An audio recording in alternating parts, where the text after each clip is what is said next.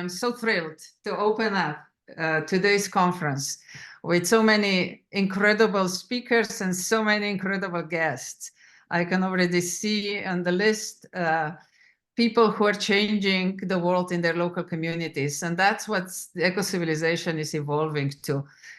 We are awakening local levels, bringing people forward with great stories. People who usually would not be able to share it, but they are so inspiring because they hold the essence of activation on a community levels. So this conference for me means a new step forward for eco-civilization altogether.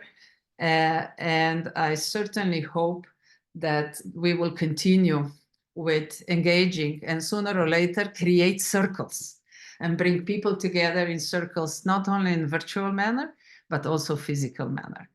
And but let me just start because the time is very precious, and we have so many lovely speakers on board that we need to give them opportunity to use their time efficiently. So first of all, why really we decided to start organizing Water and Soil Conference.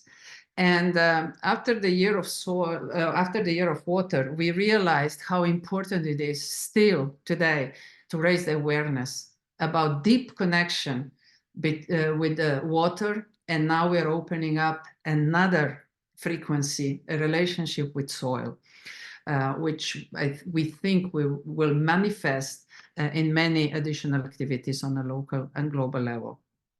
At the same time, we try to identify stakeholders for collective actions, people like you who joined today and people who will share their stories today, and tomorrow it will be you, because I know that there are incredible stories everywhere. And once we hear about them, we suddenly see that each of us can be an important actor in this global arena of happenings and sometimes chaotic moments. So out of that, we continue to build a global network of higher awareness. And you know from physics, when there is not enough congestions of dots, the dots connect by themselves through the forces of attraction and relationships. And that's what we're after. And of course, to continue to emphasize the key emerging topics within those basic elements of life, which are health, diplomacy, art, culture, and interconnection between the internal and external worlds. Water and Soil Conference has been brought to you by a team, by a circle from all corners of our continent. And it's really just a logical continuation of the Year of Water. So thank you all. It's been a pleasure working with you, a pleasure engaging with all of you and on this particular topic. And we know that from today on, this circle will be even bigger and stronger. You know the content. Just briefly, there will be 4 sections, really content-driven sections with opening and closing. Water and soil as a well-being, diplomacy and community actions. And we will launch a book. Yes, we are so proud that we managed yesterday to register the book, the water, the essence of life. So we are now part of the global book system. And today will be official launching. Of course, art and culture, an incredible connection with a special group of people that will be moderated by Yuko Kudo. They will join at later on at 2 o'clock because they sleep right now. And of course, a very powerful closing session. So let me now officially open up a first chapter. We call this chapter well-being. And who else to ask to open up today's conference that our dear sister, our dear friend, ambassador of Ecocivilisation for Europe. She is always out there somewhere holding space for us. And even if she's not present, she's with us. And I'm really happy she's the one who will set the tone of the conference with an opening meditation. And I really hope it will enhance your focus, reduce stress, and foster a sense of community and set a very positive and receptive tone for the event. So all it is now is to surrender to your vibes, Eleftheria. But before we do that, just a couple of really quick words about you, because your activism on all levels has been noticed, and you're dedicated to transformation as a transformational counselor to many different groups and individuals. Your work is grounded in ecophilosophy and psychology, metaphysics, and women's spirituality, focused on liberating the secret feminine within each individual through the use of myth and central wisdom. So a lot of other things we could tell about you, and people can read the rest. But I would also like to say that we're very proud you are our ambassador for Europe, Ecocivilisation ambassador, and the one who also constantly adds value to this global movement. So, dear Eleftheria, the word is yours. Thank you so much, Violeta. It's an honor and a privilege to always be in this community. There's something really powerful about people coming together with a collective vision. And for me, I see our community and the connecting part of this as we all just love nature. And we're a part of that. So I would love to invite us now, welcome, to start with just a very small little exercise to tap into the nervous system of the body. We're so kind of obsessed a little bit with technology, but we get to live in the most advanced piece of technology on the planet, which is called your body.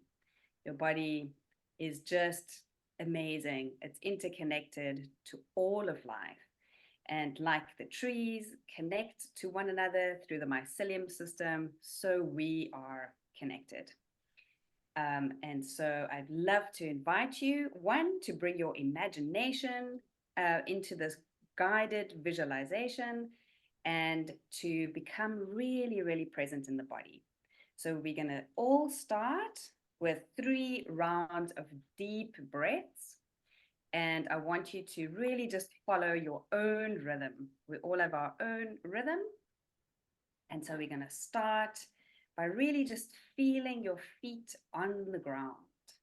Lift up each toe and curl it down and really just feel your feet connected to the earth.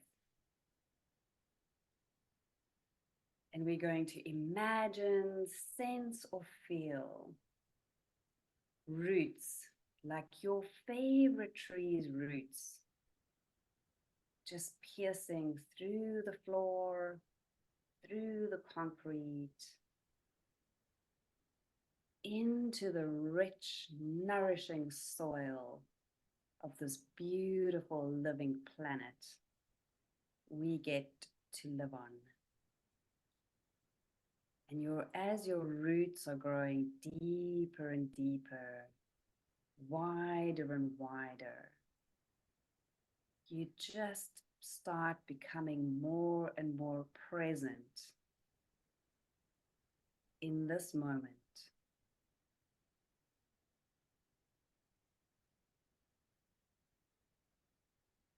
Start calling back all the parts of yourself that is out there, back into your heart, into this moment. Imagine your roots reaching the heart center of our beautiful earth.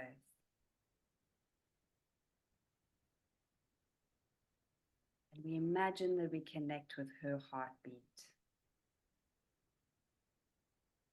Just connecting our heartbeat to her heartbeat.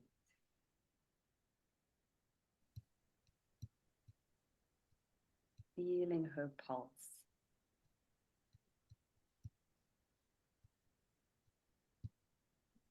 For a moment, we just express gratitude for all the gifts that Mother Nature provides us with. Clean water, rich, nourishing soil for food and shelter, clothing, inspiration, and inner peace, and most of all, unconditional love.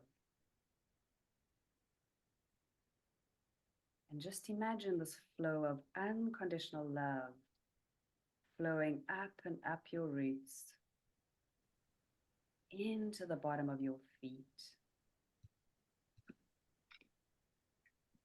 And with this love just comes a wave of relaxation.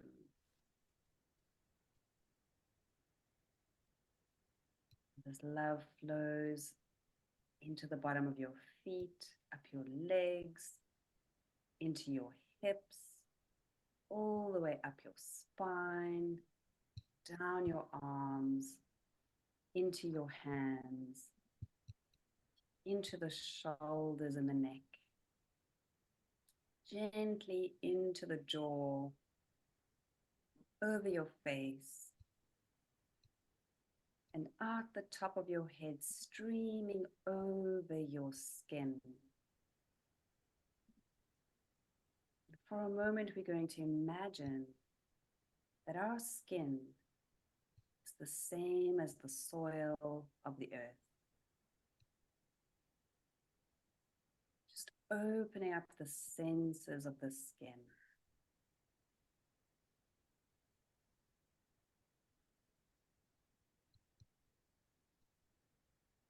What do you feel? What can you appreciate?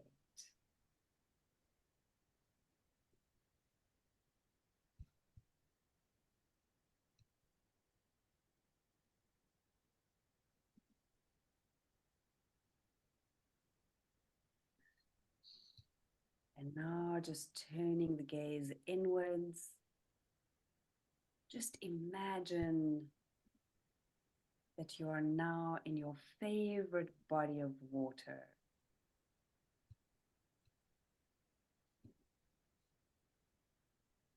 Is it rain? Is it the ocean? Is it a lake?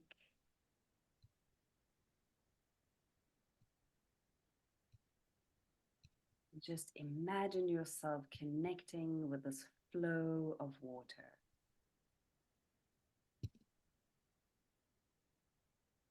Experiencing all the essence of life.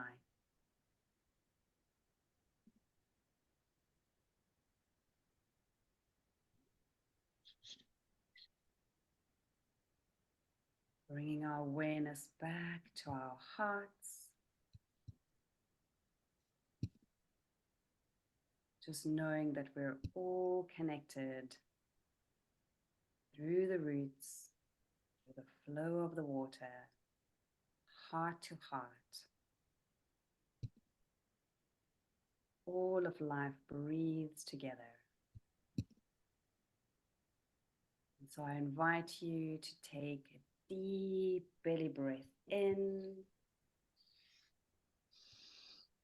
taking that breath all the way to the top of your head. When you're ready, you're going to exhale out that breath with a big sigh.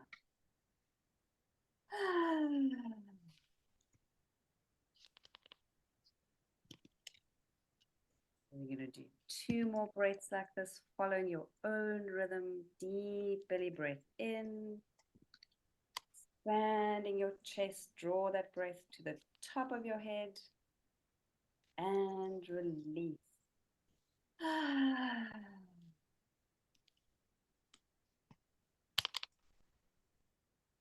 And 1 more deep belly breath in, expanding the chest, draw that breath from the bottom of your feet all the way to the top of your head, and exhale.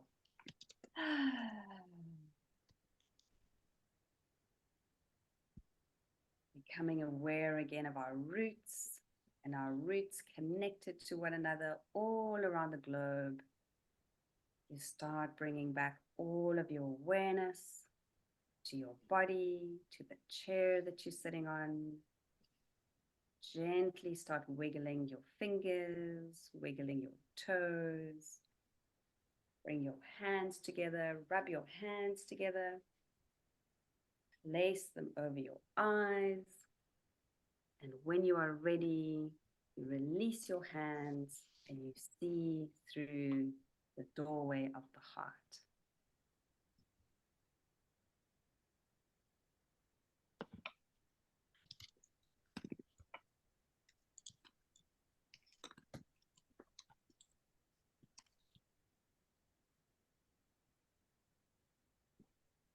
Thank you very much, Eleftheria. And we are now ready to move on, and we will be with you at the end of conference again. Thank you very much for this great opening. So, with this kind of frequency and energy connected to the world and to soil and water, we are ready to make the next move. So the alchemy and water and soil often refers to the intricate and dynamic intersections between water and soil in natural ecosystems. These intersections are fundamental to soil health, plant growth, and the broader environmental sustainability.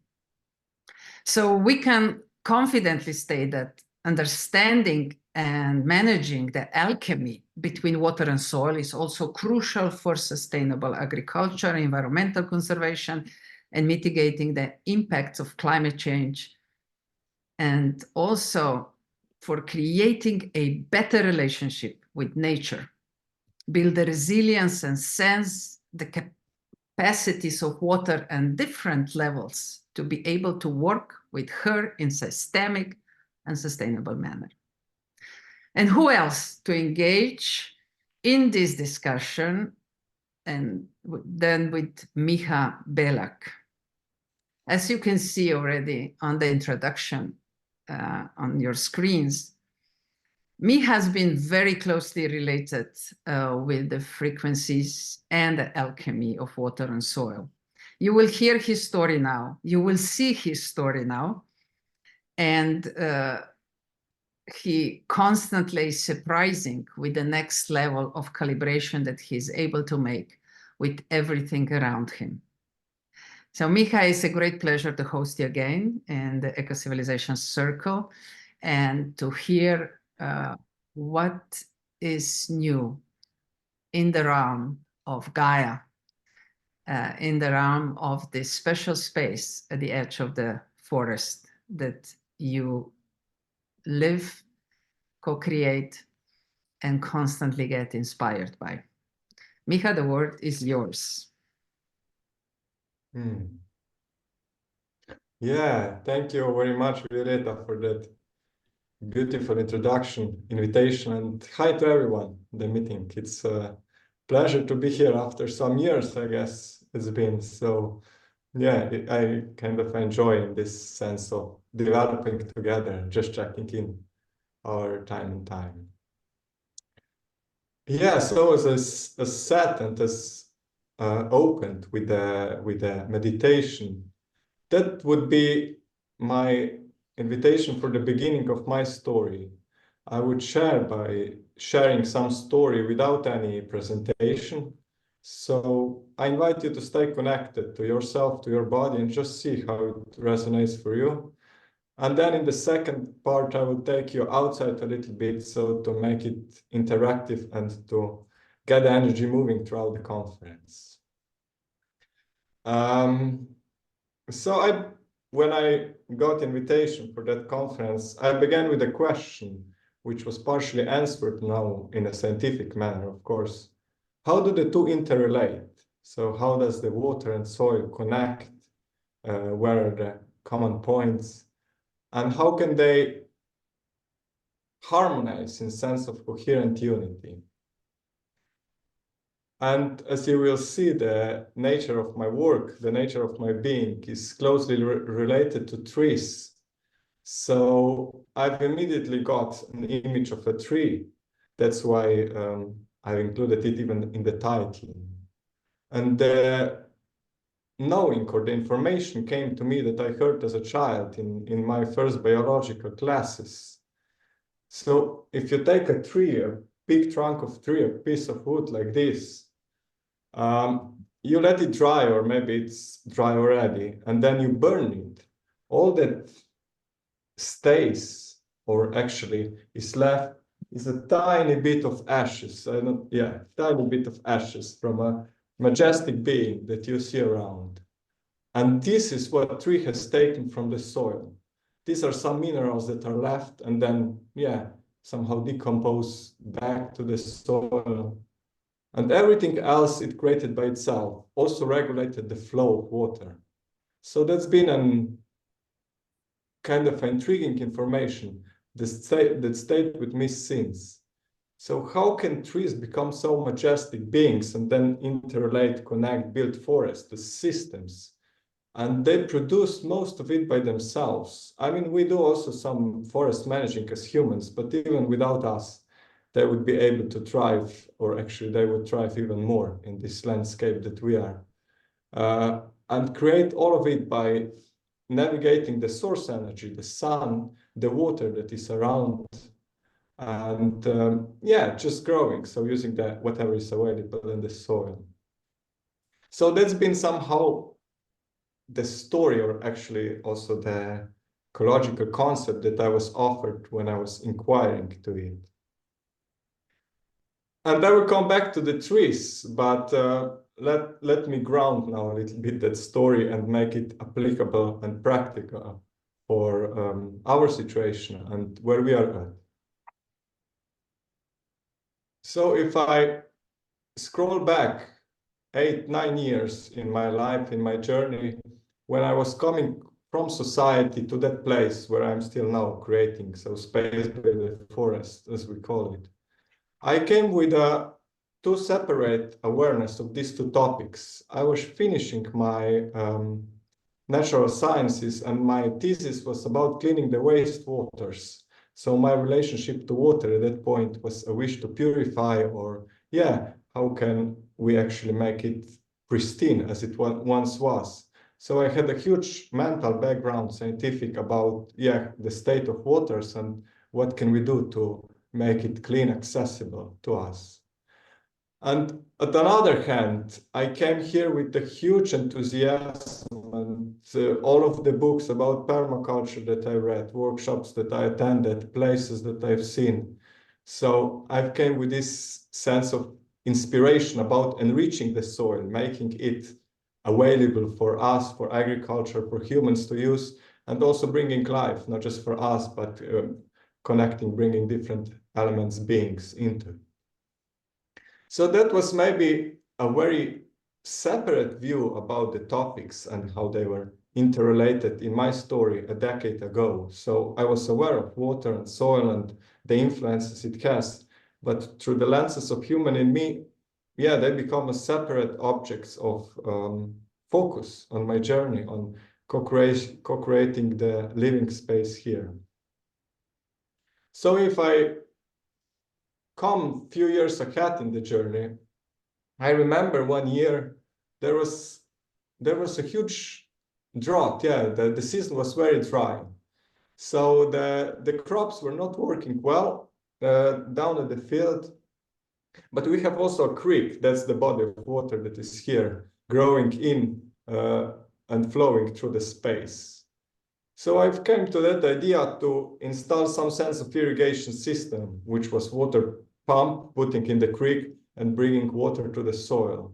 But that's the external journey. But internally, I started connecting these two elements within myself. So my inner water, my inner soul.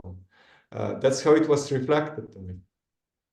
But of course, the journey takes some facilitation and catalysis to make. Because what happened with that pump? Soon afterwards, I've got a visit from the police. Because someone, which turned out then were fishermen, called the police that, yeah, I am using the natural resources to irrigate the farmland without a permission, which also the police didn't know that this is against the law, that it is illegal, but the fishermen knew, and they had all of the legal rights, and the sense of diplomacy was at their hand. Anyhow, that story took on many turns, but it's just taught me about the intricacies in connecting the two elements, and many different beings that are influenced by it. So from my viewpoint as a human stand, and from everyone around, it was a logical move. But from the viewpoint of fishes, it wasn't, because I was possibly taking the water and their ecosystem that was endangered and that type of drought. So it was another lesson for me to be learned, and how to connect, interrelate with the two. So of course, as these things on the outside is happening, I mean, one thing is to manage and to navigate with the systems, which I still don't trust that they can be the,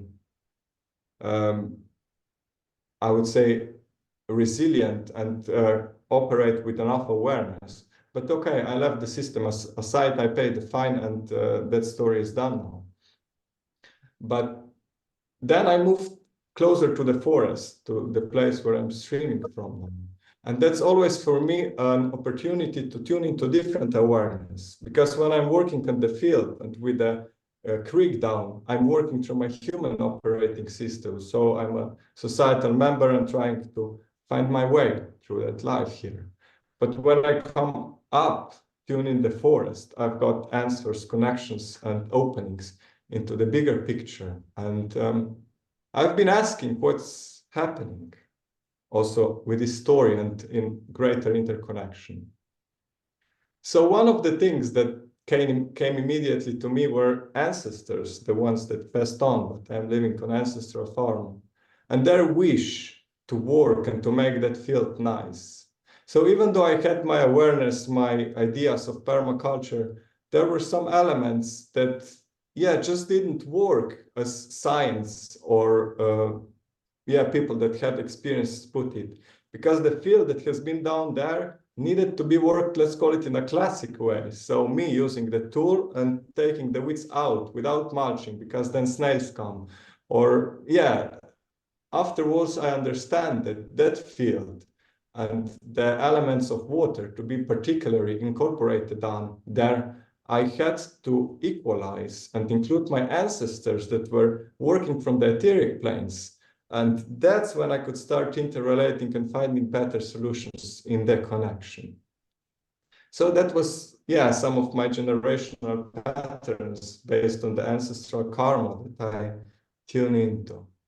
But then I asked, where did the idea of me putting water from the creek on the field came on?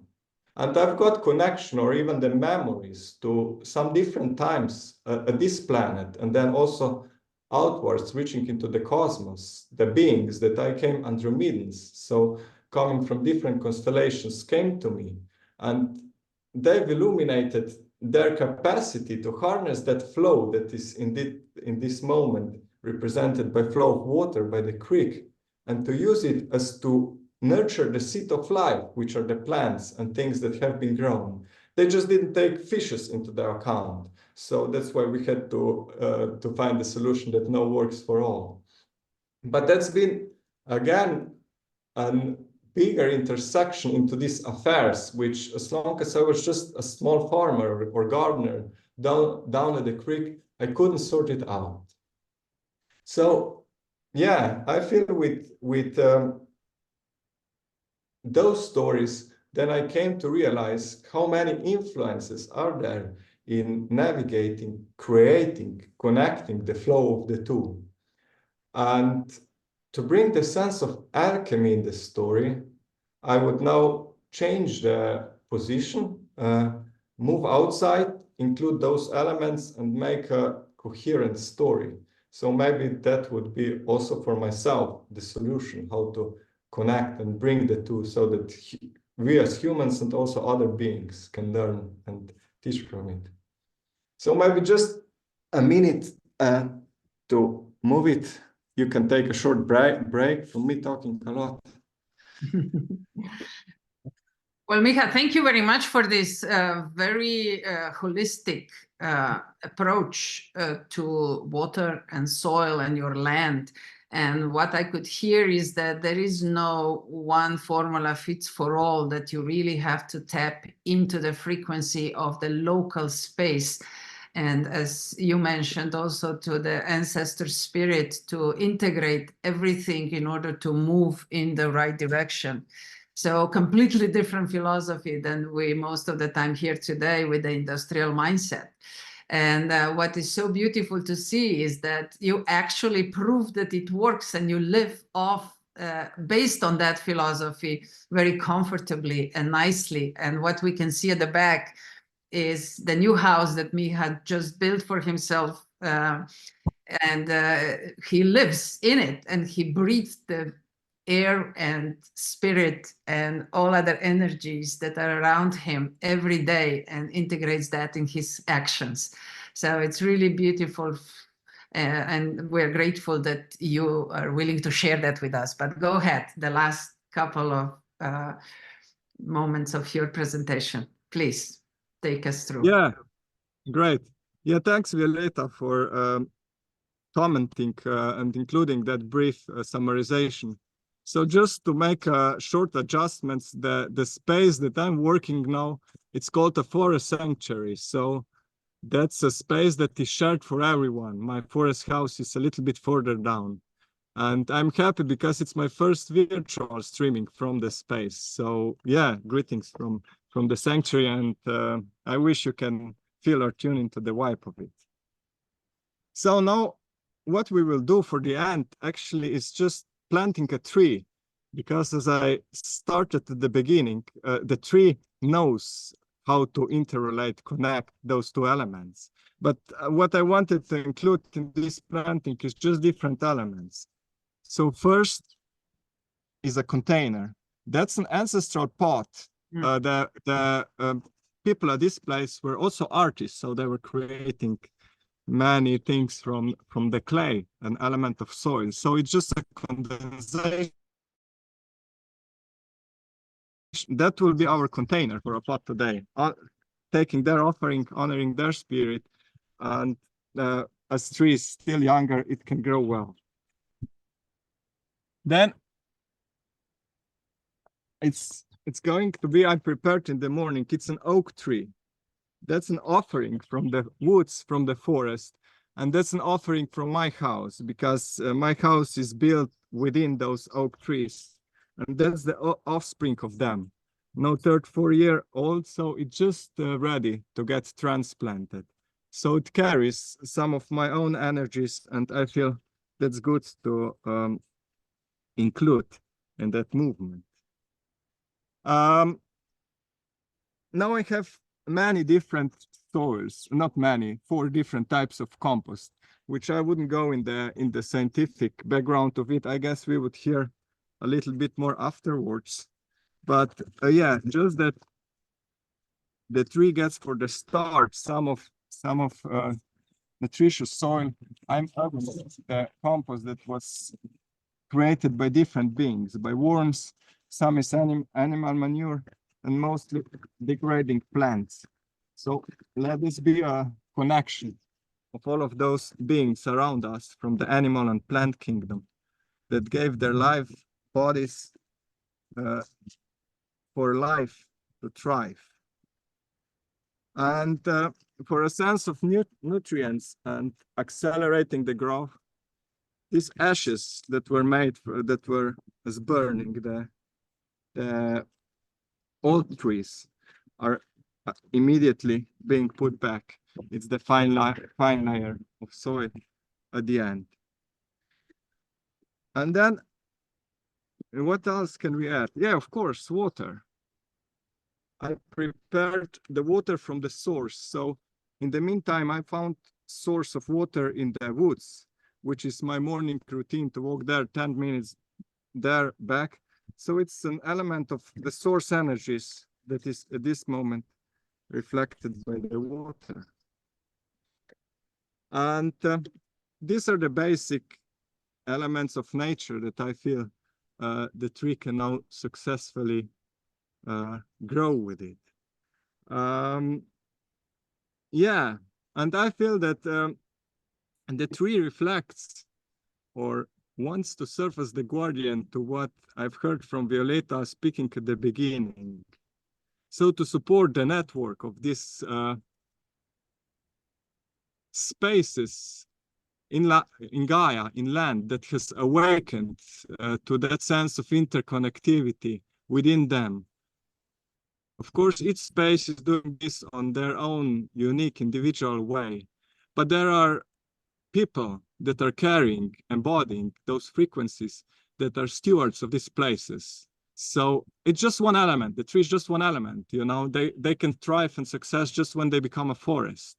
So I am sharing the element of our space as to connect the two elements, and not just the two of nature, but also the others of us as humans, and to, yeah, anchor some of those energies and share with everyone included in the group and in the energetic space, so that the movement can become what it strives to.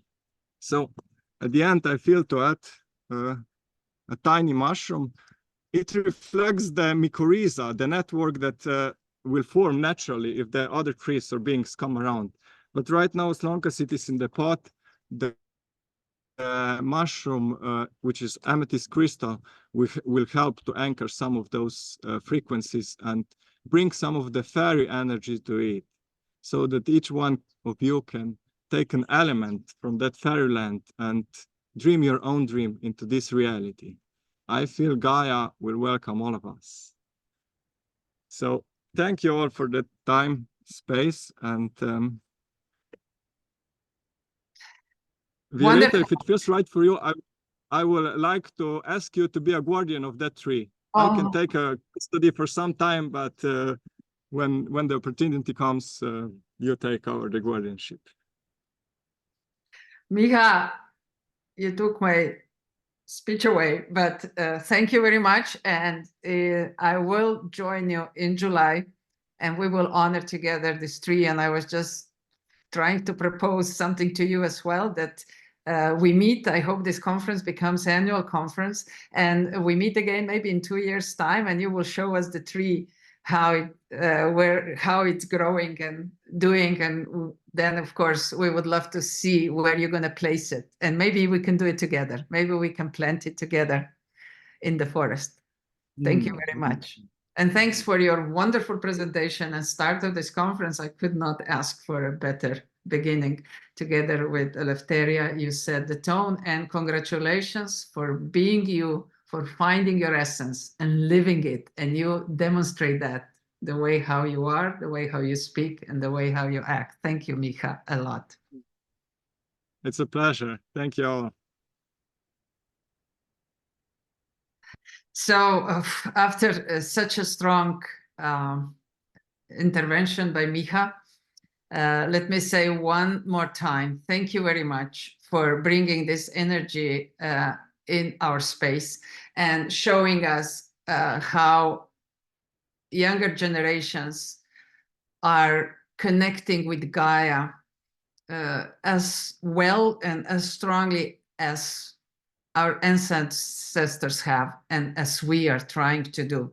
So it's great to see the bridging of and interconnectiveness between different generations. And I hope, Miha, that you're passing all your knowledge down to new generations that are coming really well. And see you soon, Miha. But please stay with us, because people will build on what you just said now in the future. In the future speeches. And oh, great to see you as well. Hello. We haven't talked for a while, but I'll see you, I hope, in a couple of weeks. All the best.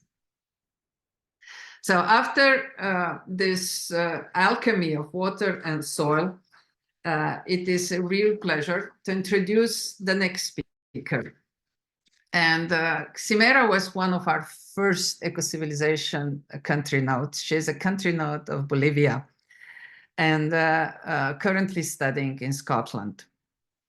And let me just do a brief introduction of her topic as well. From preservation to action, responding to the call of nature is a concept that underscores the shift from merely preserving natural resources and ecosystems to taking proactive steps to protect, restore, and sustainably manage them.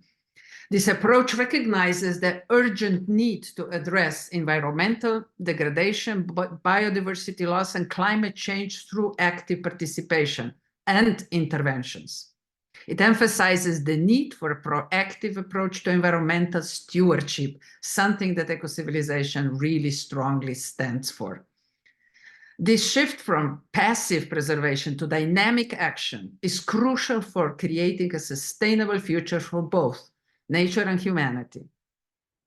And I'm really, really happy to invite into the discussion on such an important topic our dear friend, colleague, and Ecocivilisation node for Bolivia, Ximena Zeballos. Ximena, the word is yours.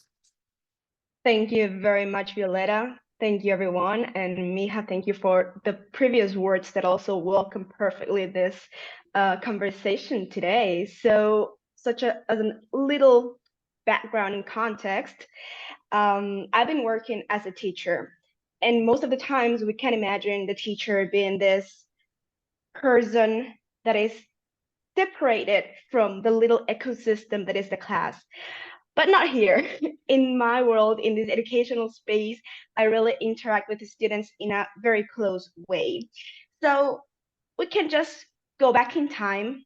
Last year, Bolivia, it was April, so that's summer, springtime. And it was just a daily routine. We were coming to school. We actually have the school outside of the city. It's a rural school. So we would go with my students in a bus. And something happened that morning. I'm telling you, it was just another month. Every day we get there, 7 in the morning, routine. But that morning, something happened. And it's that someone made a question and said, what is all that garbage outside in our school? What happened? And you know, it was just that pause, that instant of observing your immediate reality, the environment. It was just outside our school. We were surrounded of a beautiful native forest, but there we could see bottles, plastic, whatever you can imagine, deodorants. Well, most are things like one-day plastic use. And we didn't know what happened. But how can this be the scenario in our daily life, right? So thanks to this question, it was like an arrow that has been pulled back and say, okay, what happened then? What can we do now that can impact our future? And it was just, I don't know, maybe 5 minutes getting to school, but so many proposals arose in that time that even when we were getting to our class, we set the plan for the year. And we said, we want to take action on this. And we're going to go and clean this street. So, okay, we said, okay, we need gloves, we need bags, we need to prepare our clothing. So tomorrow we'll start with the project. That day, we decided that every week we would commit ourselves for 30 minutes, go and clean the space. Just as a head up, we were able to calculate, and what we've done since April until November is we picked up half ton, 500 kilograms of littering. Can you imagine that? Little hands saying, we have to clean this. It looks horrible. And it's not only about how it looks, how it made us feel, but also the questions, what happens to Earth? What happens in nature? And this is our immediate reality outside our school. How is this being 2 blocks away? So very interesting, because we're courageous and let's dream and go forward. We said, okay, what if we walk down? I should show a picture to you, but that path, instead of being a beautiful path into the forest, it was a beautiful path into a garbage city. And we decided that we would take pictures like for the before and after. And I also wanted to share with you, but I decided a different background that I will tell you soon. We decided to clean that space as well. So little by little, our project started escalating. We not only thought of our immediate action, but how to integrate in our local community. We got in contact with the authorities and we raised the awareness. It's like, who is the responsible? And of course, this came with a lot of debates with kids. Is it us? Is it the others? Do we have to blame on someone? It's not about blaming. It's about taking action, right? Okay, this already happened. What do we do now? Do we keep on blaming each other? You should do this. You should have changed that. Your laws don't work. Amazing ideas came up. Even my students wanted to install a robotic system in which they would automatically clean the place, but we still need to take some steps forward to that. Afterwards, we started a reforestation project. Around 50 trees were planted. Local authorities invited us to take action in the public spaces such as the parks, the river shores. We were able to constantly reflect upon our human actions, the impact of our unconscious little throw-in for a single second, how that affects our health, water's health, and the soil, how all this ecosystem was coming in completely unbalanced. So many powerful questions and reflections were coming up that we decided we have to share this with the world. How can we do this? And we've already interacted with our local community, with the neighbors, with the local authorities, and we said, well, we can still dream bigger. Why don't we do exposition? So that's where all of this beauty comes from. Kids were involved in deep research, each with their own questions. We're wondering, how did littering, fires, pollution, any doubt they had was affecting our own reality. And we did some written information, infographics, but we also complemented this with an art exposition. And it was them speaking their feelings of what they've lived through that year. And this is part of that. I just have to say, I didn't say paint this, do this. They express themselves. So you can see the world is burning. We are destroying our nature. What is the air quality? What does it come, right? And well, just to be a bit more respectful with the time, I can tell you that allowing kids, the students, the children to dream and to take actions towards what they feel is right is nurturing their intuition to building a better place. So many times the educational system is suffocated with what has to be done, where we have to get how the paper should be filled and the grades and the tags and so many things that our role as teachers it's burdening, because we have to say, okay, hold it, don't contaminate the space for the kids. You know, we're trying to have something pure here and create and let them be and let them trust that they do have the common sense, because they're really connected to what it has to be done, but they have no support on doing it. It's an active call as well to families here present, uncles, sisters, brothers, parents. Give yourself time to listen to them. Listen to their ideas, proposals, and I bet that little action would escalate in a big project. It has the chance. So thank you very much. Wow. Ximena, your energy is still full, and it's so beautiful to listen to this story of empowerment of the young generations and how they inspire the entire community. What an empowerment of kids, those that will be able to carry the memory of their actions, as you say, their dreams and actions further on into their lives, and hopefully will never forget that and will continue to act in the spirit of well-being and a beautiful space within which they want to live.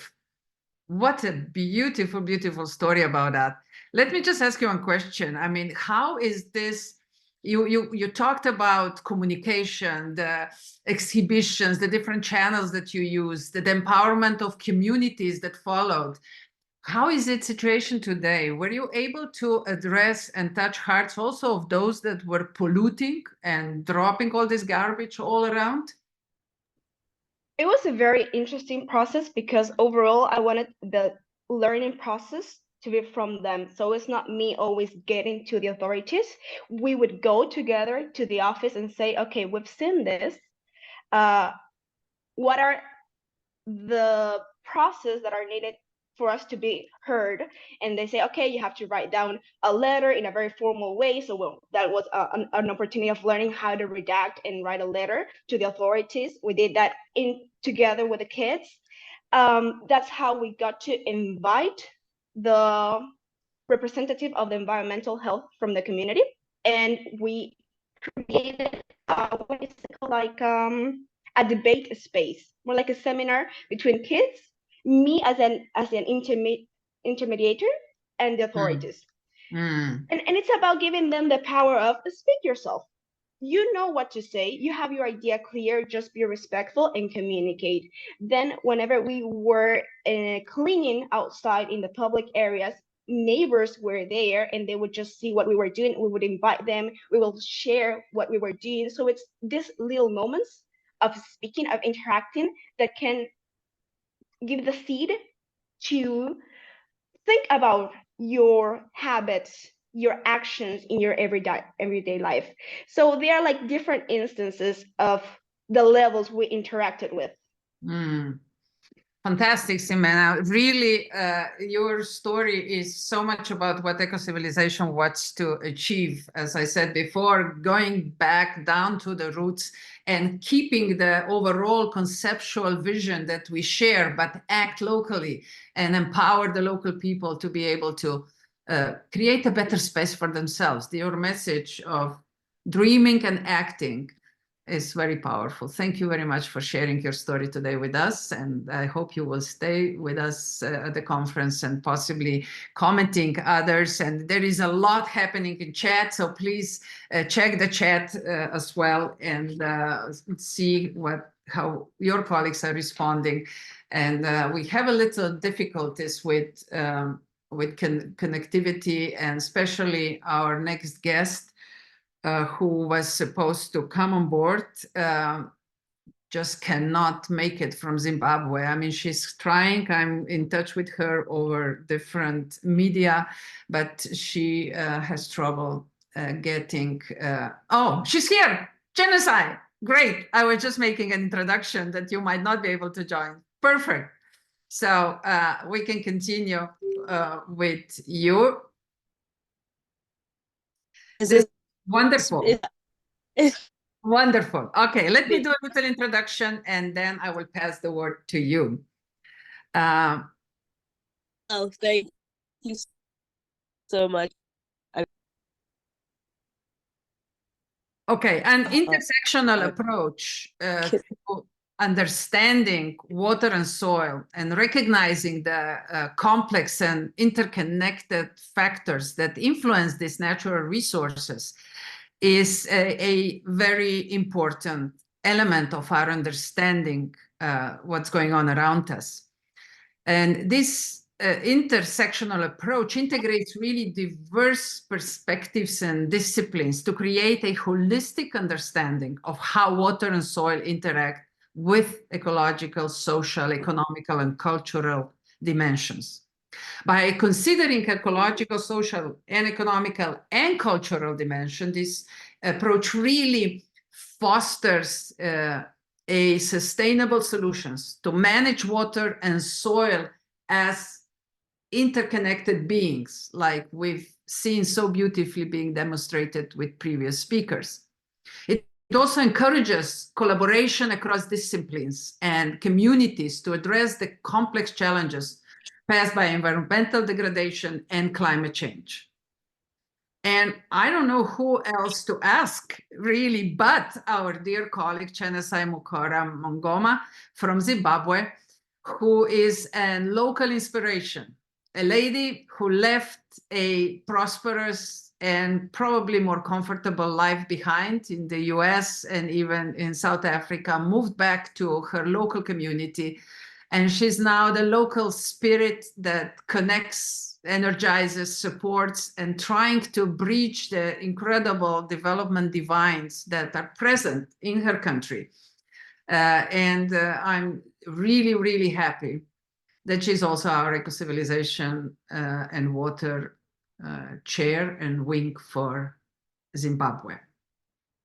So Chenesai, I hope the connection will hold. Don't put the camera on. We'll keep your picture on the screen and please share your story with us. Oh, so much thanks to be here and excited to be in the meditation. I'm with there is a flag going around where so it's good to do this to just usai as zone interesting content as I been through warning in water soil but my work that would be in the viewing in my there are trained of farmers mental best practice how to in environment practices and how to turn in a become consideration. Intriguing is the aspect of functionality within this aspect. It matters. Additionally, mental assessments overlook the specific vulnerabilities faced by groups. So with Maronda is a town in Zimbabwe, and several studies done around hours spent going to filter. And a study done told that spend up to go somewhere water to use the world. As you could see, the connection for Chenesai has been really weak. And I will now invite the next speaker to the stage, and we will try to bring Chenesai on board maybe later on in the conference. It would be really inspiring to hear her case study of Morondera. That's the village that she's very active at. And that's the community that she's making a tremendous difference. She speaks about this sensitivity of local level, especially on this water and soil quality.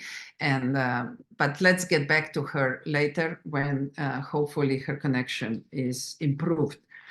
So without further ado, now I would like to introduce our next speaker.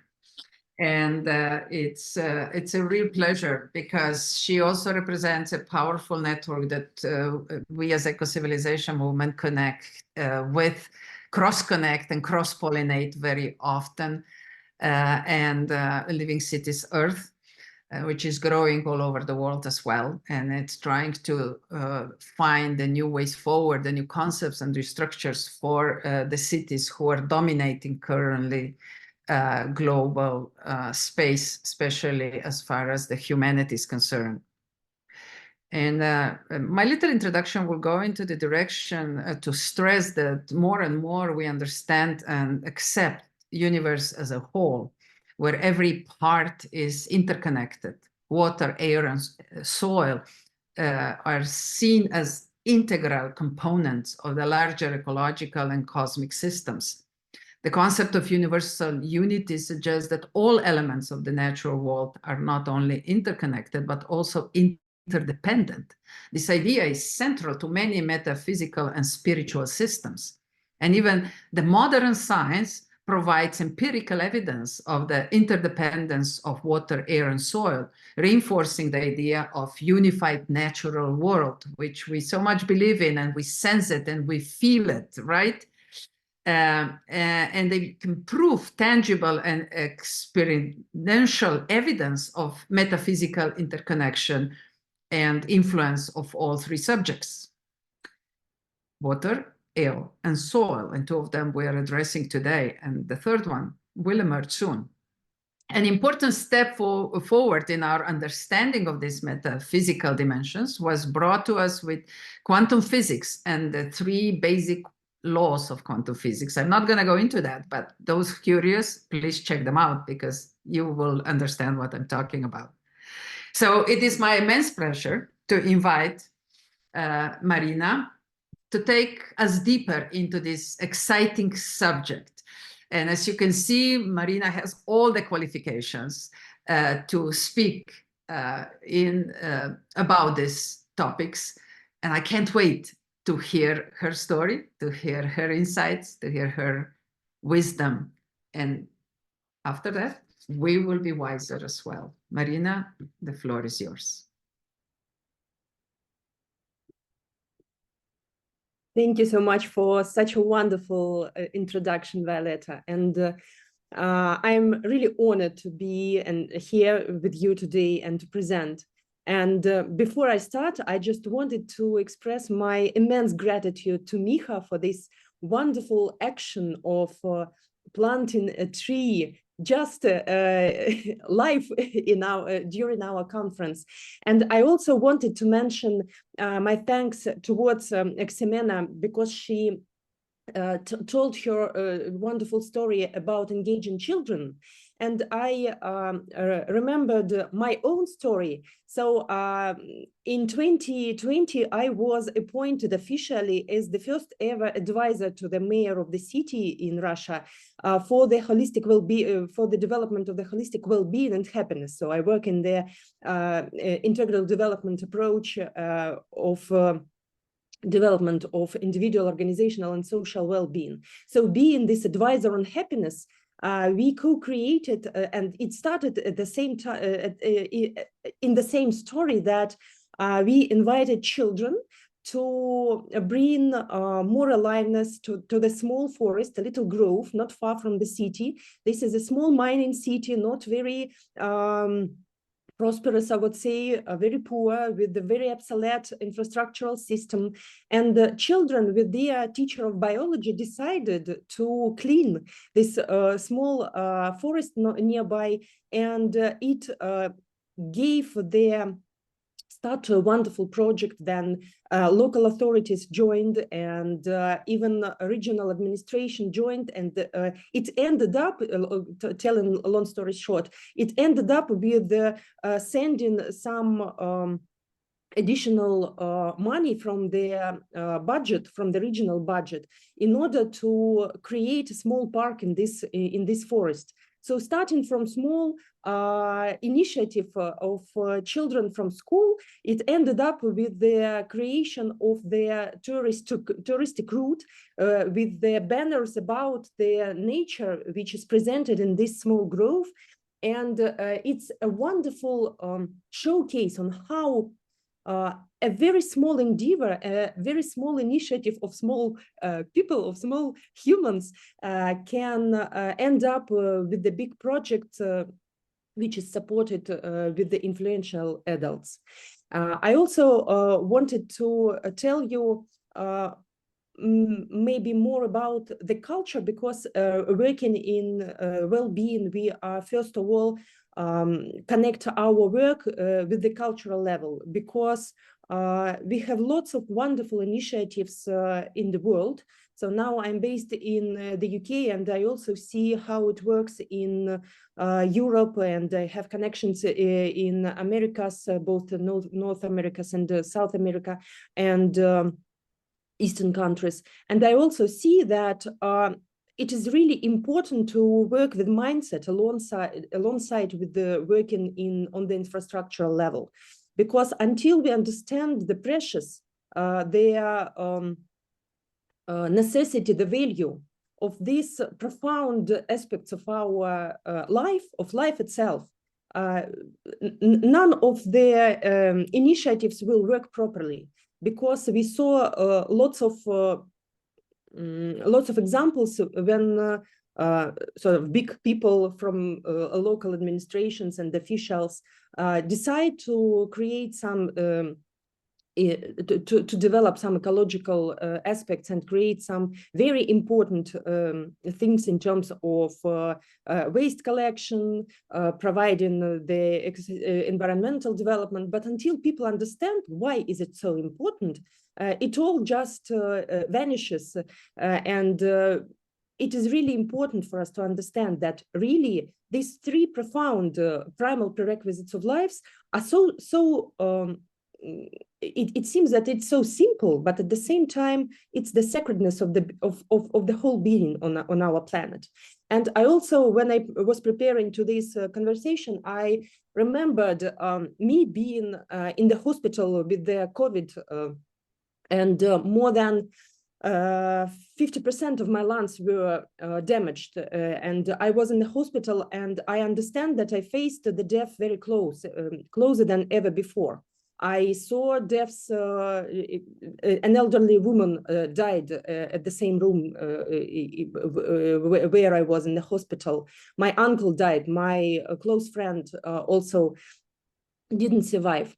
And in this case, I understand that so the most luxurious and precious thing at this situation was just to breathe with the full chest and to have taste and to smell the simple things. And this horrible disease, it showed people, and we discussed it a lot with people who survived, and the whole humanity, that these simple things of breathing, of smelling, of tasting, we don't value it until we lose it. And in this case, we can understand that clean water, sufficient oxygen to breathe, and good soil which provides us with nutrition, with fresh vegetables and fruits, that's all we need. That's all that needs our body. That is life, not our yachts or our bank accounts or our recognition in social media. And definitely COVID showed that we all are equal on the pandemic, and I can show lots of examples that neither bank accounts or widespread recognition helped people to defeat the disease. And have we learned these lessons? Hardly. And I think that it is important. So we just decided to forget it as a nightmare and just move forward. And that's really great that we can look into the future without sort of fixing on this horrible, I would say, page in the history of our modern history. But at the same time, I think it's really important for us to highlight the preciousness and the importance of such simple things, and staying connected, staying focused, staying grounded, staying mindful and aware of what really matters in our lives. And there is a very nice joke that a person consists of water from 60 to 65%. So without a purpose, we all are just the vertical puddles. So it's rather funny. And or another joke is that we have the same amount of water as cucumbers. So we all just the anxious cucumbers. So I think it's really important for us to remember that water is not just the opportunity for us not to be thirsty. Our all well-being is dependent on the water we drink, and on the rivers nearby, on the cleanliness of the water in these rivers, on the local fruits and vegetables we eat, we have to take care of the soil, which brings us this very simple but so important food for us. And again, we breathe the same air with our neighbors, with our state enemies, with all people on earth. And it's really important to understand that all these geopolitical issues, all these conflicts, all these strange and absolutely weird situations which we experience here in my native country, in global East, and in many other conflict points on the earth, it's so weird that we don't really value life. We don't really value such simple things. And again, we thank you, Michas, that you showed us our connections to trees, because I fully agree that we all are connected. We are breathing the oxygen which these trees and the local parks and forests provide for ourselves. And it is not only about well-being in the contemporary understanding of this, in the conventional understanding. It's also about sacredness, about interconnectedness of all of us. And again, in terms of conventional well-being, we are talking a lot when we are working with people, with local authorities, with the citizens, inviting them, encouraging them to take the agency for their lives and for the development of their cities. We are talking about the health, the immune system. Our mood and performance also are highly dependent on the environment, on the water, on the quality of air we breathe, and the food we can eat, just locally created food. And there are lots of very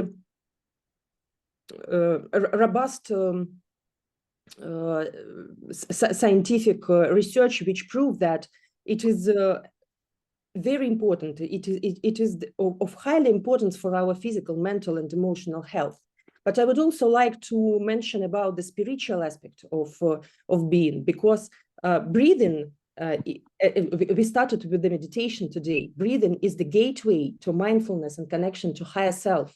And without having pure air, we will not be able to take advantage of all the benefits of our modern civilization. Without water, we can't sustain our lives. And water, it's as Violeta mentioned in her presentation and introduction of myself, it collects information. It brings the specific spiritual aspect and our interconnection to life and to earth. And again, working with cities, I also understood, and I highly sensed it myself, that it is so important to be connected to the land, not only like fertile soil, which brings you just nutrition. It's about the energy of life. It's about carrying the memory of their ancestors. It's about being connected to hundreds of generations who were living and who were taking care of this land before us. And again, I was born in the south of Russia, not far from the border with the Ukraine, and it's a painful wound for me, because we do love this land, and we shared it for centuries with Ukrainians, and my husband is half Ukrainian, so it's another story to discuss and to share. But at the same time, I understand that having moved to the United Kingdom now, I truly felt that it's sort of the bridge. I stayed connected to my native land, and I will not be able to reject it in any case.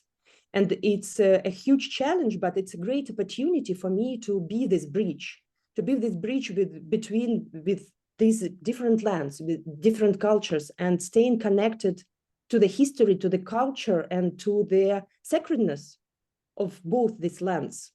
my native land and land where I live now.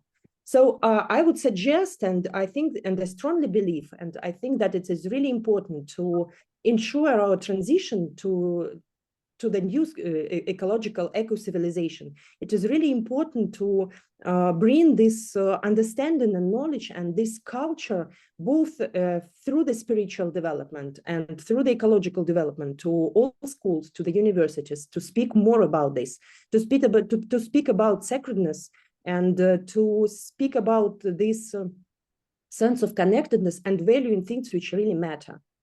Because non sort of economical gross products and none our advantages of digital world, they are not really matter without this profound, this absolutely simple and so vital things for us: soil, air, and water. And after all, I would just wanted to come from there to the quantum physics and to the macrocosm and the microcosm. So you can see the solar system and the structure of the carbon atom. And after all, we all are just the force of attraction, the electromagnetic field, which interconnects everything. Who knows, maybe that's God himself or herself who is just keeping us connected to each other. So thank you for this wonderful opportunity to be connected, not only just macrocosm and microcosm, but also as a part of this wonderful eco-civilization community. So thank you again for this opportunity to present.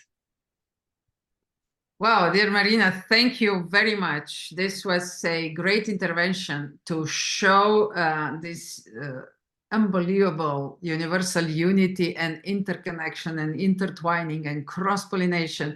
And I have to say, you kind of made a great introduction to our next global conference, June 25, which will be about water, soil, and air.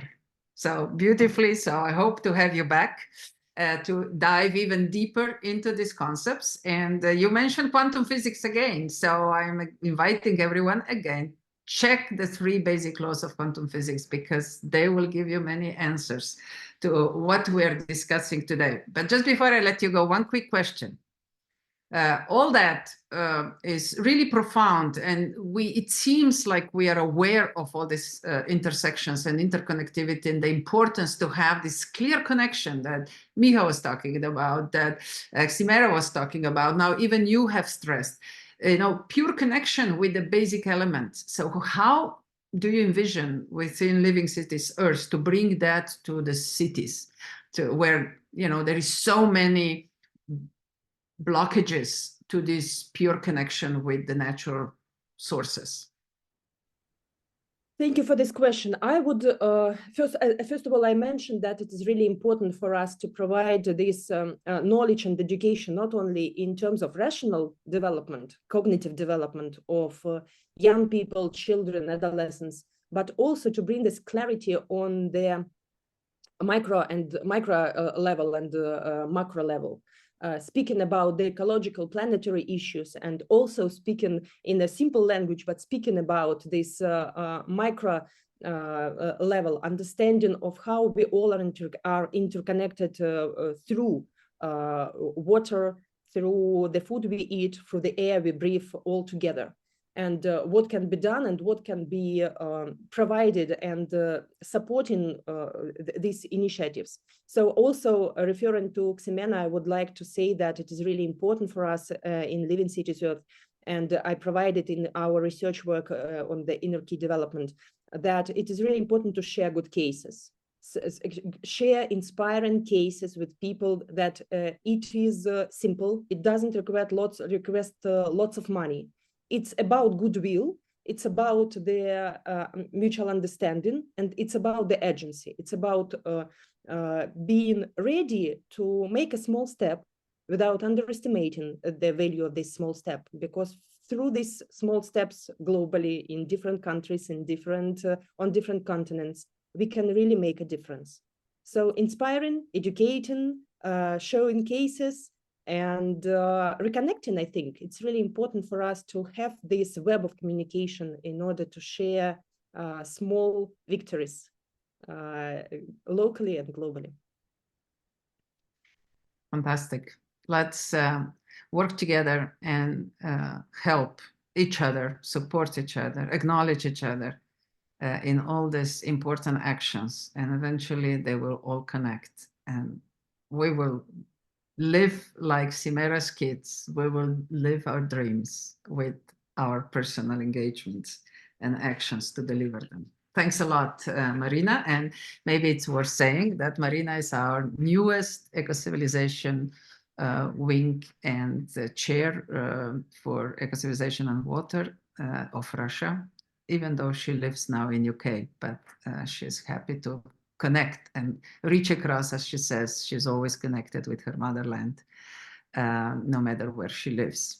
So thank you very much again, Marina. And now what I'm going to do is opening up the floor for a little discussion on the topic that we've had at this point, which is well-being. So any kind of reflections, and if you don't have a permissions for the intervention, please just write in the comment line, and Gloria will set you up as a panelist to be able to interfere. But please, those that already have your comments, your thoughts on what you've heard so far, your reflections on water and soil as a basis for our well-being. The floor is open for the discussion.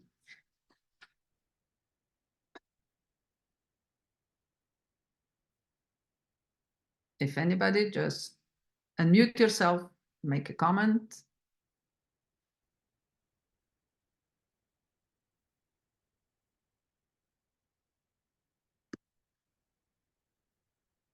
No, nobody wants to share and reflect on the vibes that were part of this first part of the discussion.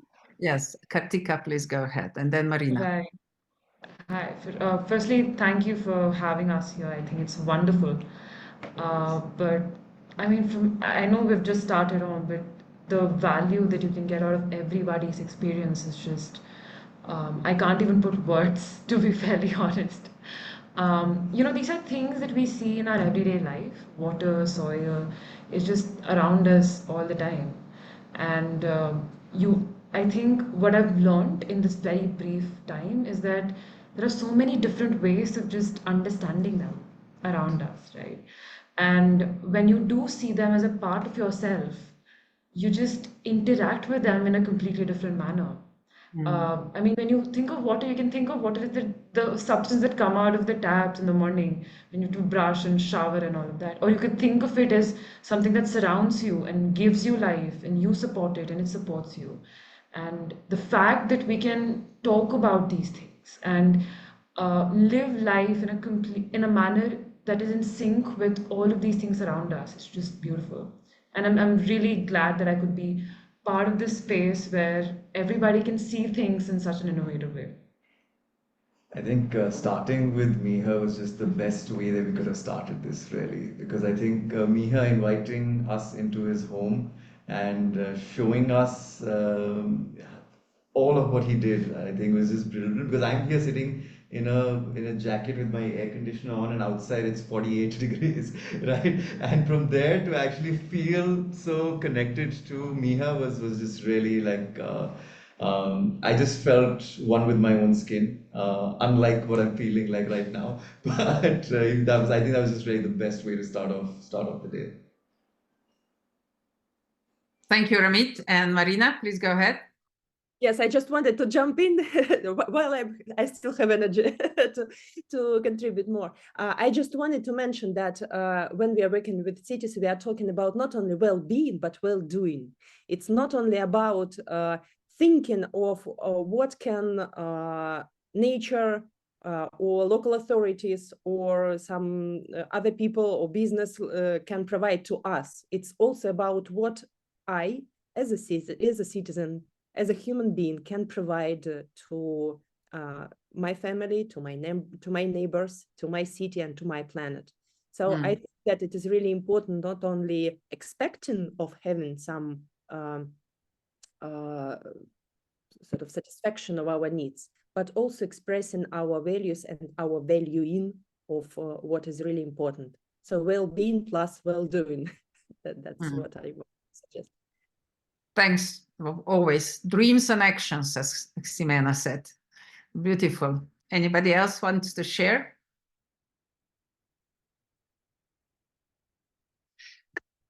In overall, the first part, what I could sense and hear is real invocation for our joint engagements and real invocation to act as an individual and connect with others, not being too much trapped with big projects, keeping the vision alive, but acting with small steps that connect.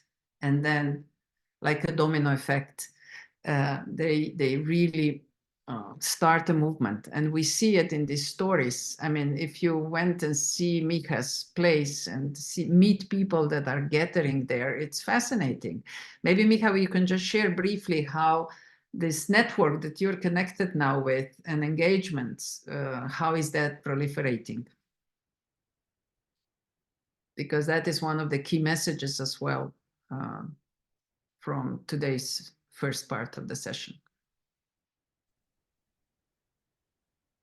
Yeah, I mean, just what I have to share that for the networking part, I really trust my sister who is engaged there, and she is way more aware of it.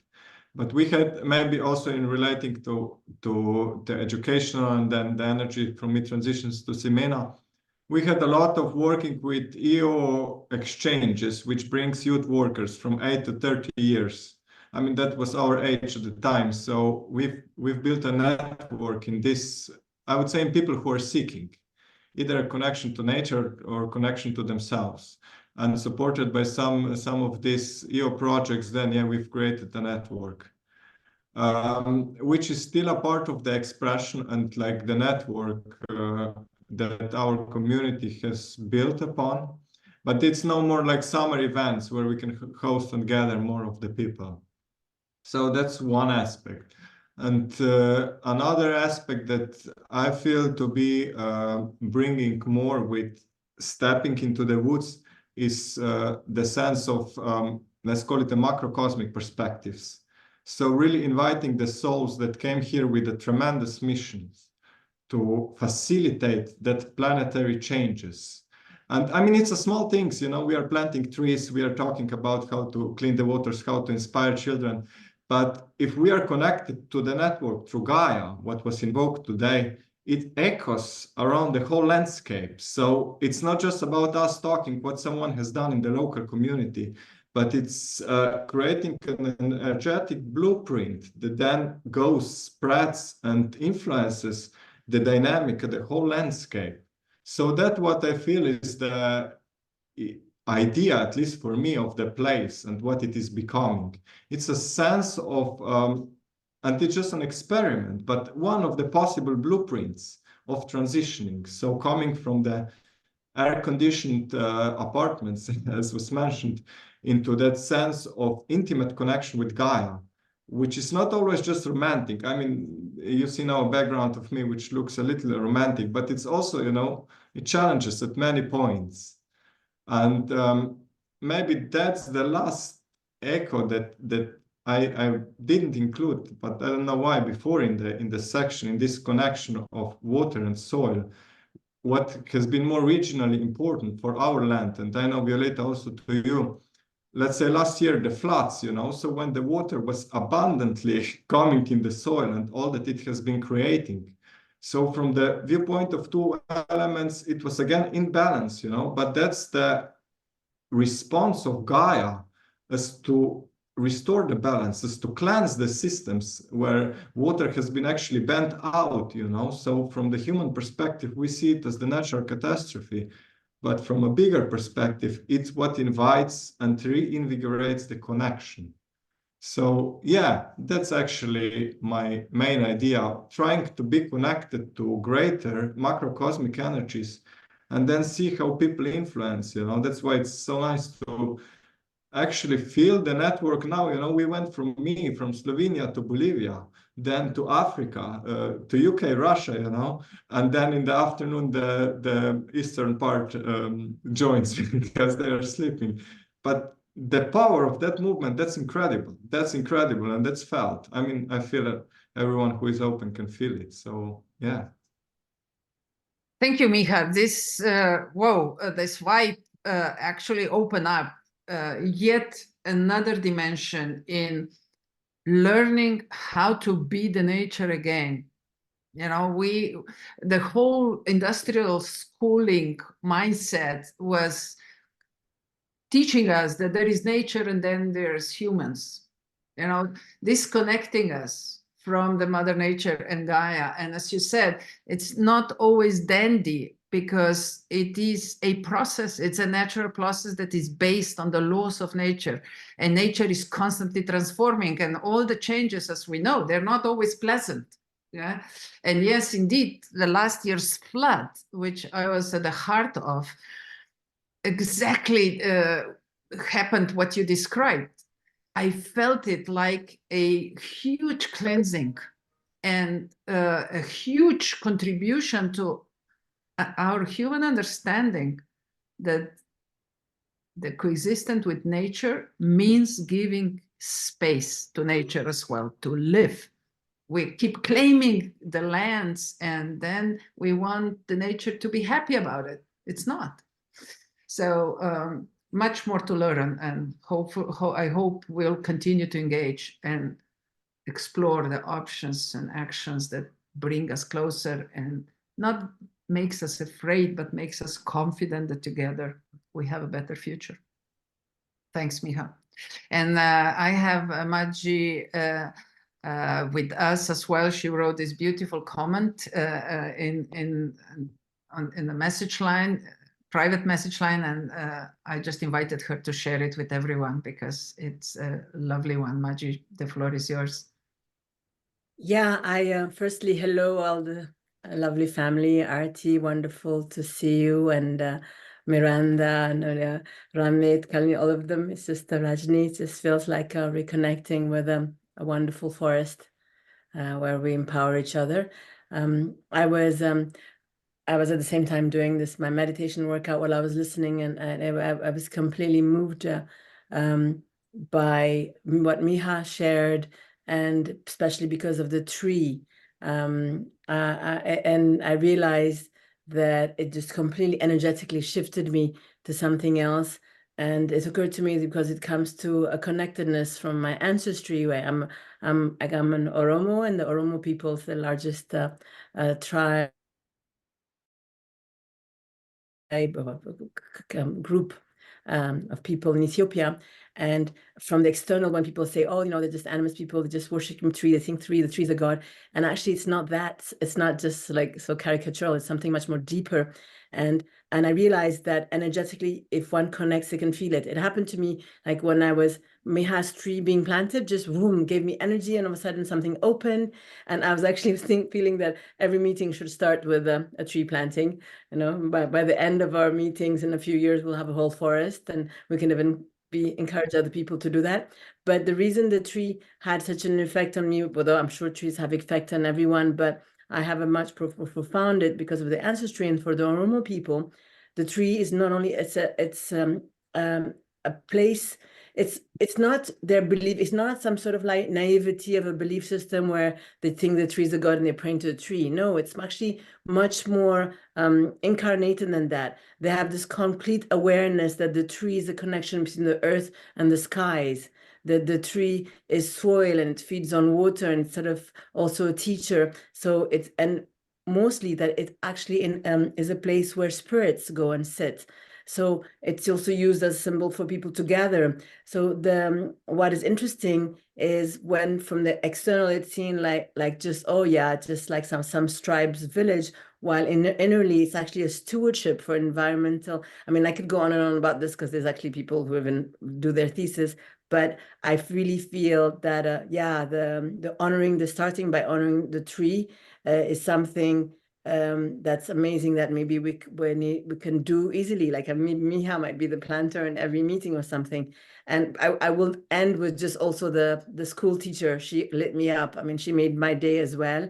Because I mean, of course, she's got great students, but it's her. And I was wondering whether it was a film or some documents about that school to sort of like give to other teachers. And basically, how can we be contagious with this wonderful ideas to sort of create bridges is what I want to share. And thank you so much for what you're creating, Violeta. Lovely, Majida. This is a wonderful intervention. Thank you very much. And what a great idea. Maybe next year we can get ready and we all plant trees at the time of the conference and connect and allow trees to connect us, you know. Miha, maybe we can work on that, huh? Are you agree? You're with me on that one?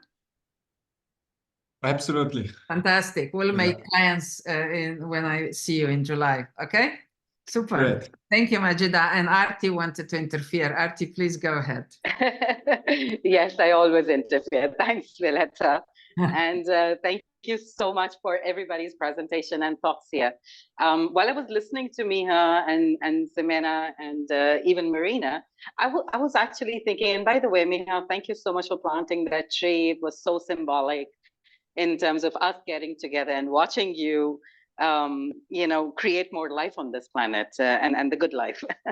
I personally think that our disconnection from nature, or the fact that I still, assign a personality to every tree or bush that I see.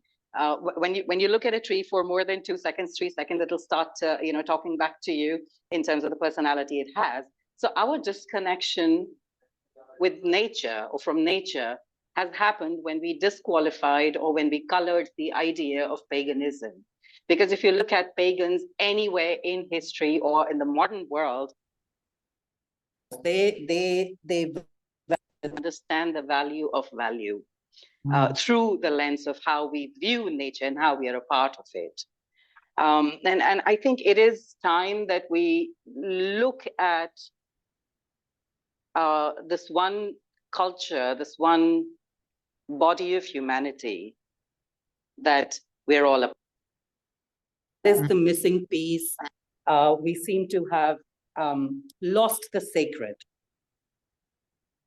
We're here to create it again, Arti, right? Yeah, absolutely. So I think this is what I wanted to add, that when we're looking at the human paradigms, they're so disconnected with how nature has, privileged us with the right kind of paradigms that we seem to have forgotten and find it sort of weak against the capitalistic, mindset and stance. So I think it is about really giving that up. Arti, you're moving around and we lost the connection with you.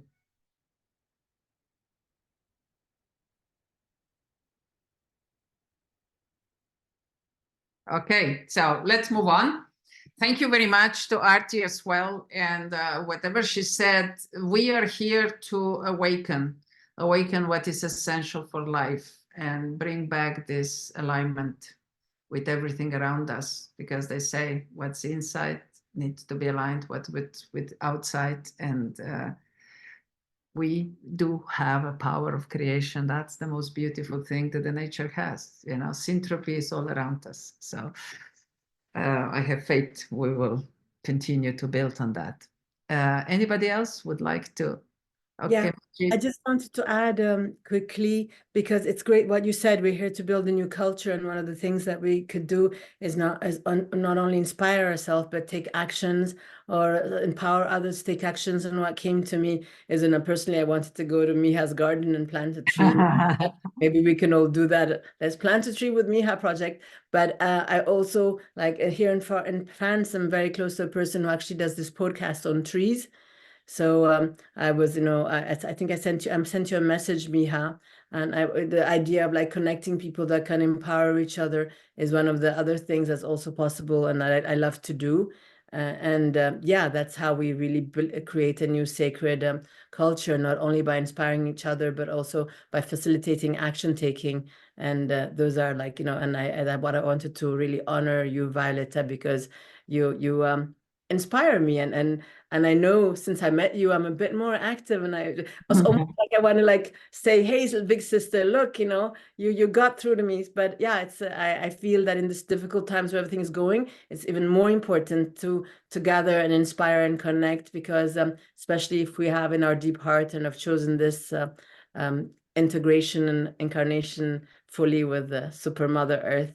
And I feel stronger to know that, you know, I'm not alone, and we're such a wonderful, huge tribe of to make a better world together. So thank Great. you. Thank you, Majida. Thank you very much.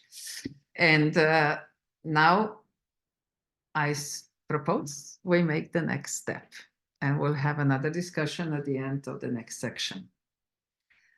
I hope you're ready for this next very inspiring ride as well. So the next section in today's conference is about diplomacy and community actions. We continue with community actions, which we so lovely drifted into already in the first part, but also bring a bit more, a bit stronger forward the function of diplomacy and make it a bit more people-like. You don't need to be official diplomat with the registration at your government to be part of the diplomacy movements. And the next section will talk about it. We will present a couple of incredible stories that are already emerging. And who better than with our dear sister Nini to start this section. And her very deep topic about the mindfulness practices in water, soil, and global waste diplomacy is far-reaching and, of course, provocative.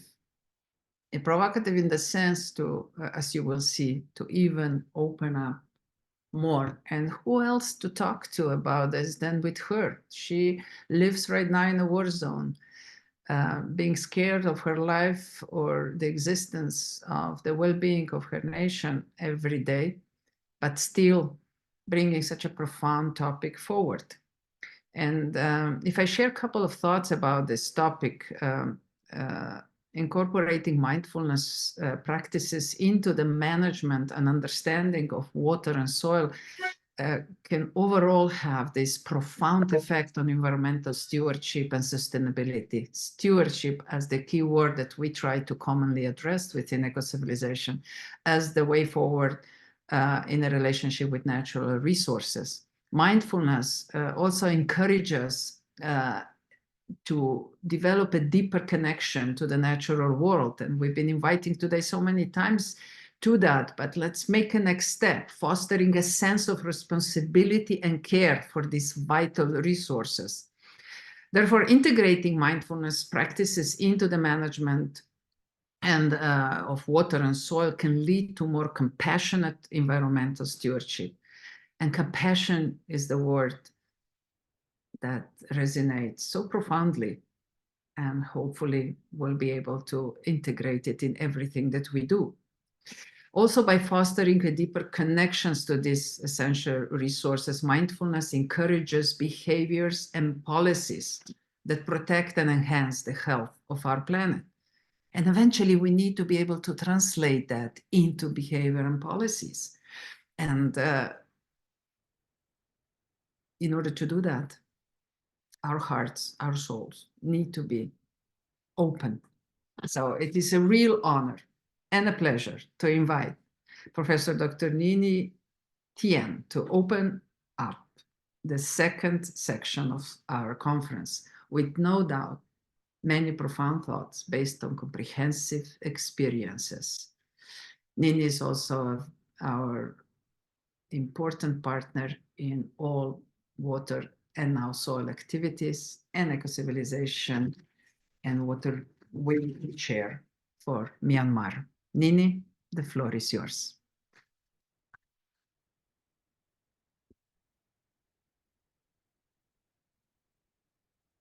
Nini, please unmute yourself. I'm so sorry. Sorry, can you hear me? Very well. Okay. Yeah, thank you very, very much, our global chair, the founder and curator of Ecocivilisation.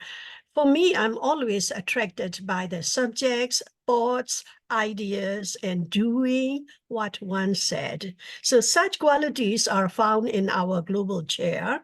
So thank you for reciprocating my admiration from her to me. So it is a pleasure to be here. And also our colleagues, our brothers, our sisters, and four from Myanmar, Manila, Matidasa, Unemyo, and Uwimon.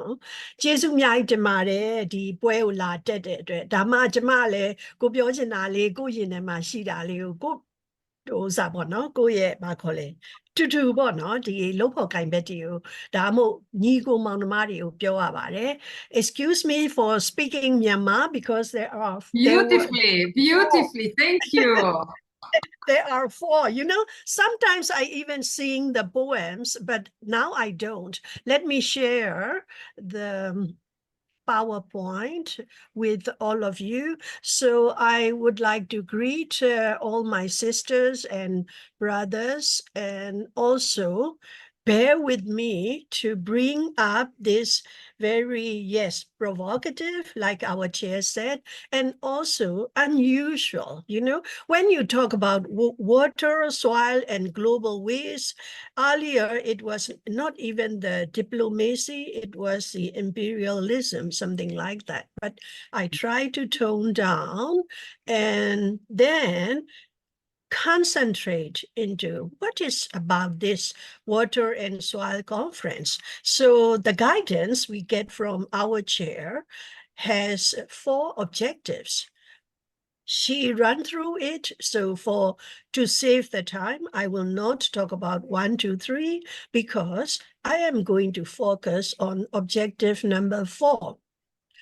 To continue emphasizing the key message emerging topics, health, diplomacy, art, culture, and interconnection between the internal and external worlds.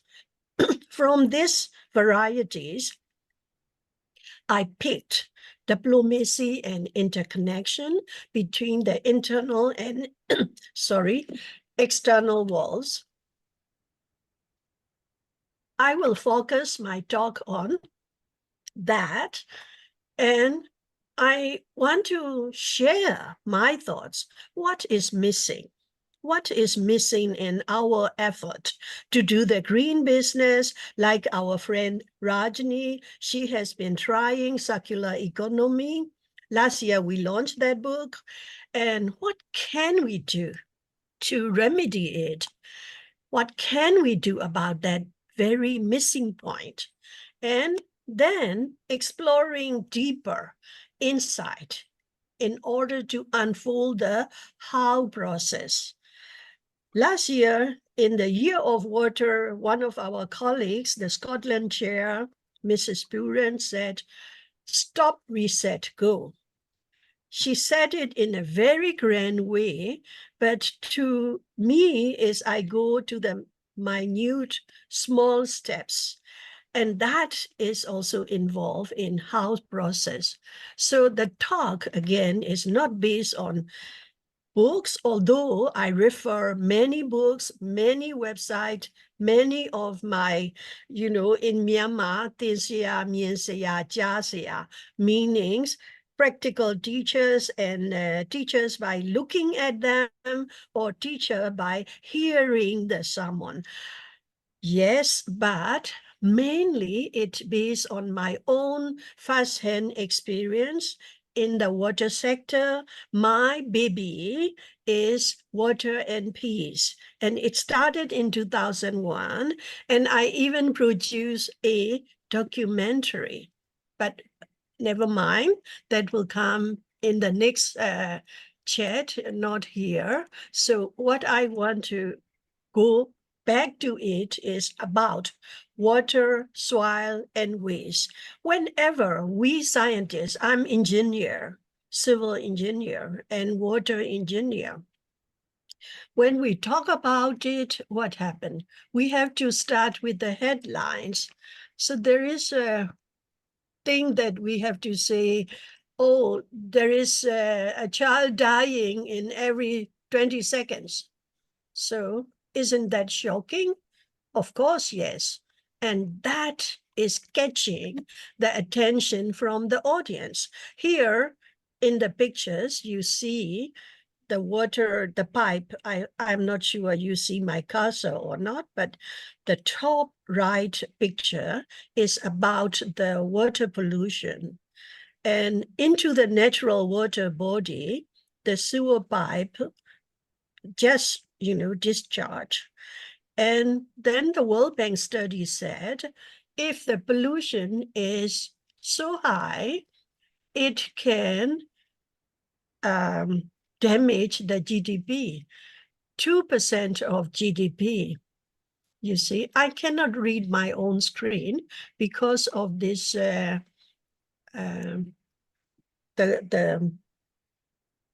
picture of ourselves, gallery. The gallery picture really stopped me reading. So I will see BOD is biological oxygen demand, and one of the indicators, how much water is polluted, we do it. And then if it is reaching to 1.4%, and when BOD exceeds 8 milligram per liter, that level is dangerous. How dangerous it is, it can reduce the 2% of the GDP. So in the world, in some places, the growth rate is globally 3.1%. If that 3.1% minus 2%, what is left for us? But never mind, the temperature, this picture, the left side, only standalone picture, is talking about the high temperature. Okay, then the bottom right one is about the flood, and the middle right is about the drought. So my provocation is, so what? Everybody is working, and we are working. Okay, we are working, and the water wall is working, and FAO is working. In 2003, FAO made Soil and Water a Source of Life, the global symposium on soil and water. So main themes are here as shown on the screen. Theme 1, 2, 3, 4, soil and water management in rain-fed agriculture, soil and water management in integrated agriculture, soil and water management under the One Health framework, integrated soil and water management and effective governance. It even goes to governments, from community, citizen science to science, formal science and formal research, informal research, and then gray references, formal references, Nobel winning references, we name it. And we have this knowledge. At the left side, you see what damaged the tree. And the organic matter and roots, exudates, and water and soil pollution damage the tree. So we heard about how important the tree is. Here on the right side, we have this 2024 annual conference, which will be held next month, July 21 to 24, SWCS. It is the Soil Water Conservation Society, you see? So they are working too. Everybody on earth is doing and working, including this lady from my country. She lives in the Delta, and she is spreading the seeds to grow paddy. So what's wrong with us? What's wrong with us? That's the point that I would like to draw your attention. Okay, the key lessons from 2 domains. Of course, as I explained to you, I read a lot of books, a lot of conference proceedings, and a website. So I try to digest it and try to categorize into 2 domains. One is physical domain, and the other is mental domain. Between that is the brain health. So I will only read the last bullet. What is brain health and why it is important? Because it is bridge between this physical domain and the psychological, if you like, the mental domain. It's not simply the absence of disease, but inclusive of the full spectrum of mental wellness, mental wellness, and mental health issues, substance use, and neurological conditions. Indeed, having good brain health correlates with an overall sense of well-being, right? McKinsey Health Institute. Erika Ko and Kana Inomoto. In a new article, they interview U.S. Congressman Patrick Kennedy on his work to transform mental health and addiction care delivery, what it takes to normalize people's ability to seek help, and why he believes mental health is a medical civil right. Okay, here we go. Here we go. The Ecocivilisation, our global chair, used to say water and sanitation is a universal human right. Here we go. The mental health is a medical civil right. Okay, let's continue to the next page. The mental domain. Instead of using brain function, we now will call mental faculty. Mental faculty. Okay, in this domain, what we learn is a substantial portion of the human being health challenges, etc., are very, very important for communities and individuals, and alleviated by scaling the evidence-based intervention. But I look at from the little bit slightly different angle. And then I want you to pause, like our, friend who opened the conference with the meditation. Just pause and think. What do we learn? Or why we achieve so little after so much efforts globally? Globally means financially, time-wise, talents, knowledge, innovation, and human resources. What's wrong with us? Why we don't achieve the same impact of the input we have put in? Because we miss something. Our algorithm is not complete. We miss out the mental faculty. And if we can detail it, the actors, we don't concentrate on the actors. We concentrate on the nature, pollution, science, policy, financial, we name it. Actors are humans, and it is us, we. There is no you and no me. It is we. So who we are humans made up of physical body and mental faculty to use our knowledge to serve and save the world. What we are doing is instead we serve our ego. To prepare for good purpose, we miss it. Sustainability, we miss it. Regeneration, intergenerational principle, etc., etc. So let me go back to analyze our own integrated water resources management.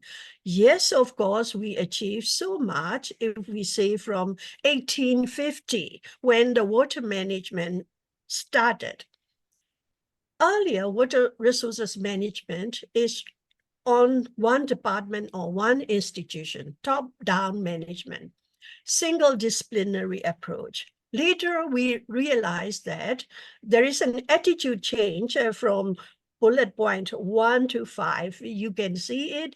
Please read it because my screen is really disturbed by the gallery images.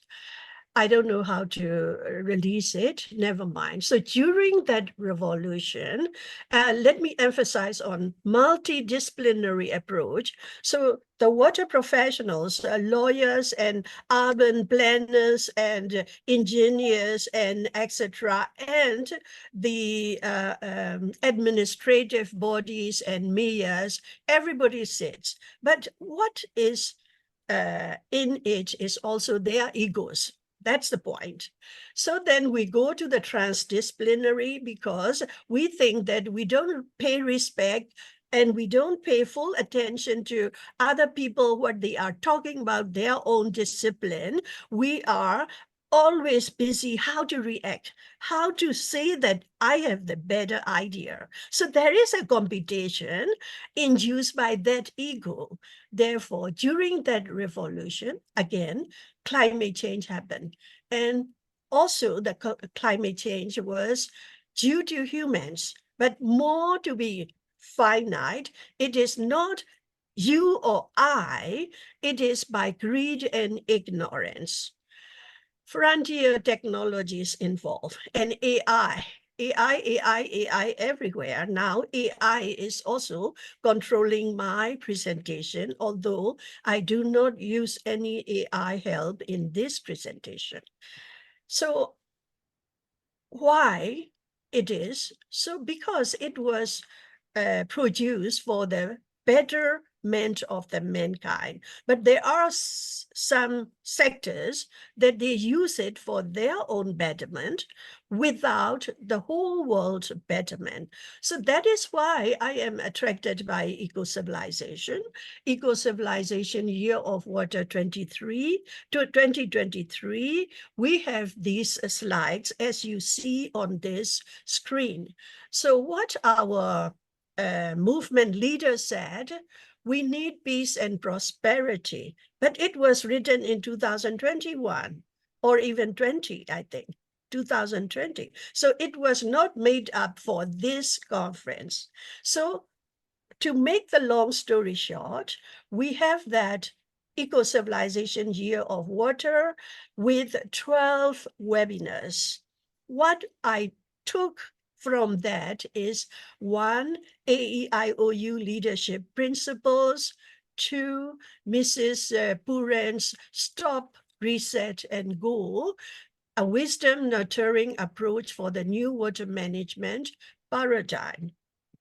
So in the UN Water Conference 2023, we were able to make an official side event. So we proposed a new paradigm.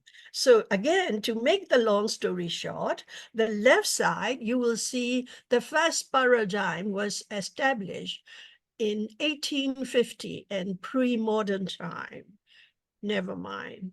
The sixth paradigm, as we speak, we have only 2 ply. One is hydroinformatics tools and the system thinking. And our proposed new paradigm in UN Water Conference 2003 is 3 ply. 3 ply. Number 1, hydroinformatics tools, we need it. And now we even have to use AI. Systems science and AEIOU leadership. Why? For what?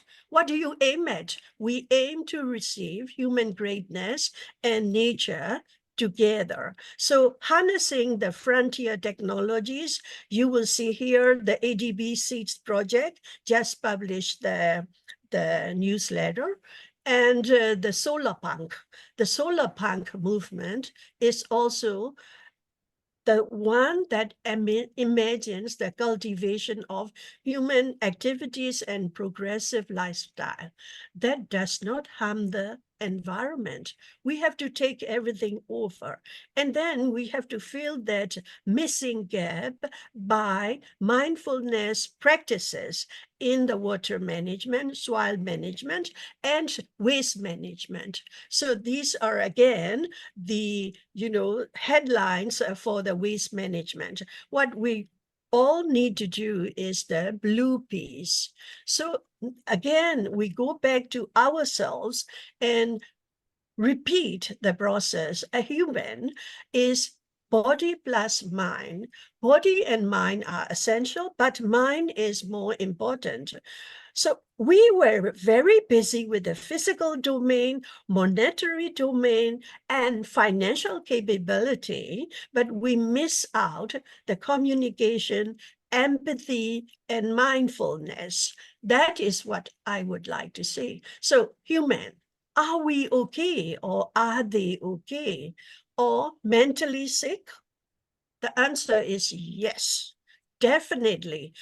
Like in Christianity, the Christianity said all of us are sinners, okay? In Buddhism, each and every human being is eccentric. Only the degree varies from the lesser to the greater eccentricity. What drove that is the fear, the ignorance, the greed, and the fourth one, I cannot see. Oh, greed, anger, fear, and ignorance. Greed, anger, fear, and ignorance. Okay, these three drive us. So every time when we make the decision, before us, either of these four come and say, do this. Ah, you won't get any profit. Don't do it. That's greed saying. And the other one said, no, he is saying better of you. So just compete it and just reply and react, but react with anger and not with empathy, and so on and so forth. And then our mindfulness play a very crucial role for the such dangerous elements, transform it into worthy elements, from greed to generosity, anger to empathy. Empathy is a little bit different than sympathy, because sympathy is sit and think that, okay, she or he will be so suffering or painful. I'm sorry for him. But empathy is doing something. Okay, he will be hungry. Okay, I give him a piece of bread, or a plate of rice. That is empathy. So empathy is going with the real action. And the fear to courage, ignorance to intelligence. Nowadays in Thailand, in United States, the schools are practicing meditation, and it is in the formal curriculum. Why? Stress and anxiety reduced by fear, but it can have a dimming effect on intelligence. That is why they were trained to meditate. The meditation gives them more concentration and more focus, so they can learn better and they can tolerate better each other. Nini, Yeah, Nini, I will have to ask you to share with us the Your turn. concluding remarks. Okay. Very much appreciate. Thank you very much. Okay. So we have to go for this kind of mentality, and we have to go for the negotiation, and we have to go for the diplomacy. So here, I will skip the first three bullet points, and I will tell the principled negotiation. So with that prepared mind, we can go to the principled negotiation, which is described in the Getting to Yes. So that principled negotiation has four elements. But yet, what we are saying is all the stakeholders and all the peacemakers are human beings. So we have to go into the inside and try to get the mindfulness. Then, of course, again, meditation leads to that inner development, self-awareness. And that is what we can say. The inner development will lead to the outer peacefulness. So how to do it? You don't have to come to Myanmar, and you don't have to go to the Buddhist monk, because this is not the advertisement of Buddhism. This is about the human being more peaceful and get the better result. You can have it in Nepal, Australia, UK, Malaysia, USA, Singapore, Canada, and Taiwan, Thailand, and South Korea. So what I would like to say in conclusion is we have to transform ourselves first. And every meeting, every conference, every seminar, every workshop, come with the empathy and wisdom, but leave the ego. Actually, this is the special. You see, this is the special slide which I would like to leave with you before I stop the sharing. Wisdom nurturing and AEIOU, leadership principles, water for peace, and peace and prosperity. So this method of mindfulness can be used for water, soil, waste, plus maybe relationship building, maybe wellness, etc. Thank you, Violeta, our global chair. Thank you for allowing me for a few more minutes. Thank you very much, dear Nini. This was a very direct demonstration of the conflicts that we are facing as humans every day. On one hand, we have these enormous institutions within which we take so many actions, but when we look around, the situation is getting worse. So something seriously wrong with the way how we are organized as humans. Something is just not delivering on what we are preaching and talking and dreaming about. So you offered another way, another polygon within which maybe we can transform our actions to be more aligned with these profound visions of coexistence on the planet Earth with all other beings, and mindfulness being one of the tools that have not been fully explored and engaged in our actions. So thank you very much for that. And I would like to also just remind ourselves again for these two levels that Nini brought to us, which is a physical level and a mental domain. And we've heard now from many different sites within Ecocivilisation Movement that this mental health is something we should address in more details. And based on the initiative as well from our dear curator, Rajni, we will have next year a couple of meeting sessions related to mental health and how can we as a global movement contribute. So I can already see many of you nodding and probably will be part of those discussions and contributing your own experiences in that. So Nini, thank you very much for now. We used a lot of time, but your messages were, of course, very systemic and very comprehensive. So hopefully we'll have some discussions at the end of this chapter also about mindfulness. And thank you very much again. And thank you to all your friends from Myanmar for making an effort in very difficult conditions to join us. I could see that there were connections were going on and off, but luckily your connection was able to hold and we could hear your entire presentation. So thanks a lot and peace and love to you and to all your counterparts. And I hope you will succeed with the help of mindfulness, to build the country you want to live in. And allow me now to continue with the next presentation. Thanks a lot.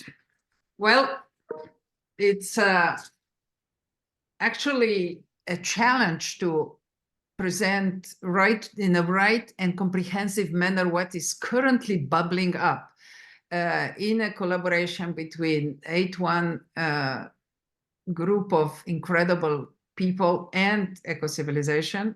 We've been collaborating since the first month of establishment, the first year of establishment of Ecocivilisation. And once I invited them to contribute to today's conference, they put out a very interesting topic, Patria Siembra and the world balance. And of course, I had to go and check, how can these two elements be brought together under the two elements of water and soil? And Patria Siembra can be translated to community planting. And thank you for bringing this expression forward. We will be using it. Or community sowing. It is a concept that highlights the importance of cultivating and nurturing communities through sustainable practices. Lovely connection to all the speeches so far. And the world balance refers to the idea of maintaining equilibrium in the planet's ecosystems and human societies.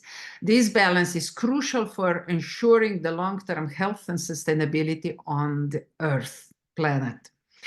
Patria Siembra and the world balance are complementary concepts, as I could see, that emphasize the need for sustainable practices at both local and global levels. By integrating these ideas, we can work towards a more equitable and sustainable future, ensuring the well-being of both our communities and the planet as a whole, through education, policy support, and collaborative initiatives.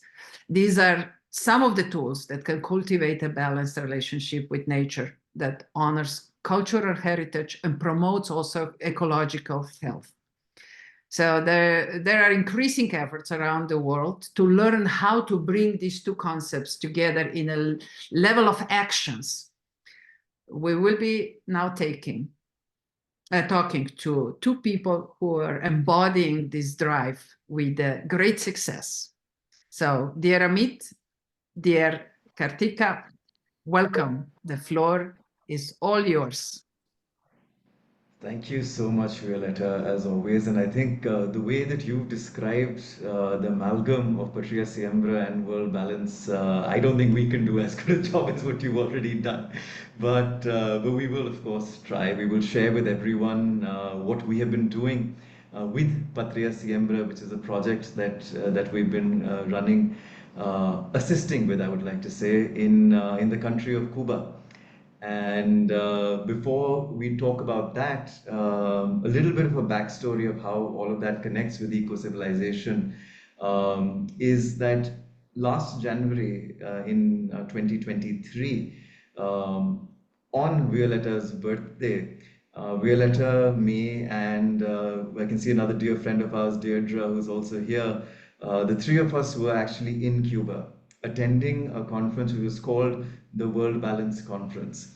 I think that conference really helped humanize all three of us more than we were by making us realize the importance of conversations and the importance of society and all these things that we keep talking about, but actually seeing it in action in front of us for those five odd days that the conference ran, where every individual who was there as a human being, exactly what Dr. Nini was talking about, that they were a human being first, and then they were all these various other things that they were, but that all was irrelevant, because when we came together, we were talking about our world, we were talking about challenges, we were talking about solutions as human beings, right? And which was wonderful for us to experience. Between the conversations we had, Violetta, Deirdre, and I, we just realized that Cuba as a country is really, it's primed to allow for these conversations to happen just by the very nature of how they have progressed over the last 50 to 60 odd years, how their society has progressed, what they prioritize, and so on and so forth, right? And this whole understanding of Patria Siembra and world balance being two parts of the same story really came from an understanding of their society, for which my colleague who's here will be taking us through her journey in Cuba, where she spent almost about 10 odd months now, since after Violetta, Deirdre, and I came back, talking to the people in Cuba, learning from them, and then coming here to share our learnings and her learnings with all of you about Patria Siembra and what it is and where it began from and where it's reached right now and all of that. So, and you'll see the connections with soil, with water, and all of that as she tells you of her experiences and her learnings. So, Kartika, over to you.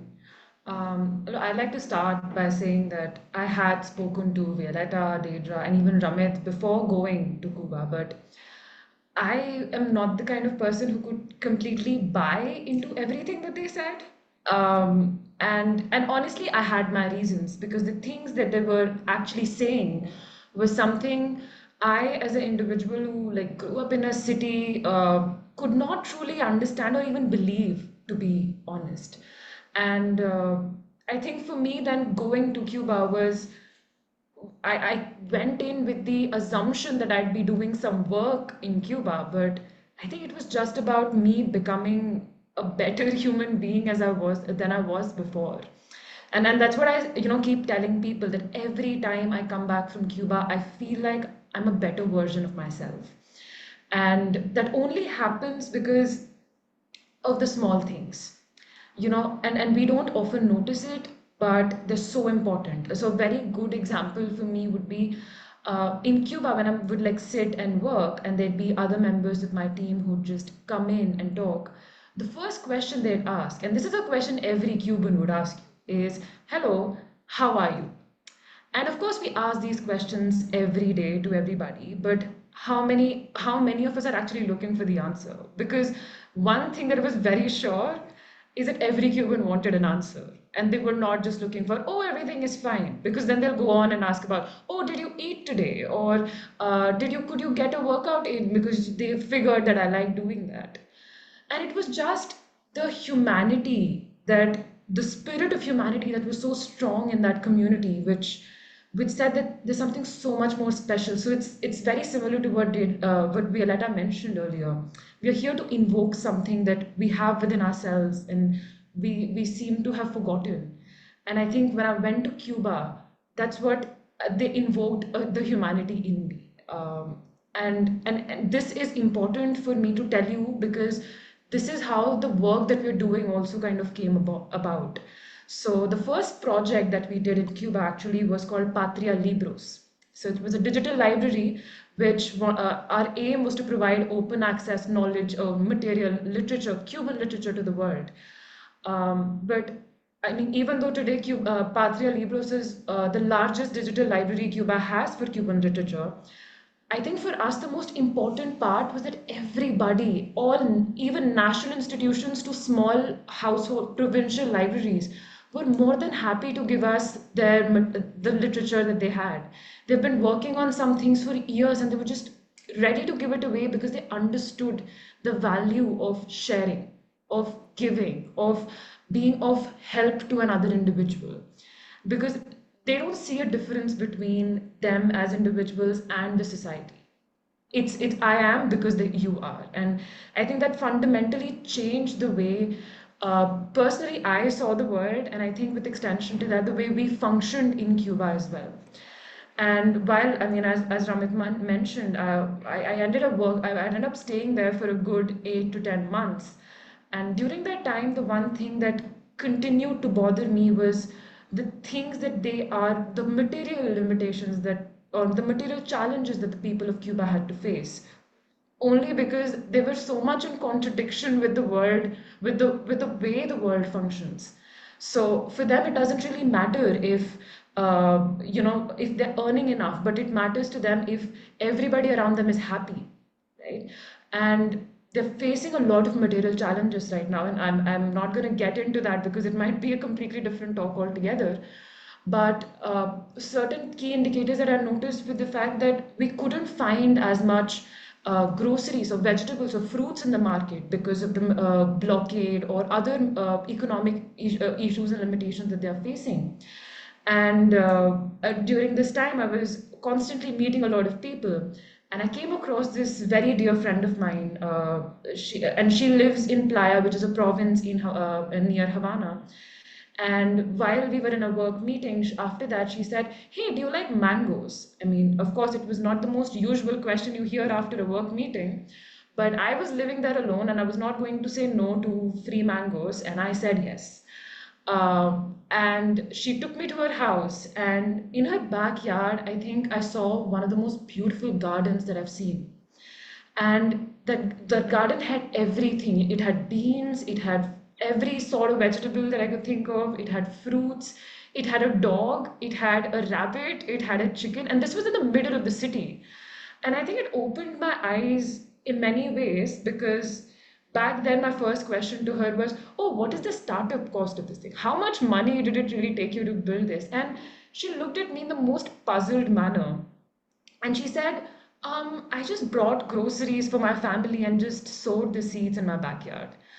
And that is when I realized how easy it can be for us to be in sync with nature, how easy it can be to be in sync with the elements around us, but we're constantly forcing ourselves to be enslaved to this system that's artificial, that's constructed, and then dealing with all the negative consequences afterwards. And I say this sitting in a city. We are in Delhi right now, so we say this sitting in a city which has crossed 50 degrees this month, which is the hottest we've ever been. And that's where Patria Siembra started. So we knew that we wanted to do something about food security. We wanted to do something about just getting people back to the soil, getting people back to nature.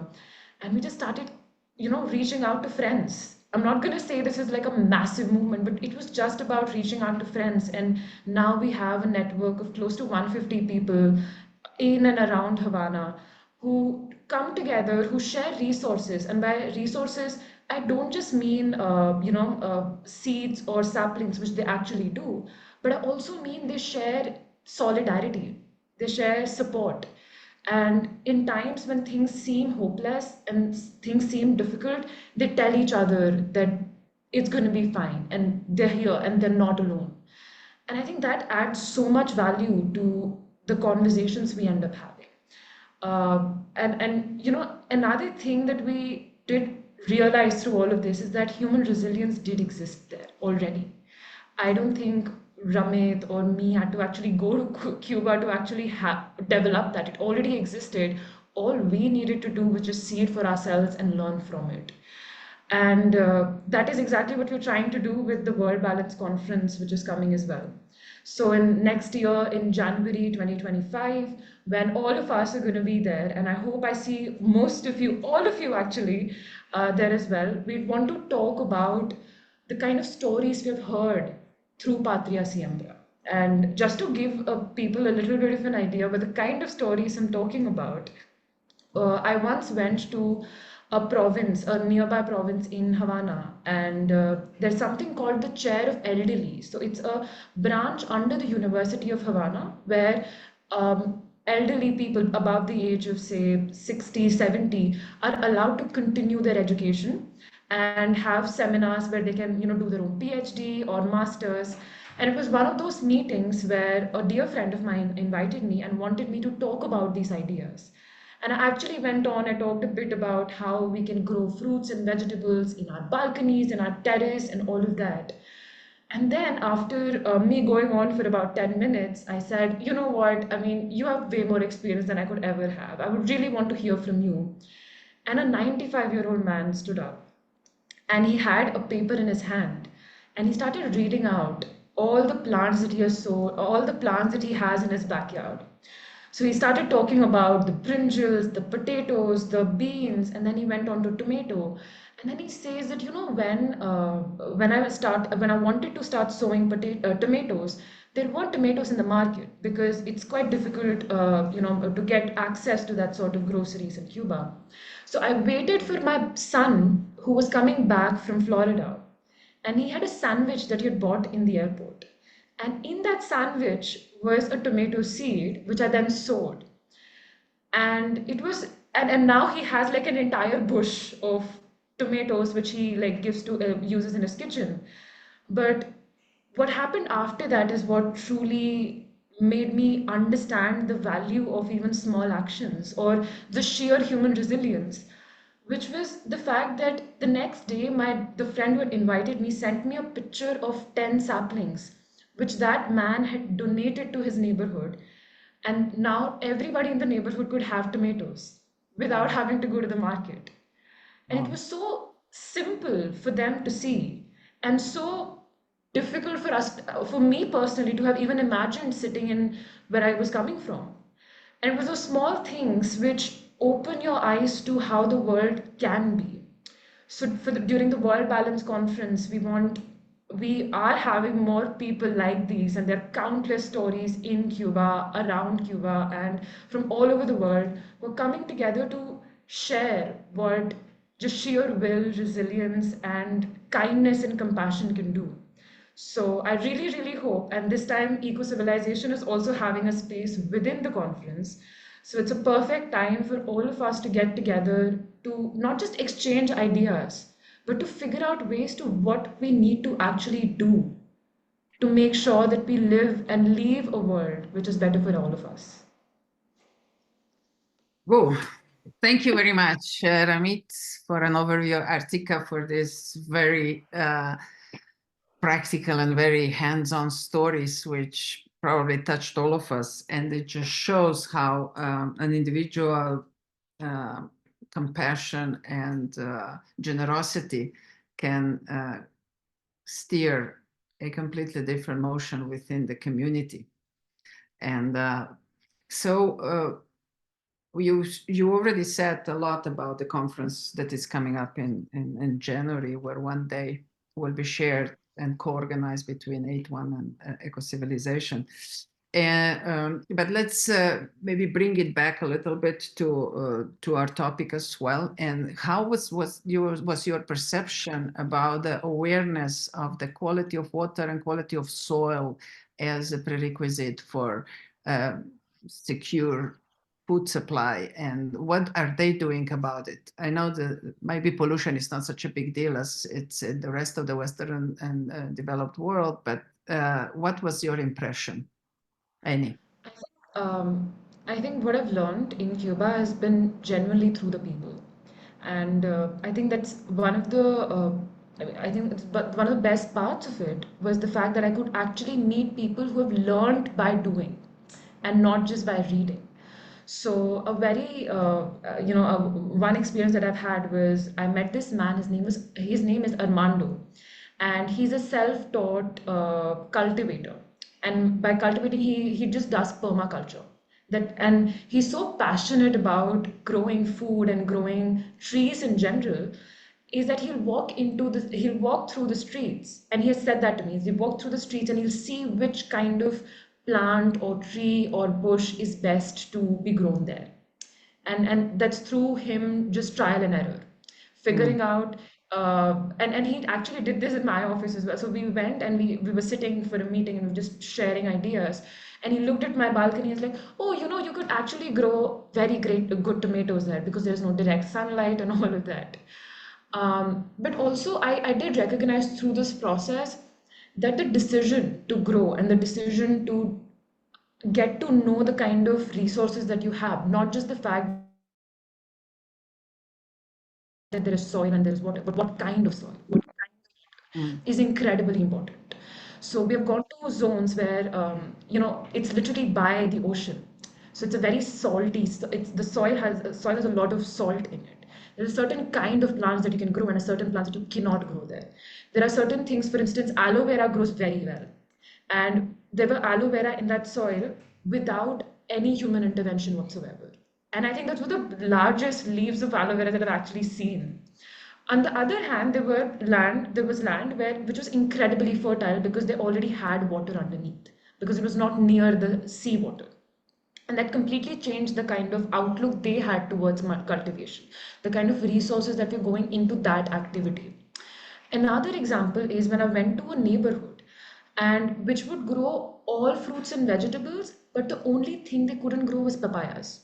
So there would be an amazing papaya tree that would grow, but no papayas would actually fruit. And nobody could figure out what's happening because it's because of the soil quality and the composition of different minerals and all of that.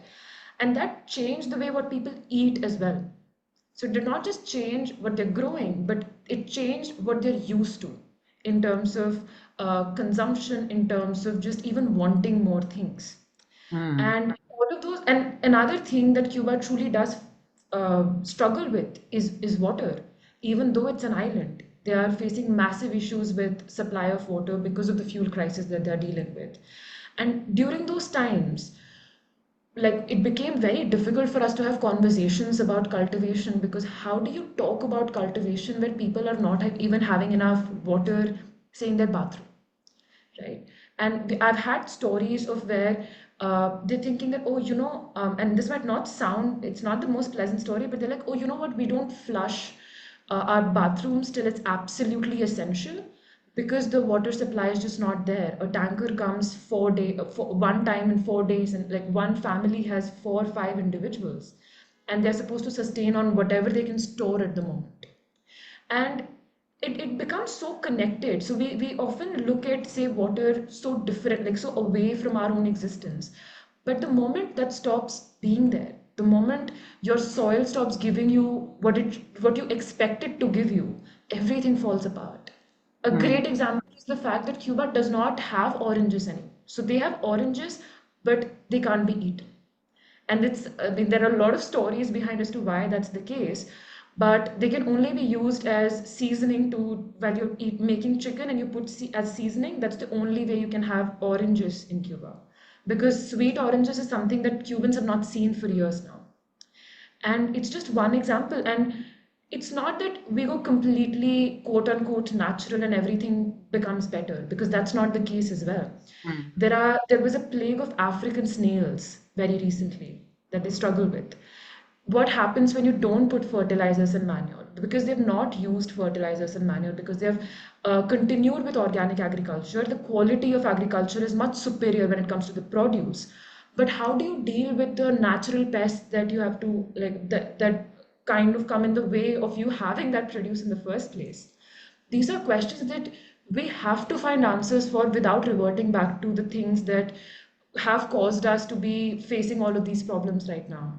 And Kartika, let me, these are such incredible stories, but I need to be a little bit mindful of time, and I'd like to impose one more question that is directly related to the topic as well, which is the diplomacy and diplomatic interventions here. And Ramit, maybe you can share a little bit about how is the government reacting to all this? You know, we came there, we had these great presentations and had dialogues with the minister and a couple of people.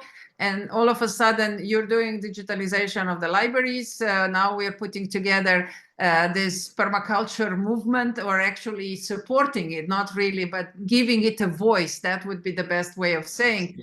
And even, you know, organizing the whole day at the conference. How is the reaction? Is that welcome as a diplomatic move from the outside in Cuba, or what is your feel about it? I think the best part about Cuba, Violeta, is that even when you look at diplomacy, you can actually peer through the windows and the curtains and so on and so forth and get to the humans there as well. So there is diplomacy, there is of course government intervention in different ways, but I think the way that we have functioned, as what we discussed with you as well, is that we're just appealing to the humans in the government, right? We're not necessarily working directly with government institutions and so on and so forth. With Patria Libros we did. So the Ministry of Culture, for example, helped us a lot with internet speed, because they are very poor in Cuba. So they did help us with giving us access to faster internet speeds for uploading the books and so on and so forth. But when it comes to Patria Siembra, something that is so close to everyone's heart, that is so directly impacting the people, even when we're speaking with people from the government or from government institutions, we're telling them very clearly that we're coming to you. Yes, you are the director of XYZ institution, or the deputy minister, or so on and so forth, but you're also a Cuban, a human living in your neighborhood with your neighbors. And that's the person that we want to talk to with respect to this, right? Because we realize that with Patria Libros, yes, of course, we could use the government infrastructure, but for something which is as close to all of us, which is about food, it is about the water and soil combining to give us nutrition, right? It has to be personal. So we appealed to the individuals and to the humans, irrespective of the designations that they held. But anything, Kartika, you'd like to add? But I think one thing that but one thing that I have noticed, even with Patria Siembra, was the fact that I don't see a lot of difference between the government and the people when I talk about these issues. So when we're talking about, oh, let's just grow food in the house, that was a policy that the state had already, that was a position that the state had already taken even before we came into the ecosystem. The onus of actually working in Cuba has always been of the people. It's a state which focuses on civic societies. It focuses on the people, and if the people want something done, they have the space and the agency to do so. So even in the meetings, in the the meetings that we've had of Patria Siembra, we have had representatives of associations, of agricultural associations, who would come in, and their response would have been is quite simple and straightforward, and it's like, we love the work that you're doing, and if you need any resource from our side in terms of material, like in terms of knowledge, in terms of guidance, we would love to provide it. And they've actively engaged with citizens, and asked them that, oh, this is the region that you want to develop, give me your number, I'm going to come in and I'm going to give you the resource that you require to actually do it. Super. The messages are really powerful, and I can see we could have discussed this the whole day, just to have a conference about your project and what is emerging in Cuba. I hope that next year's conference will have some practitioners from Cuba. Please bring them on board and we'll talk to them. Sure. And hopefully by then artificial intelligence tools will be good enough that actually those that speak Spanish, we could automatically translate to English and we can follow them. So thank you very much for this very powerful intervention. But as usually, the program continues and goes on, and please stay around because we'll have a little time for a chit chat and reflections on everything that we're going to hear in this section. So as the next speaker, it is a real pleasure to welcome Michelle Neal.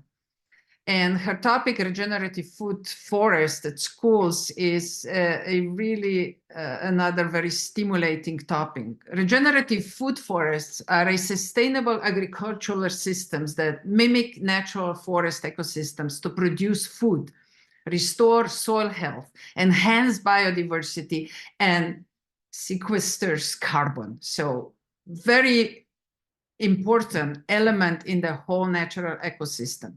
These systems use principles of permaculture and agroforestry to create a self-sustaining, resilient, and productive landscapes. A little bit more on regenerative food forests. When you dig deeper, you see that they offer a holistic approach to agriculture that promotes environmental health, sustainable food production, and community resilience. We've heard this expression many times today.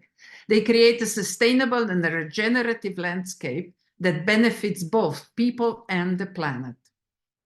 And that is not only a concept.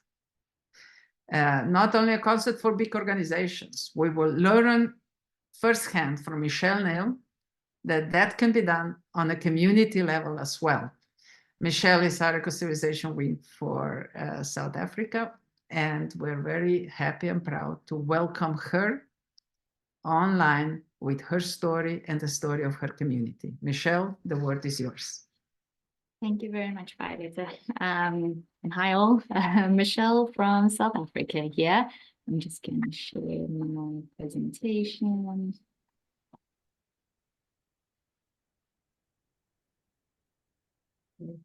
We can see it. Yes, thank you.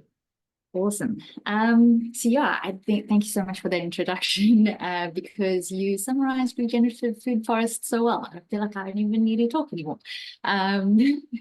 But I guess this talk is maybe a little bit more about my passion project than it is what regenerative food forests are. And I guess my passion project started with me contemplating this question quite deeply, which is, why do we need to change our food systems? I first started contemplating this question in 2020. I guess, you know, anyone says the year 2020, and of course people think COVID. And of course, you know, what else could make us contemplate our food systems more than the COVID pandemic? It brought food crisis, food security, food sovereignty into almost everyday language, whereas before I felt like it wasn't really top of mind so much. But for me in particular, my health kind of brought this question to the forefront of my contemplation. I was diagnosed with cancer a couple of days before the hard lockdowns. And, you know, that was, you weren't allowed to leave your house, never mind go to hospitals and get treatments and go to doctors and do things that I guess for a cancer patient undergoing chemo would usually require community and support. And all of a sudden it was a lot of isolation. And a lot of fear, not just for myself and my own disease, but just the disease that was spreading around the world, which I guess you try and control or try and get into control when you feel so out of control.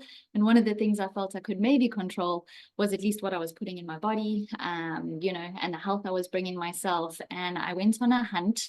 Well, firstly, I went on a big, long journey to learn about my own health and what is important to health, but also just to find organic fruit and veg, you know, something that hasn't been grown in a whole bunch of pesticides and with a whole bunch of fertilizers, you know, and meat products that haven't been pumped full of estrogen and different, I guess, hormones, you know, milks and cheeses that actually were good for my body and not bad for my body.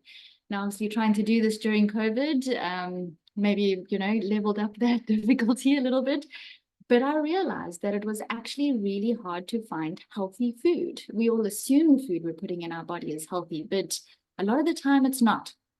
So I contemplated this question even more deeply. And I actually found a great mini YouTube clip done by the United Nations that I'll share in the chat after this.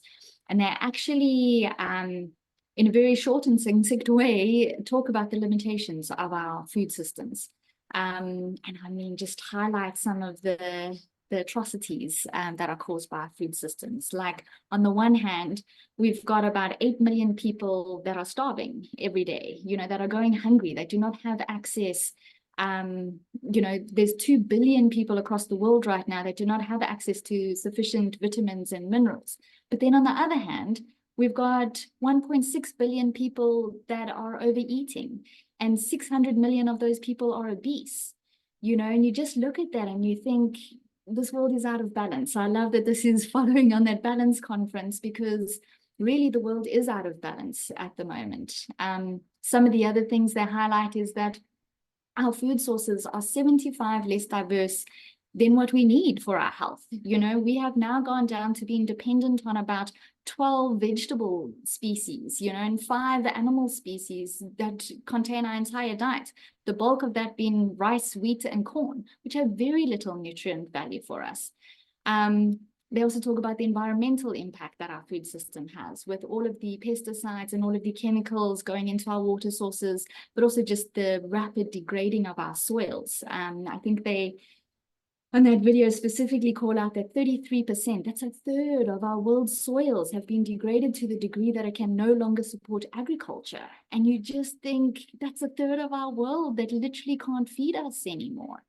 So the deep contemplation of this question, why we need to change our food system, I guess led me to the discovery of regenerative food systems, looking at ways where us as humans work along with the planet, work along with our food sources, and really does create or reconnect us to our food.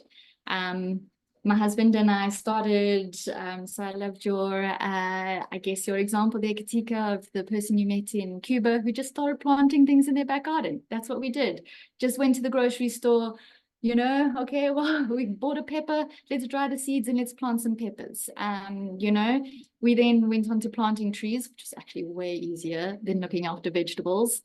So we went into using perennials and using trees, and planting a mini food forest in our own garden.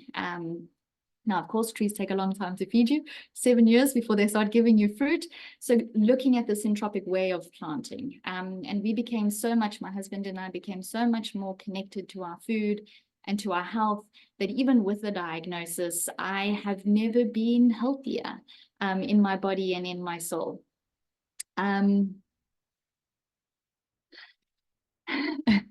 So I'm not going to, I guess, touch on regenerative food systems holistically, but I also found 2 really cute mini videos that talk about them so beautifully. And I know there are so many on this call that know so much more about permaculture and regenerative food systems than me. I feel like I'm just dipping my toe a little bit at the moment. But I've really enjoyed learning about them. And I guess for me, what underpins all of them is we need access to good water and good soil.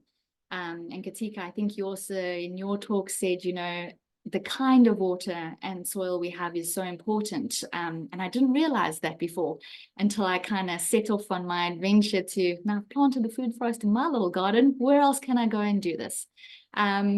So I guess my journey led me to joining my local Rotary Club, and literally I just walked into the first meeting and said, I want to plant a food forest somewhere, you know, how can I go about doing this? Of course, there wasn't an opportunity for me to just do that off the bat. So I joined some other projects, which led me to a wonderful school. I first met the principal at a conference and I said, I want to plant a food forest. And she was like, great, my school has got no greenery. It's, you know, it really, really needs some love. A lot of our school children are dependent on our feeding scheme, which means they get really 1 carb and 1 protein a day. They get no other food at home. You know, so to bring some fruit and vegetables and things into the diet would be great. You know, come and plant your food forest at my school. So her and I set off to think about some aims of what a food forest at a school could do. There is a feeding scheme already, I guess, in place for here in South Africa, in partnership with the Department of Agriculture and the Department of Forestry. And they do plant, I guess, vegetable gardens and sponsor 1 gardener per school to try and get vegetables into the food that they provide. So government provides millipap or sump, which is I guess a carb, and then they provide 1 protein, 2 proteins a week. So 1 is a bean and 1 is chicken livers. And that's really the diet that a lot of our population has to live on. And they don't get other food, I guess, integrated into that. So I guess the first aim was to bring a little bit more nutrition into the school children's diet and to support the feeding scheme. The school has 1,500 children in it. It is a container school. So what that means, it's in little prefab, I guess, classrooms. There's no brick and mortar. They do have running water, luckily, and do have access to electricity. But in fact, in the surrounding community, they're the only ones that have that. So that leads to theft because the community is trying to access the water and electricity. Bringing in medicinal and traditional indigenous knowledge into the system. I mean, a lot of the African culture is still so connected to that indigenous knowledge that you can use mpepu, or you can use cancer bush, or you can use artemisia. And these are things that can help with your flus. These are things that can prevent cancers. These are things, and they just can grow in your garden and you can eat them in your food. And you can have access to medicine in your own homes. Of course, education in environmental awareness and stewardship. So just bringing some greenery into the school. These are our community leaders in the future. You know, how can we expect them to bring forward a green planet if they don't have any green that surrounds them? So really bringing in education and environmental awareness, creating employment and economic incentives. So bringing the gardeners in, bringing the community members in and saying, here's a piece of land, you know, if you look after it and you grow food from it, you benefit from it. You know, we've, in one of the schools that I'm working with, we've partnered with a local organic market, and any food that the gardeners grow on the school premises, they get to sell 50% of that for an income for themselves. So we've been creating agri-entrepreneurs, and it's volunteers that have literally come into the school from the surrounding community and said, what are you doing? You know, and we've helped now turn them into agri-entrepreneurs.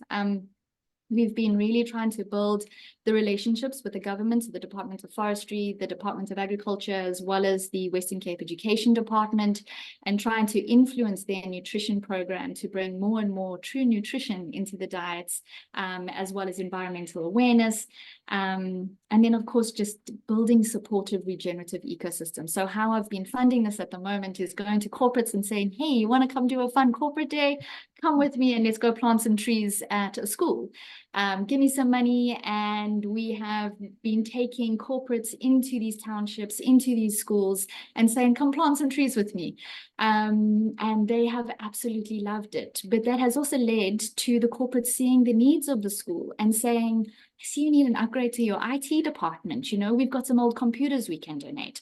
Or, you know, I see you need new paint over here. You know, maybe our next day can be coming and painting the school. So it's just building that supportive community. And then, of course, I guess the biggest, because I don't really know much about permaculture or planting food forest, it's creating that forest ecosystem.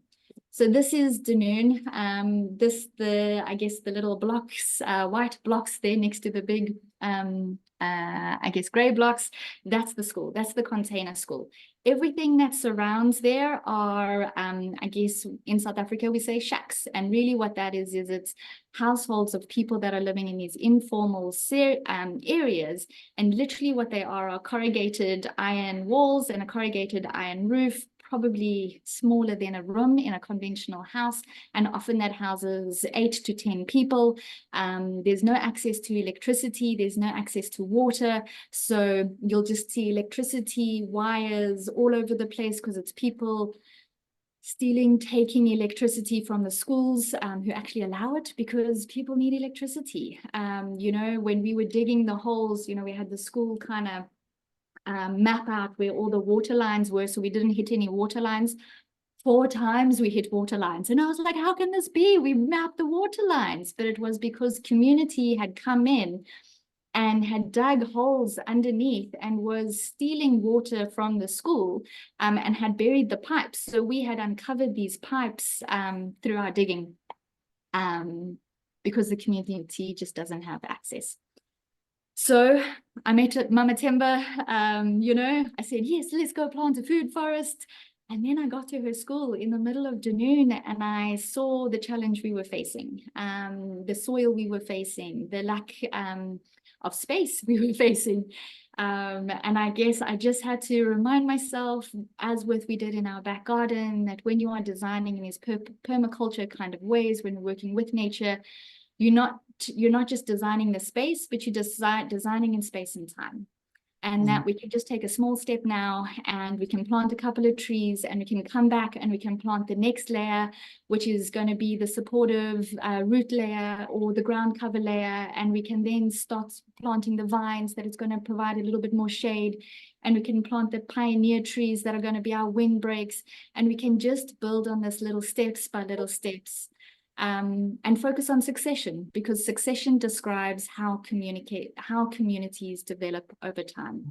What a powerful message, if I may just say, Michelle, because this step-by-step approach, and you have this wonderful video as well that you want to share with us. So I would encourage you to maybe show us also how actually everything looks like. Absolutely. Absolutely. Thank you.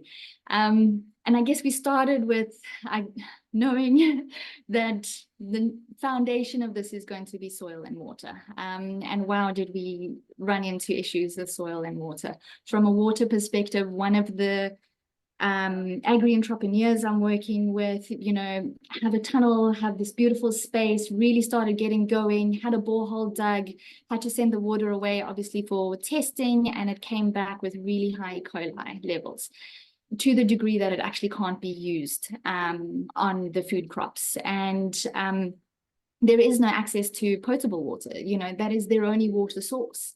And it is just so high in E. coli, and it's now preventing them from actually being able to move forward because they can't afford the infrastructure to be able to filter the water to be able to use it. And one of the other schools, like I mentioned, you know, the community is stealing the water from the schools, you know, by digging these underground pipes to be able to access water just because they don't have access to water, you know. At one of the other schools, because it's the Cape Flats, which used to be, I guess, sea that's now receded, the water content and the soil content is very, very salty. So as we dig down to get the water, it's just salty water. Soil also, you know, depending on the different areas you've been working with, either it's so sandy that, you know, it doesn't hold any of the nutrients, it doesn't hold any of the water, it just runs through, or it's so clayey that, you know, the water just sits and it actually can't spread across. So we, you know, have had so many, I guess, issues with the soil and water, but that's led to innovation. It's led to us learning how to use, you know, drain pipes that you can sink into the water, that it holds the water a little bit before, so the trees can access it. It's taught us to use mulch and mulch and mulch and mulch to build the soils back up. It's taught us to create a circular economy and bring the compost that the children and that the kitchens are using and feed the soils back. So this is a little bit of the zoomed in picture of the video I'm about to show you. So this is the school. I guess those white blocks are the prefabs or the classrooms. As you can see, there's no, I guess, brick or water. It really is just prefabs. So on the one side over here, we called it the Teacher's Chill area or the therapy garden. We did a citrus orchard. We did lavenders. We did herbs. We did indigenous flowers. And it's a beautiful walk for the teachers now. On the other side of the school, we did in the grade R area, deciduous fruit forest. So that is so that the young children can see the changes in seasons. They can see as the, you know, they get the flowers and then the fruits and then the leaves and then they lose their leaves. And that becomes food for the soil. So it really is helping the young children connect back to the food sources that we have. And then a grade R reading corner with shade and indigenous trees, etc. These are such a beautiful messages, Michelle, but I will have to ask you to wrap it up because the time. I'm done. Do I have 2 minutes for my video? Yes, please go ahead. Okay, We will perfect. watch the video as well. Fantastic presentation of actions on the ground, and really inspiring to show how one person's personal motivation can bring the change in the entire community and then even get the attention of the state and corporate world. Thank you very much. Please, let's finish with your video. I hope it plays with sound.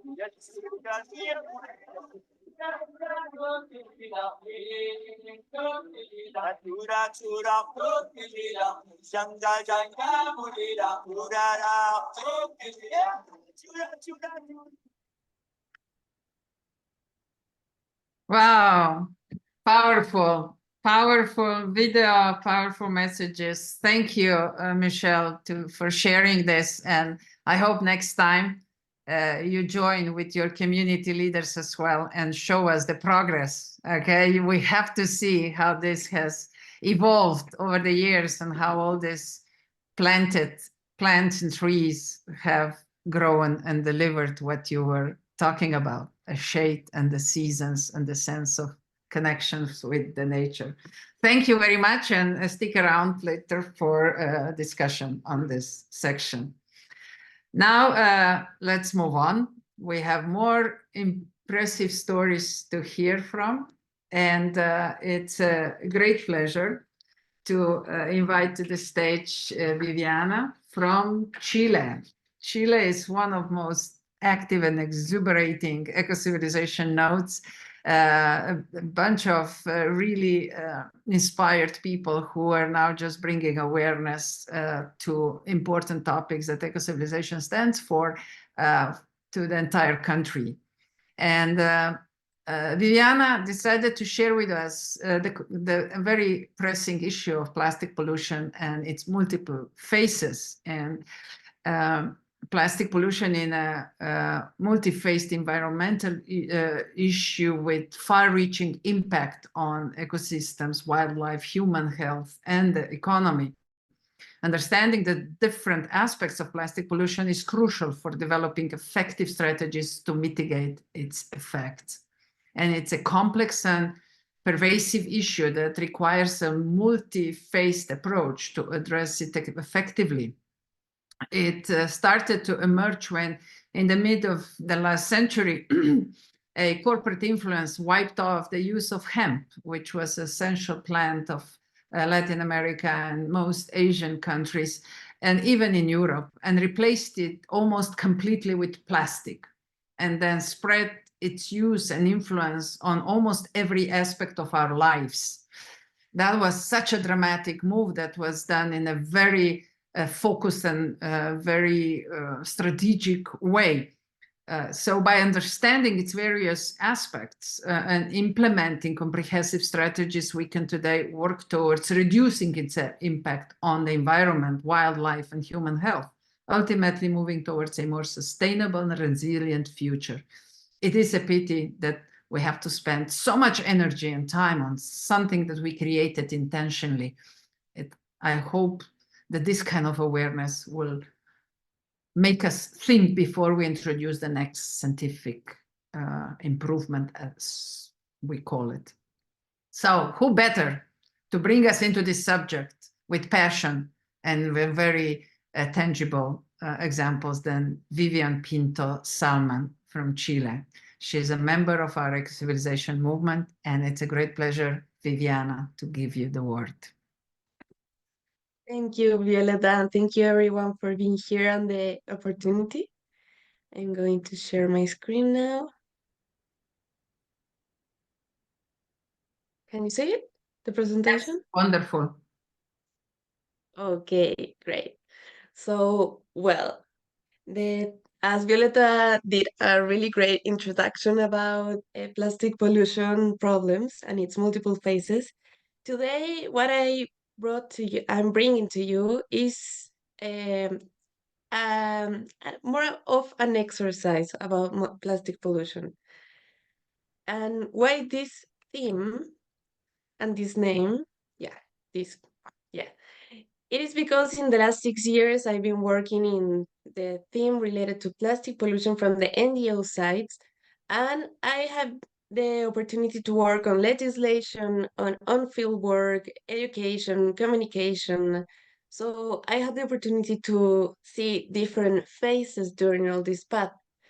And also, I've done a lot of talks and workshops more technically about this in different spaces. But today I want to bring you a different kind of conversation. So this is new to me, for me too. But let's go to this path. Because the problem that we already know is plastic, not that much the material itself. It is a material that was created in a synthetic way to to find a solution to a conservation problem, in fact, because we were using the fangs of the elephants a while ago to make different products, and they said, okay, let's come with a solution for this. So stop killing the elephants for this. And this synthetic material was created. But what is the problem with nowadays plastic? Is that most of the components are coming from fossil fuels. Also, it doesn't biodegrades. It means that the nature doesn't know how to recycle and come incorporate in the natural cycles. And also to give them all the characteristics, colors, textures, and more, it has different additives that can be potentially toxic. But we already know that the real problem is not the material itself, but is how we are using it. As Violeta mentioned, we are producing and giving this. We are having a big producing. Most of them are designed to be disposable or single use, so we are practically drowning in plastic nowadays. But as I said, this is a surprise because I have been talking this way for many times, but now I want to invite you to join me in an exercise. Because when I was preparing this presentation and focusing on the multiple phases of this problem, I divided it in the impacts, also the solutions, the barriers to get to those solutions, and hope, because without hope, I wouldn't be talking here. Probably many of us wouldn't be here talking about these themes. And when I was working on this, I was working on Canva and saw all these artificial intelligence tool to create images. So I said like, oh, that would be a really nice exercise to do together. So I put different concepts and different problems or words in Canva to create these faces, different faces. So I want you to join me in this exercise, seeing what the AI created for me and what I have seen in my own experience. So going with the impacts, we have impacts in biodiversity, economic impacts, health impacts, and also social impacts. So when I ask for the impacts in nature, for example, because I think was the first images and the first warnings we had, like, oh, poor animals that are living together with plastic. This is what I have. Pretty close to the reality because this is what we have in reality. The plastic is present has reached the top mountain of the world and the deepest trend. It is everywhere, and wildlife doesn't have the same opportunities to get rid of it. And they are eating plastic. Their habitats and ecosystems are being they have a lot of problems to keep their balance nowadays. And also health. In the late years, we have seen how investigations are really focusing not only to prove that plastic is everywhere, but plastic is also inside us. And what are the potential harms to human health in that way? So these are the images that I had, and I really like that we have in one part the plastic outside us and how like this map or infographic, but also we have some images where plastic is inside us.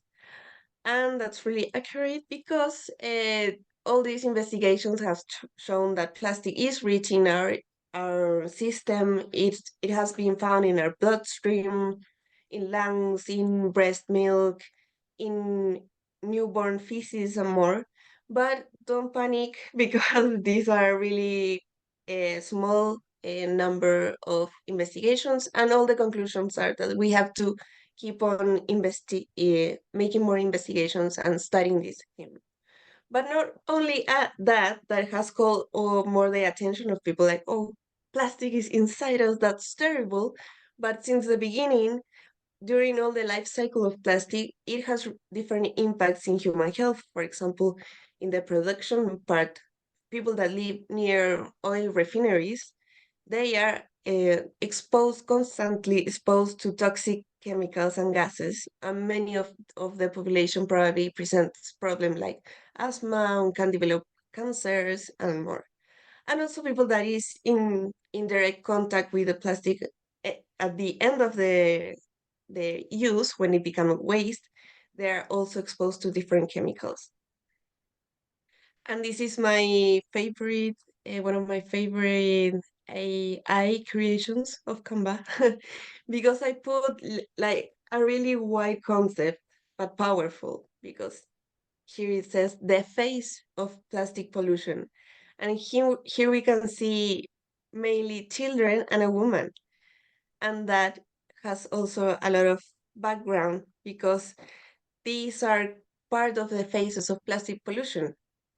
It affects in a different way, different countries, different places, and also women and children, as many other problems here nowadays, are the more affected, because they women are delegated with caring works.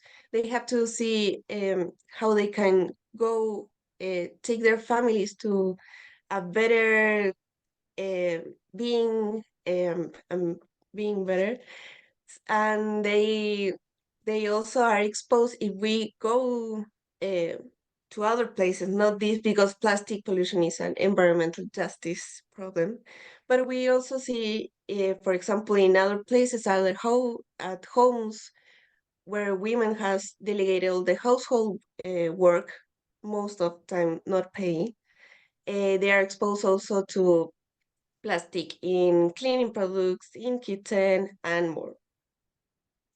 And now to the solutions. We have innovation, education, circular economy, science, legislation, and more actions that has been talked around the world. In this case, these are the images that I got. In one part, the face of solutions, that is more a wider concept.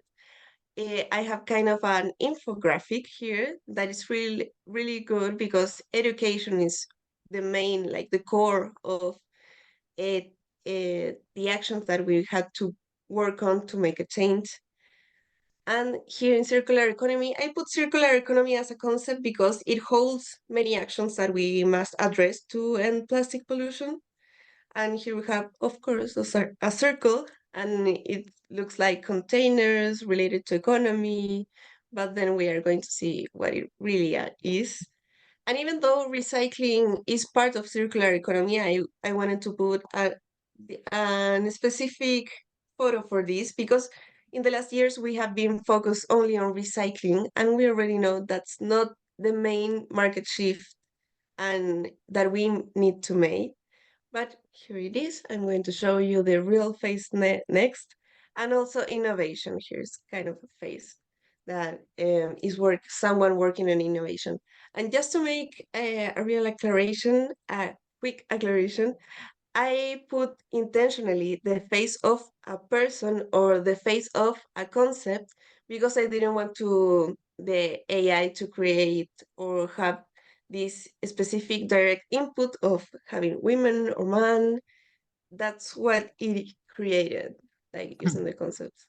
And so in solutions, education, as I said, is the key focus that we have to have during all the actions that we do. In this case, bringing the nature to the classrooms, or taking it out of the classrooms to see the real problem and to find real solutions.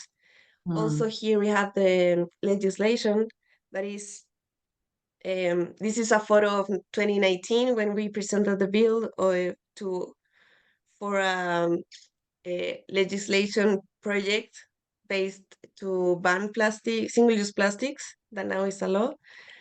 And here in the face of circular economy, well, there is Ellen MacArthur, because Ellen MacArthur Foundation is the one that has been pushing circular economy with investigation, information, gathering different actors of social society. And in this case, it's not that Netflix is the clear example, but it's something that probably when we think about circular economy, we think in the 3 R's: reuse, refuse, reuse, recycle. But what the concept that I really like is when we stop being the owners of a product and start being the users of a service. Like taking this ego of being owner of something and see that we can have the same benefits by being in other ways. For example, for movies that we have the VHS or the DVDs, that's probably going to break and then become waste. But now with the streaming platforms, we can see all the movies that we want and no waste in part of it. Vivian, I would like to invite you to your concluding remarks. This is such a powerful presentation and proves that pictures and photos can tell way more than words. Please. Yeah, and also the exercise was like what the internet and all the information that we have online is creating, what it seems, and also what the real faces are. So, well, I'm going to go quickly. Science is part also of the solutions. We also have different barriers, such as the lobbies that we are facing, the waste management systems, and the difference in different in different countries, the difference of investment in there, and but also hope. And this is the really important part because we also have the activism. Many people around the world are making a change by their own capabilities and passion. And even though if you're not a scientist or decision maker, you have the power to make a difference. And this is a final remark that is something that was a question that I have since I started like working on as a volunteer in communications as a community manager on plastic pollution. And also a question that I'm working now, and I think here is something that we are been talking a lot. And how do we make people care? Because I think the real problem is not plastic, and it's how we use plastic, but a disconnection from nature, from people, from our inner self.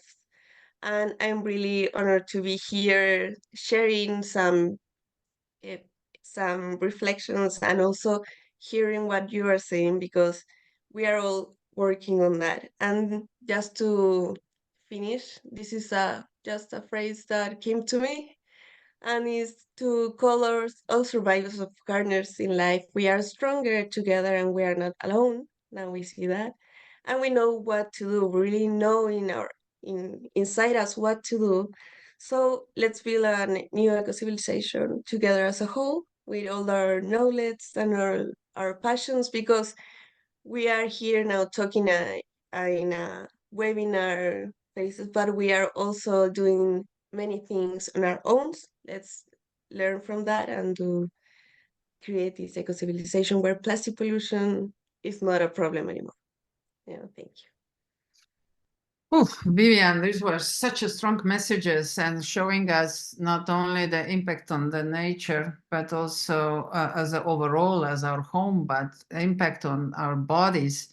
And I know that last year was for the first time that they detected also the plastic pieces in our brain, which so far was somehow immune. And as you mentioned already, in newborn babies, I don't know how to make the calls even stronger and louder because we're probably the only species in the history of universe that intentionally is destroying itself. I mean, this is ridiculous. So thank you for bringing such a powerful messages to this table and just connecting really well with all the previous speakers and opening up the frequency for the group that is coming on board after 2 o'clock, incredible group of artists which will continue this expressionist way of connecting to this pressing issue that you presented to us so well. Thank you very much, really, and all the best to the entire group. And keep going, and next year bring people from the communities that you engage with, and let's make it even stronger and even more perceptive in a sense of raising the issue on a global scale. Thanks a lot, really. Now we used most of the time for open discussion, but we still have a few minutes. So I will ask you for your reflections on this very important chapter that we just completed, which is the chapter on diplomacy and community actions. You've heard and you've seen how much we could do as individuals, and then empowered by the community reactions and gatherings and actions, and then even started slowly influencing even a broader ecosystems. So this expression of diplomacy is not meant only for politicians, but we all can be as ambassadors of a better life. So I'm opening up a discussion, and as we had before, whoever feels that it's time to speak up, please take this opportunity.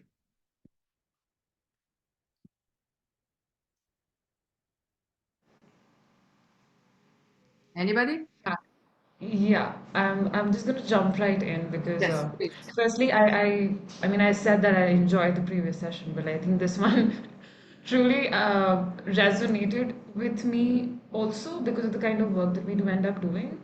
I just wanted to say, Michelle, I mean, I do expect a text from me because the work that you've been doing with the food forests and the school communities, you know, it's something that we've already been thinking about in Cuba as well. And you know, to just get it, you know, to introduce it in a tropical environment has its own challenges, and I would love to pick your brains on that. Also, I mean, I'm sure Deirdre is around here somewhere. I mean, I've seen your suggestions as well. I'd love to go through them and, you know, let's just have a conversation. I think we've had such conversations before, but I'd love to get on a call and, you know, just get in touch and let's discuss how to, you know, get this thing started everywhere. I would really love that. Lovely. And that's really a powerful part, is that this cross-pollination and cross-connection that will be happening in the future based on these powerful talks and cases that were presented here. So please continue to engage directly, continue to build on each other's experiences. And as we said today a few times, at one point dots will connect in a powerful networks, and that's how we're going to bring a change. It's as simple as that. It's exactly what you've been doing on your local levels. Okay, please, anybody else wants to come in and make a comment? Violeta, I have a question from Kinnini. I hope she is around. Please go ahead, share it. Yeah. Nini, my question is, first of all, let me appreciate each and every word you stated through your wonderful presentation, which definitely made it very clear to everyone what are the factors, why the impact is not showing as much as we are putting in our efforts, why we do not see any change at ground level compared to the effort that we are putting in. You also pointed out some of the reasons as a human beings we all have many shortcomings being humans. You pointed out everything very beautifully, but now I want to act on those shortcomings. So do you think that religion is the only source to act on our shortcoming, or do you have any other mitigating strategy also? Not at all.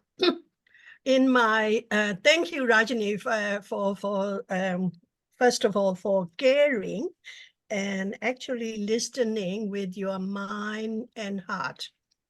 So I would say that I succeeded to reach to Rajani. Of course, I also reach to other listeners I know, but you know, it is so important that I have to clarify. It's not about religion. You know why? Buddhism is not defined as a religion. It is a way of living.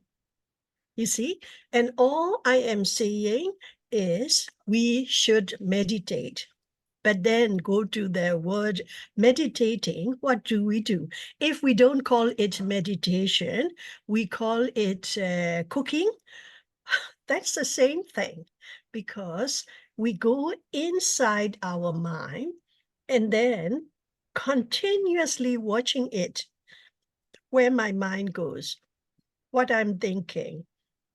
When I watch the movie, when the actress speak, how I feel, and so on and so forth. Of course, I will not elaborate. You will understand what I mean. So every external, I wouldn't get shocked if it comes from you or any Asian lady. But she's European, you know? And that's one example. The second is I studied in Netherlands and Denmark, and in Denmark, as a PhD student, sometimes I am down. You know that you did your PhD, and we have ups and downs. One of the down times, I told to my office mate that today I'm impossible, I'm feeling so down. You know what he said? Don't think about it. And he's only 27 when I was 29. So he's wiser than me. So that's what I was saying. Regardless of our color, our gender, being Asian or European, being young or old, we all have to know the techniques. But I'm sure Violeta is not Buddhist. And also his name is Ola. Later he became Professor Ola. He was saying how to cut our thoughts, you know, at the age of 27. So what I'm encouraging is that be mindful and try to control these anger, fear, greed, and ignorance. But there is no religion involved. I hope I'm clear. Thank you, Nini. Yeah. Very strong message. Thank you so much, Nini, because I was not referring to a particular religion, but I was talking religion in general, each and every religion. And you have beautifully explained the concept with many anecdotes and narratives. So thank you so much for explaining it so beautifully. Me too. Thank you for reaching my message. Thank you. Thanks a lot.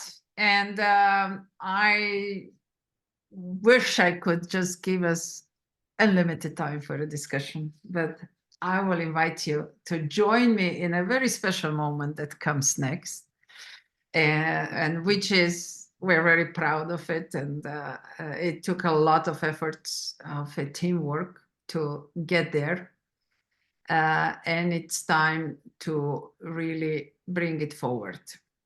You know that Ecocivilisation has been running the discussions on water for now more than almost 2 years. And so many incredible speakers have joined, and so many very powerful messages were shared in those discussions. So we decided to invite, we know that many couldn't make it because of busy lives, because of certain circumstances, but we were able to get enough attractive and very deep conversations to manifest themselves in writing. So here it is in front of you, a book, Water, the Essence of Life. And one of the really driving forces behind getting this book done was our dear friend, Dr. Rajni Vohra, who really lived with this project for the last couple of months. And I'm happy that we brought it together to the end. So who else to invite to introduce the book and actually invite us all to embrace its launch to the world than Rajni. Rajni, the word is yours. Thank you so much, Violeta. I'm just going to share my slides.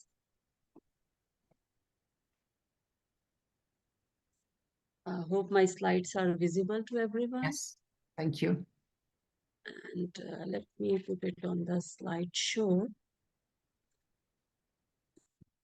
Yeah. Yes. So friends, I have just prepared a very brief introduction in the form of the slides. So first of all, congratulations to Violeta, all the co-creators, contributors, and each and every member of Ecocivilization on this occasion. And like all of you, I am equally excited on this occasion. Especially, I'm feeling very full of gratitude because when I look back the journey that we started off in the year 2022 with writing a book on eco-civilization, and today we are coming up with yet another book within the span of 2 years. That sounds like nothing short of a great achievement indeed. So, Violeta, thank you so much for making me part of this journey and trusting my abilities and trusting me with another project and always being there as a guide. As they say that no human is an island, and to produce anything tangible, productive, and positive, we always need people who share same goals, whose missions are aligned with our missions. And I must say that in that regard, we have been very, very fortunate because we have got wonderful co-creators and contributors who helped us immensely. And like our one of the prime co-creators is Dr. Kin Nini. Uh, I don't know, many of you might be aware that Nini has spent almost her entire life on this subject, water. So she is the biggest subject matter expert, if I may say, on this panel, because she has spent her career has been full of work on water. So Nini, thank you so much because your invaluable contribution and profound knowledge enriched our work, enriched our project. So thank you so much for your contribution. Next name that comes to my mind is of Yuko Kudo. Yuko Kudo has brought a very unique perspective, a very, a unique creativity to this project through her artistic instinct. She has, you know, she has created, she has kind of, what should I say, incorporated that creativity in our project. Thank you, Yuko Kudo. And how can I forget my dear friend Deirdre McMenin, whose unique contribution, which came in the form of 16 beautiful, exquisite paintings, and that enriched the quality and beauty of our publication by many folds. Gratitude to Deirdre for giving us rights to reproduce those pictures in our publication. And last but not the least, let me make a mention of a girl who is probably not the part of this discussion today, but she sat beside me days and night, 24/7, irrespective of days, irrespective of weekends. She is the designer of that book, and she ensured that she delivers the project without compromising on quality on time. Her name is Shreya Bhagat. Thank you so much, Shreya. And with this, I move to the next slide. So friends, very briefly, I will address some of the very key questions related with the book as to what, why, where, and when. So as you can see that I have placed all the pages of contents to give you an overview of the book. And the book entails 20 chapters contributed by 18 distinguished authors, which have been placed under different headings and titles, like learnings, water and society, water management, so on and so forth. Because our book has been prepared with a broader perspective, we try to bring forth different dimensions of water and its relation with human and humanity. Let me also share with you, you will find in this content overview, you would find many names which are familiar to you because many authors have been part of our webinar, our series of water webinar as speakers. However, you would also find some of the very distinguished authors who were never part of our webinar, even though nevertheless they contributed, and we are very thankful to them for that. So, like I said before, that the beautiful paintings have embellished our book, with exquisite paintings by Deirdre McMahon. And one of the wonderful quality about Deirdre's work that each work of hers is a metaphorical representation of different forms of water element, which I find very interesting. And like I said before, that it has definitely enhanced the quality of our work by many folks. So thank you, Deirdre, once again. And among some of the reasons, which most of are self-explanatory in nature, however, I would like to just give you a brief detail about it. So we always believe that we should be offering comprehensive insight from different perspectives, be it geopolitical stress or SDGs. We also believe in knowledge consolidation, because whatever information, whatever knowledge that we acquire through our webinars, discussion, talks, we always believe that we should consolidate in the form of an archive or somewhere in the form of a book. And also, we know that our learning resource should be accessible to everyone. That is why to date it is free of cost, and anybody from any part of the world can access it without even being member of it. We do not have any membership. So I request everyone whosoever is listening to this webinar that they must visit our archive section, which is full of knowledge, and they should enrich their knowledge. And as we always say, that we believe in creating impact and legacy through this book, through our work. And definitely we wanted a platform on which we could create a future dialogue. That's what we have been doing. So the next question that possibly comes to in everybody's mind, that where we can find this book, when will this book would be published? So this book would be available from 5th of June 2024, which is today, in the form of ebook.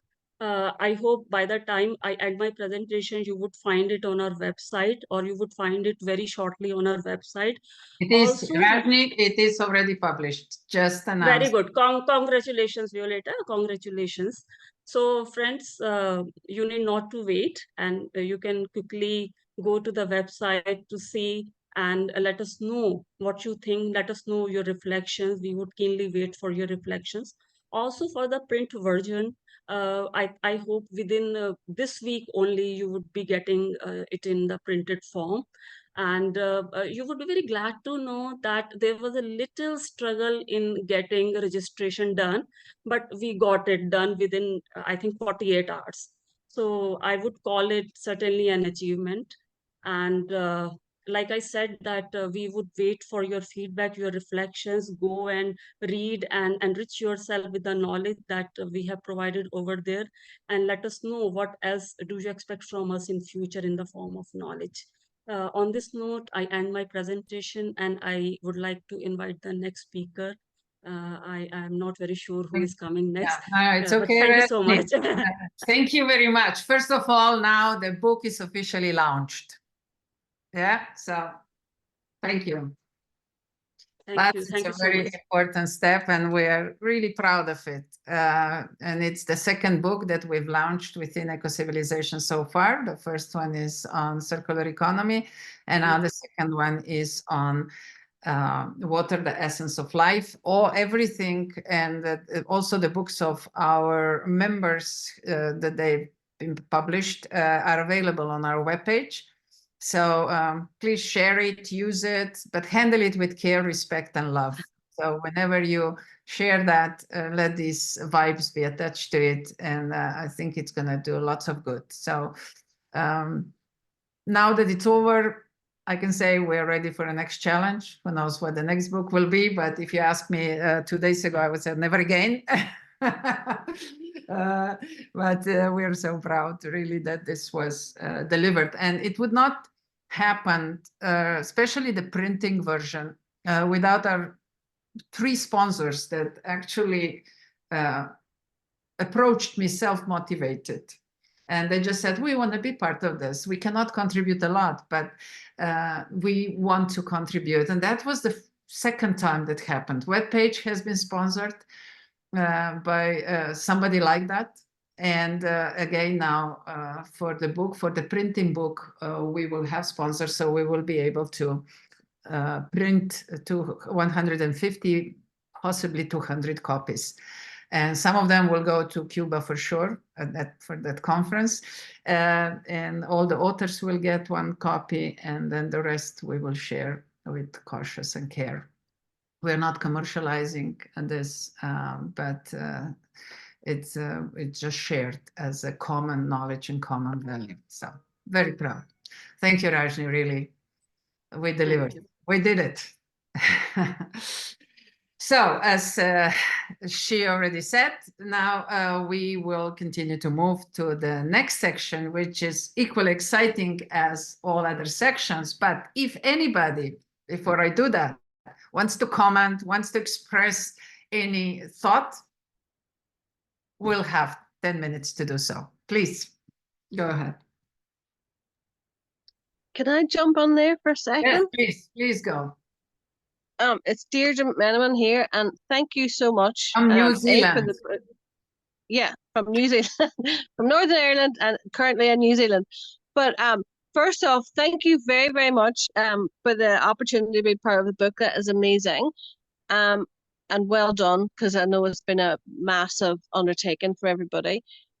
But going back a wee bit to just give people information around what we've been talking about around plastic and seeds and gardens.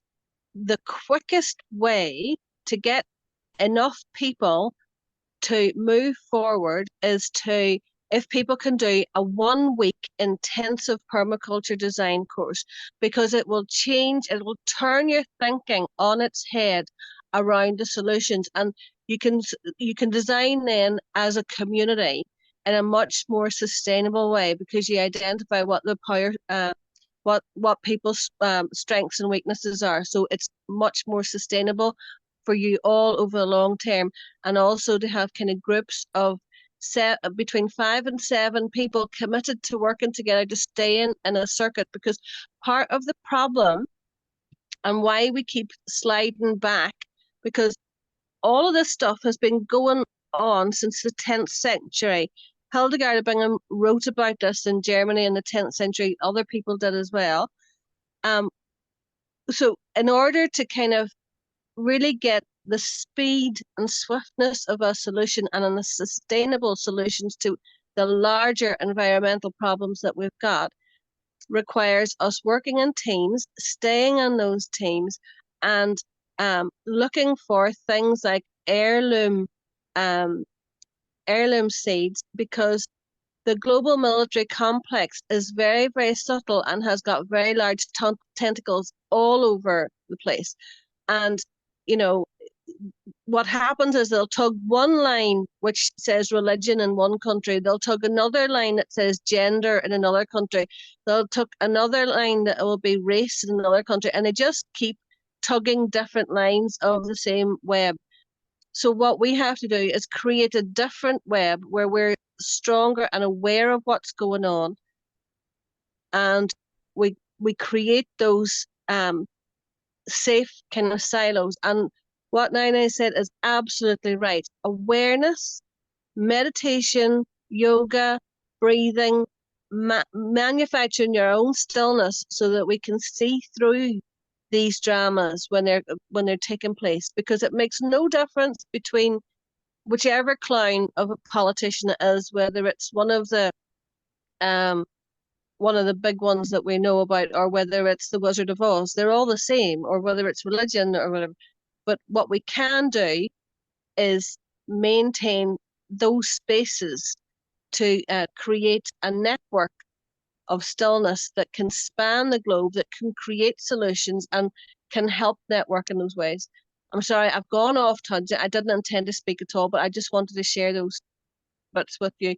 And I'll put in the things the names of Rosemary Morrow, who wrote the Earth User's Guide to Permaculture. So if people cannot get to an online version of the permaculture design course, this will give you a really strong foundation that will also look at what trees you can plant to maintain either flooding or famine, it's all there. So it's there to use a guide to permaculture by Rosemary Morrow and One Magic Square, which I believe is from a German woman. There you go. I'll stop now. Thank you, Deirdre. Thank you for your comment, but also thank you for your contribution to the book. It's extremely valuable, and your paintings will inspire many, actually everyone who will touch it. Thanks. Any other additional comments? Anyone wants to speak? No? No? Okay, then I will proceed. It's my great pleasure to start. Yes, Nini, you want to speak? No, I just want to say today you look younger. 20 years younger. That's what I want to say. Thank you, Nini. Especially I'm grateful because it's been recorded. So this stays as a testimony. Thank you very much. Anyway, it's my great pleasure to invite you to the next round of dialogues under the title Art and Culture, Deep Connection with Water and Soil. And as we all know, art and culture are intertwined aspects of human experience that shape our identities, communities, and societies.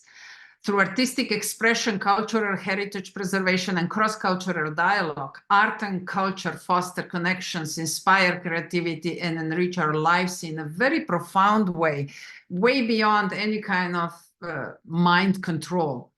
And since water is such a mysterious being, with many still not understood characteristics, art is here to help, to push the boundaries of our understanding and help us to feel deeper, to sense beyond the logical mind. Now sit back and surrender to the vibes of the art community, bringing their own perspectives and understandings at our doorsteps, to our hearts, and to our souls. And I'm immensely grateful to Yuko Kudo, who has been mentioned before as a co-creator of the book as well, and the Year of Water. But at the same time, she engaged with many of her colleagues, bringing them on board and creating a special momentum for us all. I know that after this section, like the previous ones, we will no longer be the same. And the art will expand our awareness and deeper our consciousness.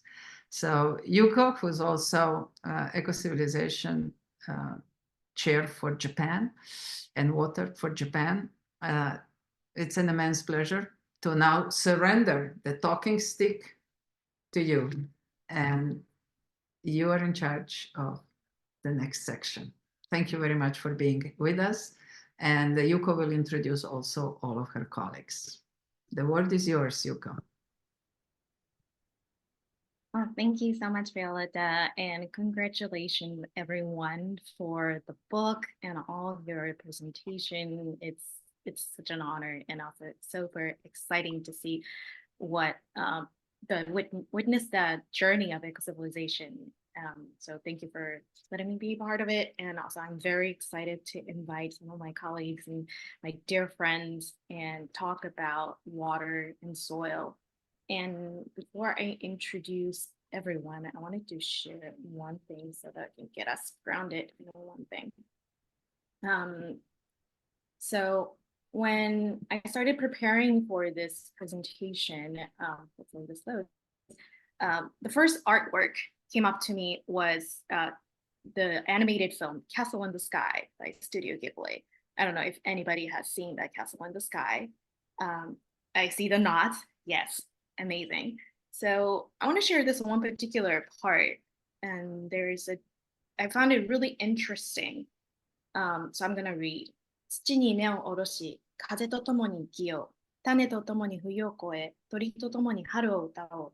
どんなに恐ろしい武器を持っても、たくさんのかわいそうなロボットを操っても、土から離れては生きられないの。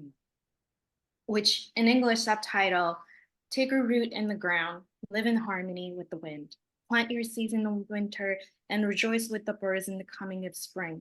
No matter how many weapons you have, no matter how great your technology might be, the world cannot live without love.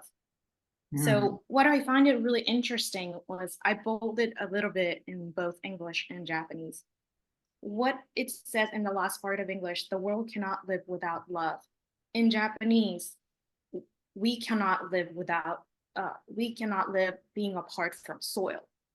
So I found that translation very interesting and fascinating. So I want us to root it in today's conversation from the place of love, as you all have been doing, and really have open mind about where we are going and seeing art and culture, or the use of art and culture as a tool to be a new journey, new discovery throughout this time together.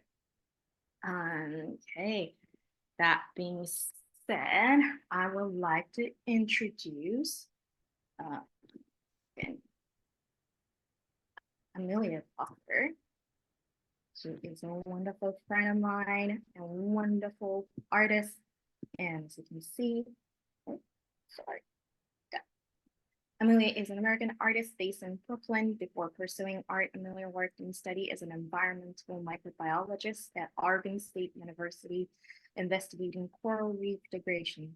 Amelia has shown her work across the United States and given talks and workshops at New York University, Columbia University, and the Association for Conflict Resolution, amongst others. I am a big fan of her work, so Amelia, take it away. All right, hi everyone. I'm just going to share my screen really quickly with you.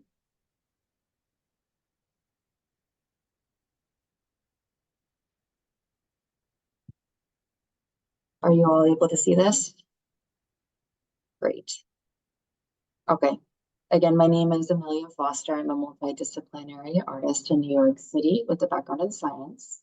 I'm what some might call a self-taught artist, meaning that I did not go to art school, although I do owe my knowledge to many peers, authors, and creators. We live in a time where we are lurching towards a reckoning with nature, in a time where there are still native towns and tribes in the United States without clean drinking water, in a time where old growth forests in the United States are dwindling, and in a time where the salmon runs are drying and nutrients are being depleted from the soil. The author of Women Who Run with Wolves, Clarissa Pinkola Estes, affirms, "It is not by accident that the pristine wilderness of our planet disappears as the understanding of our own inner wild nature fades." How can we restore our connection to the land, and how to begin this healing process? For me, art is an essential part of humanity and life itself. Art and life feed into one another, embodying a shared sense of sacredness of the human spirit and of nature. The birth and decay of these magical aspects is inherent to the act of creating. Renowned art writer Lucy Lippard states, "Art must have begun as nature, simply as the perception of relationships between humans and the natural world. Art has the power to reconnect us with our wild selves, the part of us that realizes that we are not separate, but one with this planet." The notion of art serving as a connection to nature, to water, to soil is not new, nor is it unique. There are many cultures and artists who have laid the foundation for using art as a connection to land. One example is of the Zuni Native Americans in New Mexico, who consider clay to be the flesh of a female supernatural, recognizing the entwinement of humans and nature. And artists such as Michelle Stewart, Anna Mendieta, Joan Miro, Charles Simmons, to name a few, all use aspects of our mystical connection to this land as a central element for their art. My own art serves as a meditation. I incorporate aspects of the ephemeral into my work. It will decay, it might regenerate, and it will inevitably change, much like our relationship to ourselves, to our culture, into the land. As a third-generation Polish American, my work explores the loss of heritage, connection to land, and how connection to nature bestows a sense of belonging. I am particularly interested in Slavic paganism and learning about my ancestors' own sacred connection to this earth. The word pagan in and of itself is a reference to earth, deriving from the Latin word pagus, for a country or rural village, connoting images of a people tied to the earth. I want to know how to get back to that. I see my art as a medium for remembering, how to reconnect with a shared spirituality for our planet. I'm going to share with you all a few of my works and their accompanying stories, each of them stemming from a connection to nature. This piece is titled, There's Blood on My Hands. It is a self-portrait using color pencil, graphite paper. I chose to work with paper because it is temporal. It is not as long-lasting as other materials, and it will eventually return to Earth. I titled this piece, There's Blood on My Hands, because the work is a reflection of myself as a contributor to the shortcomings of modern society, but also because my blood, my personhood, is directly linked to this Earth. I am a part of it. This work asks me and the viewer to seek accountability, to stand empowered, knowing that while you or I may be a single person, we are still a member of a community and a culture as a whole. This work picks at the bones of Slavic paganism, what is left of my ancestral connection to the land after thousands of years of wars in Eastern Europe, immigration to America, and familial assimilation. You can see around the woman are bones of serpents, a symbol of infinity, rebirth, and regeneration that were also used as sacrificial animals in oracular customs to predict and control the future. Summoning elements of the past into my own present. Again, coming back to this idea of empowerment and control. Just below the surface of the water, however, you can see that the animal bodies are preserved. The water, the earth itself, is a life force. This piece asks the viewer, what aspects of history, of culture, are we able to see and what aspects are lost? How does this shape us? It is thought that the Roman Emperor Marcus Aurelius wrote parts of his book Meditations while waging an unsuccessful war in marshy Slavic lands of Eastern Europe. In this book, he states, all that is harmony for you, my universe, is in harmony with me as well. Nothing comes at the right time for you that is too early or too late for me. This piece is titled Death by 1,000 Bites and is in reference to how memory fades over time. I began working with earthly materials so that I could feel close to the land in my practice, so I could be physically touching it, touching nature, and mentally transpose myself into that world. Death by 1,000 Bites is made of red flowers, LED lights, a battery pack, silver wire, silver solder, along with copper. The main flower that you see in here, the purple one, is called status, which is commonly known as sea lavender. This flower is endemic to the Mediterranean and is symbolic of remembering, the act of remembering. This sculpture embodies a sense of the temporal aspects of memory and of our natural environment. The work itself has already changed, with the bright orange flowers turning white, losing their vibrance. Death by 1,000 Bites meditates on how we only ever experience a fraction of the past. Things disappear and decay according to nature. How this process is natural. There's nothing inherently wrong with it, but also as a culture, how we have collectively lost sight of our connection to nature, how our memories have faded along with our wildness.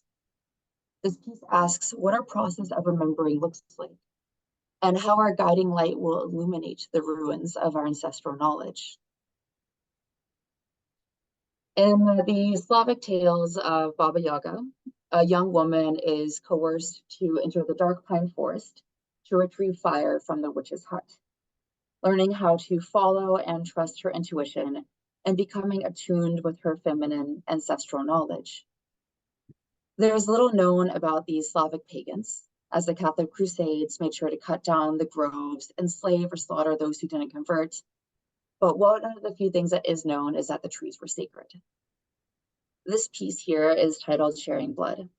It is made of pine branches from discarded Christmas trees, stained glass, silver solder, copper, resin, and my own blood. Again, going back to this idea of questioning what aspects of history are seen or acknowledged, what is hidden, and how it all decays and changes over time. Lucy Lippard states, the essence of a culture can be found in the degree of its domination of or independence of nature. In this piece, I specifically meditate on how the Catholic Crusades reformed the psyche of Europeans and how it translates to myself as a third-generation American today. There is a part in the Bible that continues to stick out to me in Matthew 5:30. I'm going to quote it. And if thy right hand offend thee, cut it off and cast it from thee. For it is profitable for thee that one of thy members should perish, and not that thy whole body should be cast into hell. This passage encapsulates the sense of shame, to discard and hide the sin, instead of working to heal or fix it. Dismembering of the body. My work doesn't present answers, but rather reflects on how centuries of ingrained shame shape how we navigate through this world. Sharing blood symbolically cuts off both of my hands, blood inside, and creates a cocoon for it, something that serves as a healing motherly agent, and again, will change, and aspects of it will eventually decay, forgetting. The work calls back to the ancient, to the earth, to take my shame and guard it for as long as possible, sharing blood with the soil. It attempts to heal my relationship with myself, to my culture, and to the land. I sincerely believe that artists can help change the dominant culture's views by changing the context in which deeply ingrained connection between ourselves and nature is perceived, and restoring it. I have more questions than I do answers, but I hope that each of you walks away today a little more curious, focusing on the way history and culture breaks and fits together, and how this shapes us.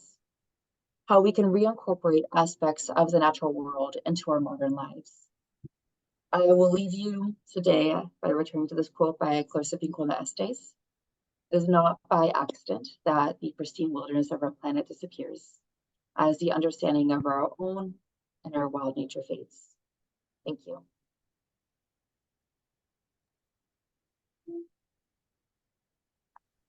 Thank you, Amelia.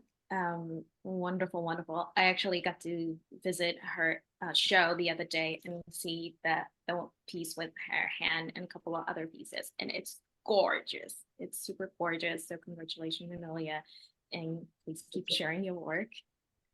If you have any question, just put them in the chat, and we'll try to have the Q&A and everything later after all the presenters have presented. And I would love to introduce the next speaker, who will be actually calling in from Garden. Excellent.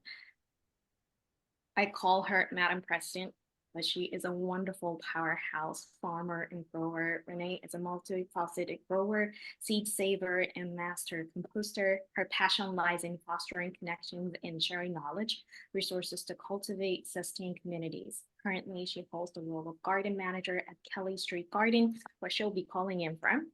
And she spearheaded the establishment of the community apothecary and mushroom chamber. Additionally, Renee serves as a land steward at Diversity Edible Farm Garden, Lady of Magic Garden, La Finca del Sol, New Roots Community Farm, and Seeds the Soil hosted at Prime Produce, Guildford Good. And Renee is a former Hill School of Political Leadership Fellow and a graduate of Farm School NYC. She has studied housing, community organizations, nonprofit leadership, and public policy at CUNY School of Labor and Union Studies. Her focus lies at the intersection of food, housing, nature, the built environment, and envisioning a just housing future. Renee, take it away. Hello, everyone. Thank you for inviting me. So, can you see the garden? Yes.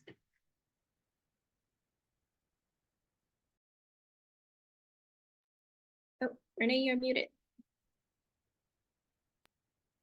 I'm coming to you from the Hunt Point, Longwood section of the Bronx.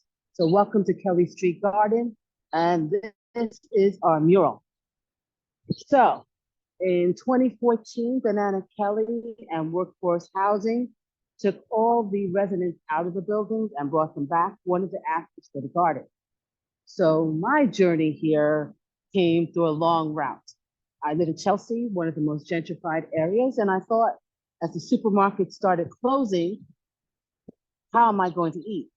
So one of the things I did was decide to learn how to grow food. I also did a workforce training program in culinary arts, finding out that I actually preferred growing food than actually cooking it. So this is the garden. So right here's our gazebo and our various menageries, I call it. So when people talk about soil and water, I begin from its beginnings that a healthy soil and actually gets me good seed and food. So that's how I begin. So as we see, we have everything growing, and some of the stuff is from last year, and that makes it easier. And we have our own little black cohosh, indigo, and various things. We have beets that are growing from last year, and we overwinter, and then we bring it up and we distribute it to community. Various flowers, asters. So for me, soil is the beginning of it. Healthy soil, healthy food, healthy people, having water. Luckily, we have 6 750-gallon tanks that allow us to have irrigation system that works at all times.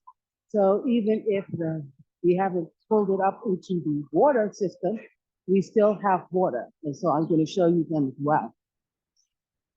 As we discuss artistic vision, the garden is artistic vision. It allows me to sit down and let it tell me what I need to do. So some of the things I learned is, what does it tell me? So my artistic vision is just sitting and contemplating the world. Contemplating what we see and what is it telling me. And also all the colors of the garden. Right now, you mainly see green, but eventually you will see other colors. So also, how do things work in relation? And that's also about artists. Of course, people don't think of farmers as artists because, well, we're not the conventional artists, to be quite honest. Our artistic vision comes with contemplating the world and the colors that will attract people into the garden and the things that come into the garden. So artistic vision, yes, I love photography. Yes, I love photographing, but I let the garden and the farms teach me what I need to see. Show me another way of seeing and being. Artistic vision is all about the world that is around us and the things that we learn and do. So everything from looking at a dandelion right here, and it's a beautiful little flower. Let me see if I can get it. From the dandelion and its yellow flowers to actually learning all about it, learning about the roots, learning about its bitterness, and actually contemplating what it actually means when you close your eyes and make a wish. That's an artistic vision within itself. Everything from the red clovers, I don't know if you can see them. Those are the things that you see as well.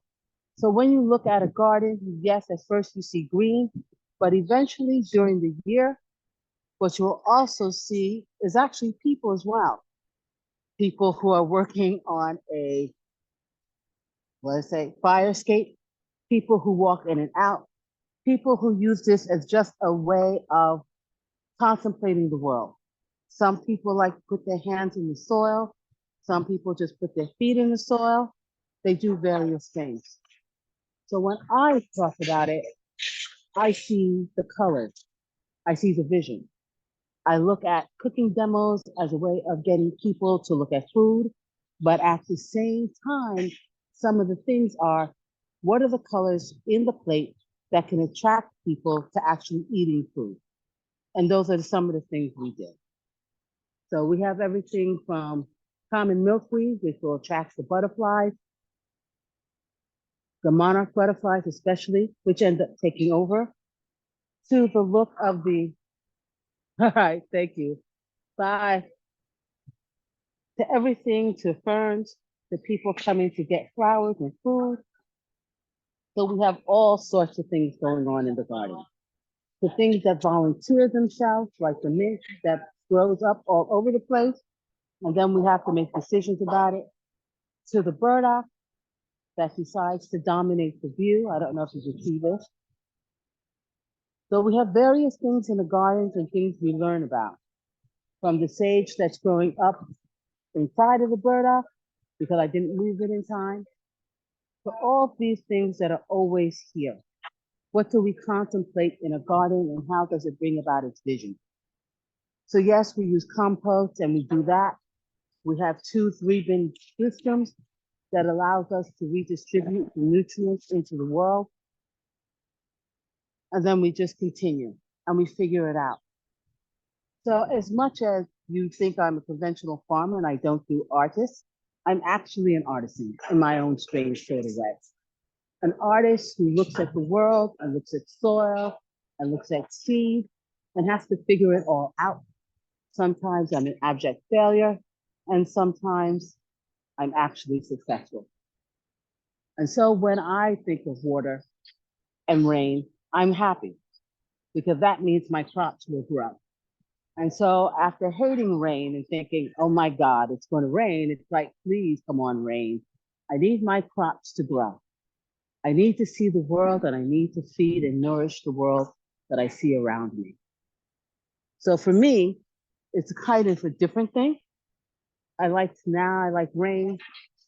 I make sure I can get the crops in if I know it's going to rain. And I just keep playing.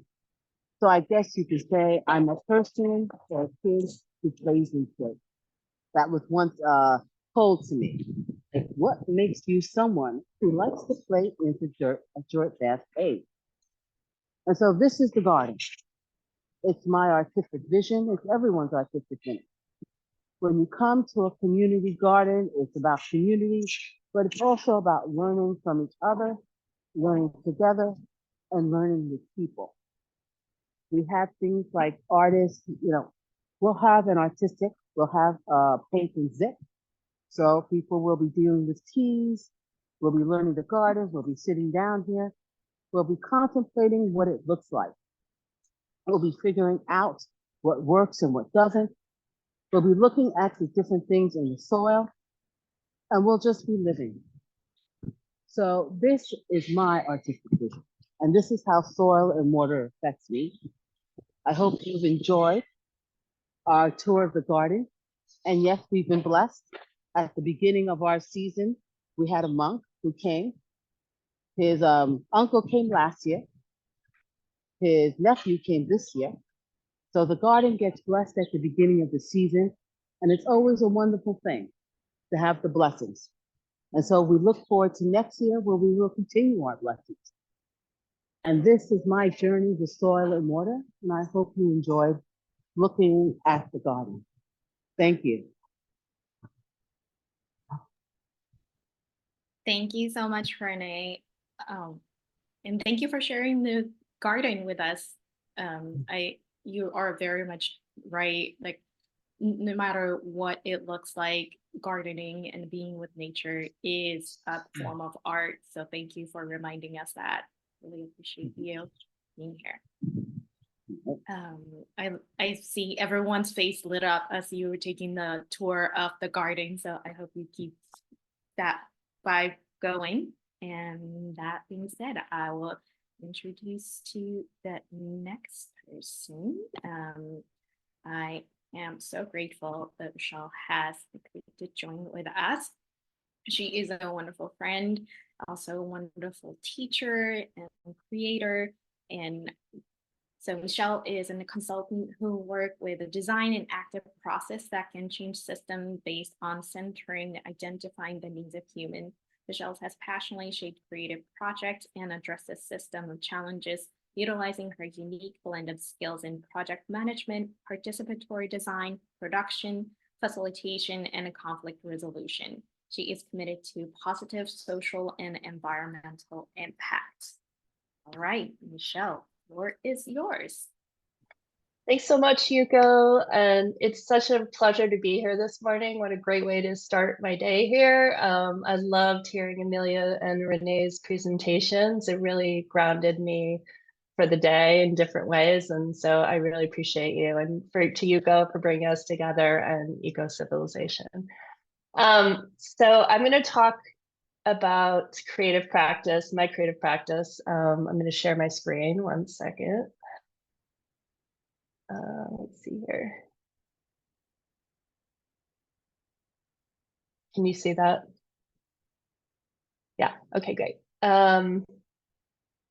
Oops, that's not where I wanted to be here. Here we go. So the creative practice that I have is based in production. So I'm going to be talking about water and soil and human connections, and working with artists specifically. So I'm located in New York City on the island of Manhattan. So this is a view from the southern part of Manhattan. I actually live all the way north in the Harlem, which is not that far from where Renee is in her garden right now. We're on the unceded land of the Lenape people, and I'd like to pay my respects to elders past, present, and future. And it's really been a pleasure living here. I've lived and worked in New York City for decades. As you can see, it's a very built environment surrounded by water. And at a particular moment in time, I moved to Harlem and joined a community garden.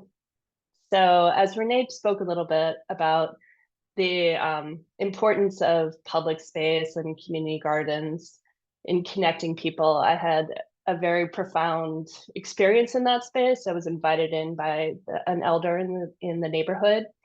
And through that experience, I really took a deep dive. So my work life was corporate America as an advertising producer. So I facilitate creative process and have done that through my entire career. It's something that I'm passionate about and that I love.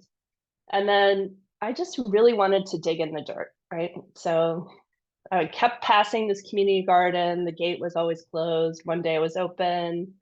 Steve was inside and he invited me in. And that just sort of, snowballed into collaborating with my neighbors. This particular space has been around for decades. And has gone through ebbs and flows of stewardship of the land. And it was a huge education, and I learned about land use, cultural differences, gentrification, racism, politics, you name it. It all just came in that space. It's not a huge space. It's about 2 buildings wide in New York City, which is actually pretty big in New York terms. But that experience really started me thinking about conflict and how do we actually stay at the table so we can get to the good stuff. So that leaned into my creative practice, and then also allowed me to explore more environmental issues. So I went back to school to Columbia, where I got an MS in negotiation and conflict resolution, and focused my studies around environmental justice and food access. Out of that came a collaboration with Prime Produce, where a lot of my co-op members are with me today, so I'm very happy about that. And what happened was my capstone project was on environmental and justice and food access in Central Harlem, which really was a conflict analysis of what does this actually look like, and looking at all the different groups that were doing work in that area. And it became my design research for Seeds to Soil, which became an urban ecology collective that I founded in 2017. And what you're seeing on the right are a bunch of pictures from the earlier days. So 2018, we got up on the roof. You can see that there is no soil, right? So that's something that's interesting. If you're thinking about water and soil and buildings and what that can look like if you don't have land to dig in, what do you actually do? So you'll see some of the early stages of that project, where we were installing a weather station, figuring out systems for growing. And what ended up happening was we were part of the community in the building. So we started thinking about the roof in terms of like, what is it that the building would want us to do? And what could that look like? So we leaned into a more DIY design process, which led to a lot of participatory design and engagement, ranging from, you can see those green bins, that's actually New York City compost from the compost project in New York City. So we were able to get free compost from the city. People came and planted seeds, and we created seedlings. And then there was a lot of like planning and design processes, like in the corner on the bottom, you'll see some of the design process that was happening at that time. And then out of the work on the roof, there ended up being, we were given a grant, and I worked with David Hecht, who is a longtime collaborator of mine. He's worked with the Cybernetics Library, Seeds to Soil, and with Prime Produce. And we spent a lot of time thinking about what could this garden look like on the roof. And again, bringing the soil up to the roof was a challenge, right? It's not there. What do we do? Where do we get it? So it was a combination of compost as well as soil from the city, and then soil from other places as well. And then there was a lot of material sharing. So organizations like Brooklyn Grange, they gave us some of their used materials that would allowed us to create these milk crate milk crate system. And other organizations provided us with materials as well. So this was really a scrappy, low budget project that just spent a lot of time trying to create a creative vision for a soil-based project, but looking for partners that would allow us to actually do it. So like one of the major things, like I said, was getting the soil to the roof. We have stairs, we don't have elevators. It's a lot of work to get that much soil up. We were able to partner with an organization, a not-for-profit organization,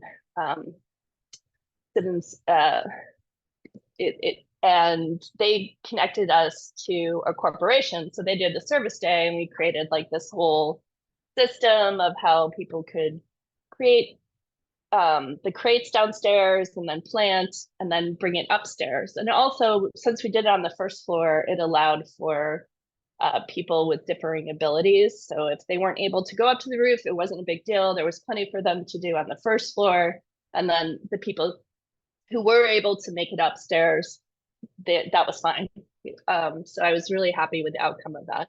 But as you can see, there are a lot of different people touching this project. And you can, there is some, the middle section talks about the design and what that looked like. And David spent a lot of time coming up with different ways of designing that piece of it. So that was a really awesome project. And then I just really wanted to share this with you. So this was during the pandemic. We had to figure out how we were going to care for the garden. And because we had milk crates, we brought some down onto the street. And then we started a little pilot of a distributed community garden. And this is actually what I'm showing you now is a collaborator, Randy Klein, who's a street artist in New York City. And she actually every single day would post something about her milk crate. And this is just this is actually a video that she put together for us. Can you hear that? Can you hear? Yeah.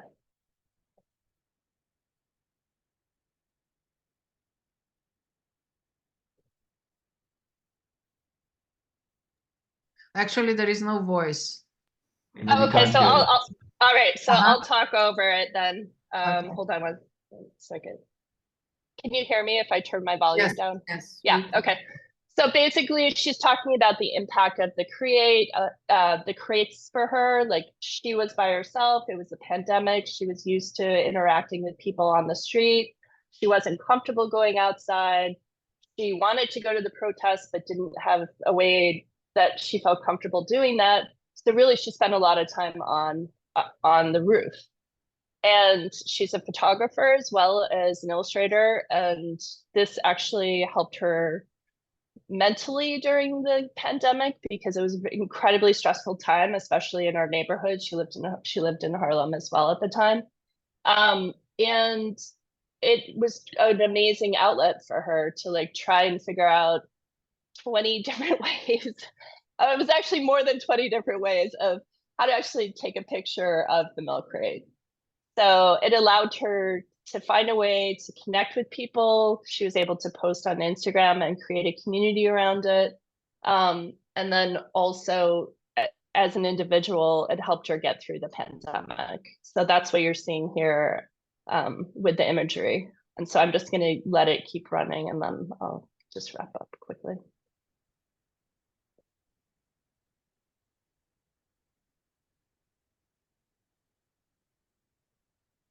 And she's talking about how the connection with people and art is so critical to combat loneliness.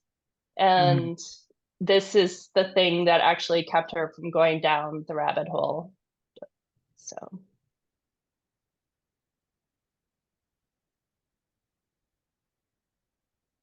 I think this leans into something that a lot of people don't think about in terms of gardening. It's really the health and well-being of people mentally and physically, like how is really impacted by being around what's going on.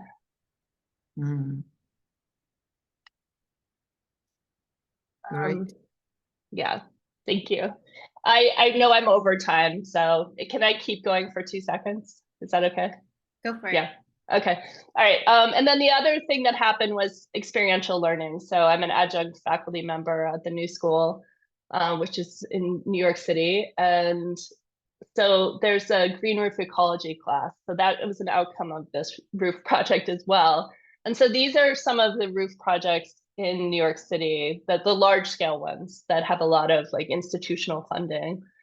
So the prime produce is in the left corner, and then if you continue to the right, it's New School. There's a project called Kingsland Wildflower, and then at the top is Brooklyn Grange, and then the other one is the Javits Center, which is our convention center in New York City. So it's gotten me into stormwater mitigation, and then also talking with students. So they're design students and policy students, so they work together on a group project and create educational materials or designs for buildings, and it's really inspiring to be able to share that with them. So I really appreciate you listening and being here and sharing space with me. It's been a pleasure being here, and I'm happy to answer any questions. Yeah, thank you so much. Thank you so much, Michelle. It was so great revisiting the tiny plot.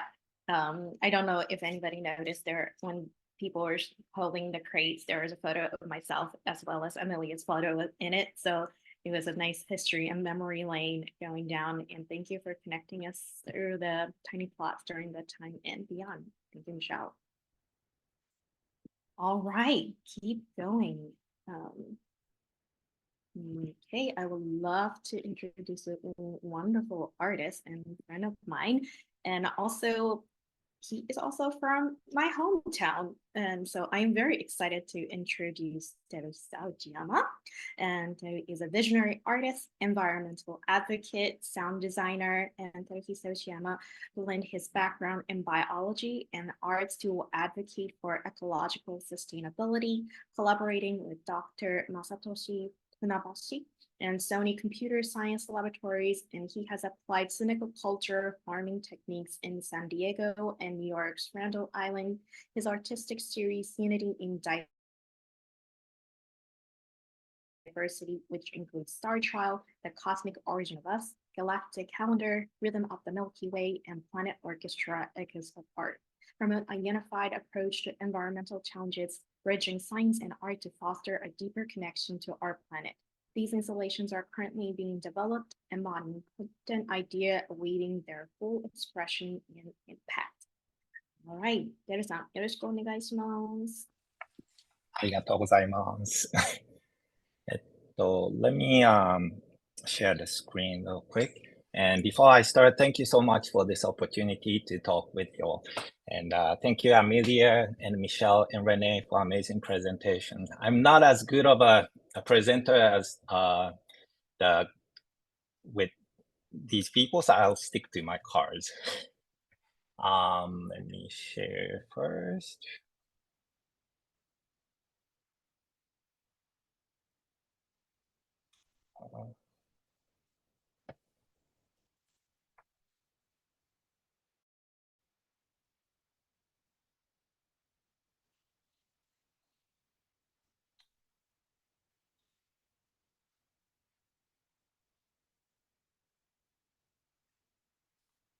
Okay.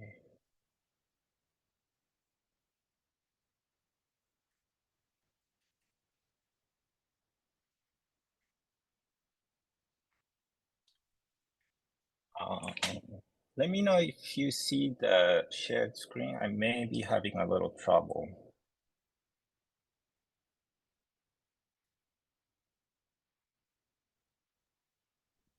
I don't see it yet. Okay, give me 1 second. Sorry about that. There you go. Okay, cool. All right, great. Awesome. All right, so again, good morning, everyone. It's a great honor to join you all here on today is a World Environment Day. So it's great to be with everyone who is conscious about water and soil and environment and this planet in general.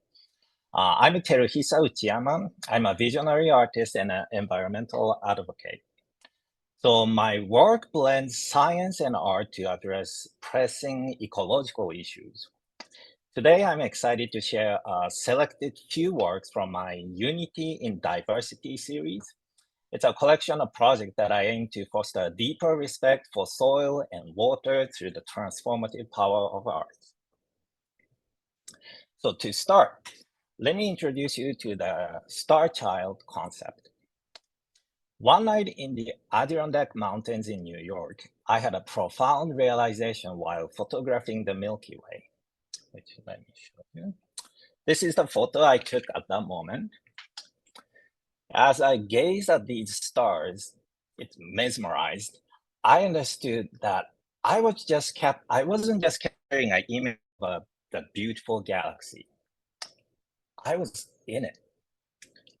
This revelation led me to realize that the atoms, the molecules that make up our bodies, and everything around us, trees, animals, insects, microbes, all were forged in stars. This cosmic connection reveals our unity as Star Child, transcending divisions and highlighting our interconnectedness. Every element in our bodies, from carbon to oxygen to nitrogen to calcium, was quite literally created in the heart of stars through the process called nucleosynthesis. That's the only way atoms are created in this world, in this universe. When stars undergo supernova explosions, they disperse these elements across the universe. And over the billions of years, these atoms recombine to form new stars, planets, and eventually life itself. This scientific truth, by the way, this is scientific truth, brings a cosmic perspective to our existence, emphasizing that we share a common origin with all matters in the universe. But our connection to stars doesn't stop there. We are also nurtured by stars. The food we eat, whether plant or animal, or fungi, is essentially a stored starlight. Plants convert sunlight into energy through photosynthesis, creating the food that sustains us. So every bite we take is a direct connection to the energy of the stars. So we are born in the star, and nurtured by the star. By embracing this concept of Star Child, we can inspire a more cooperative and compassionate approach to the environmental challenges we face, because it helps us understand that we are not separate entities, but part of a greater cosmic whole, connected through the very atoms that make us up and the light that sustains us. Okay, next. Let me take you on the journey of water. This project tracks the journey of water droplets from the evaporation in the ocean to formation of cloud and rainfall down back to Earth, then traveling through the interconnected web of soils and roots in the forest of Adirondack Mountains, and finally to the Hudson River in New York.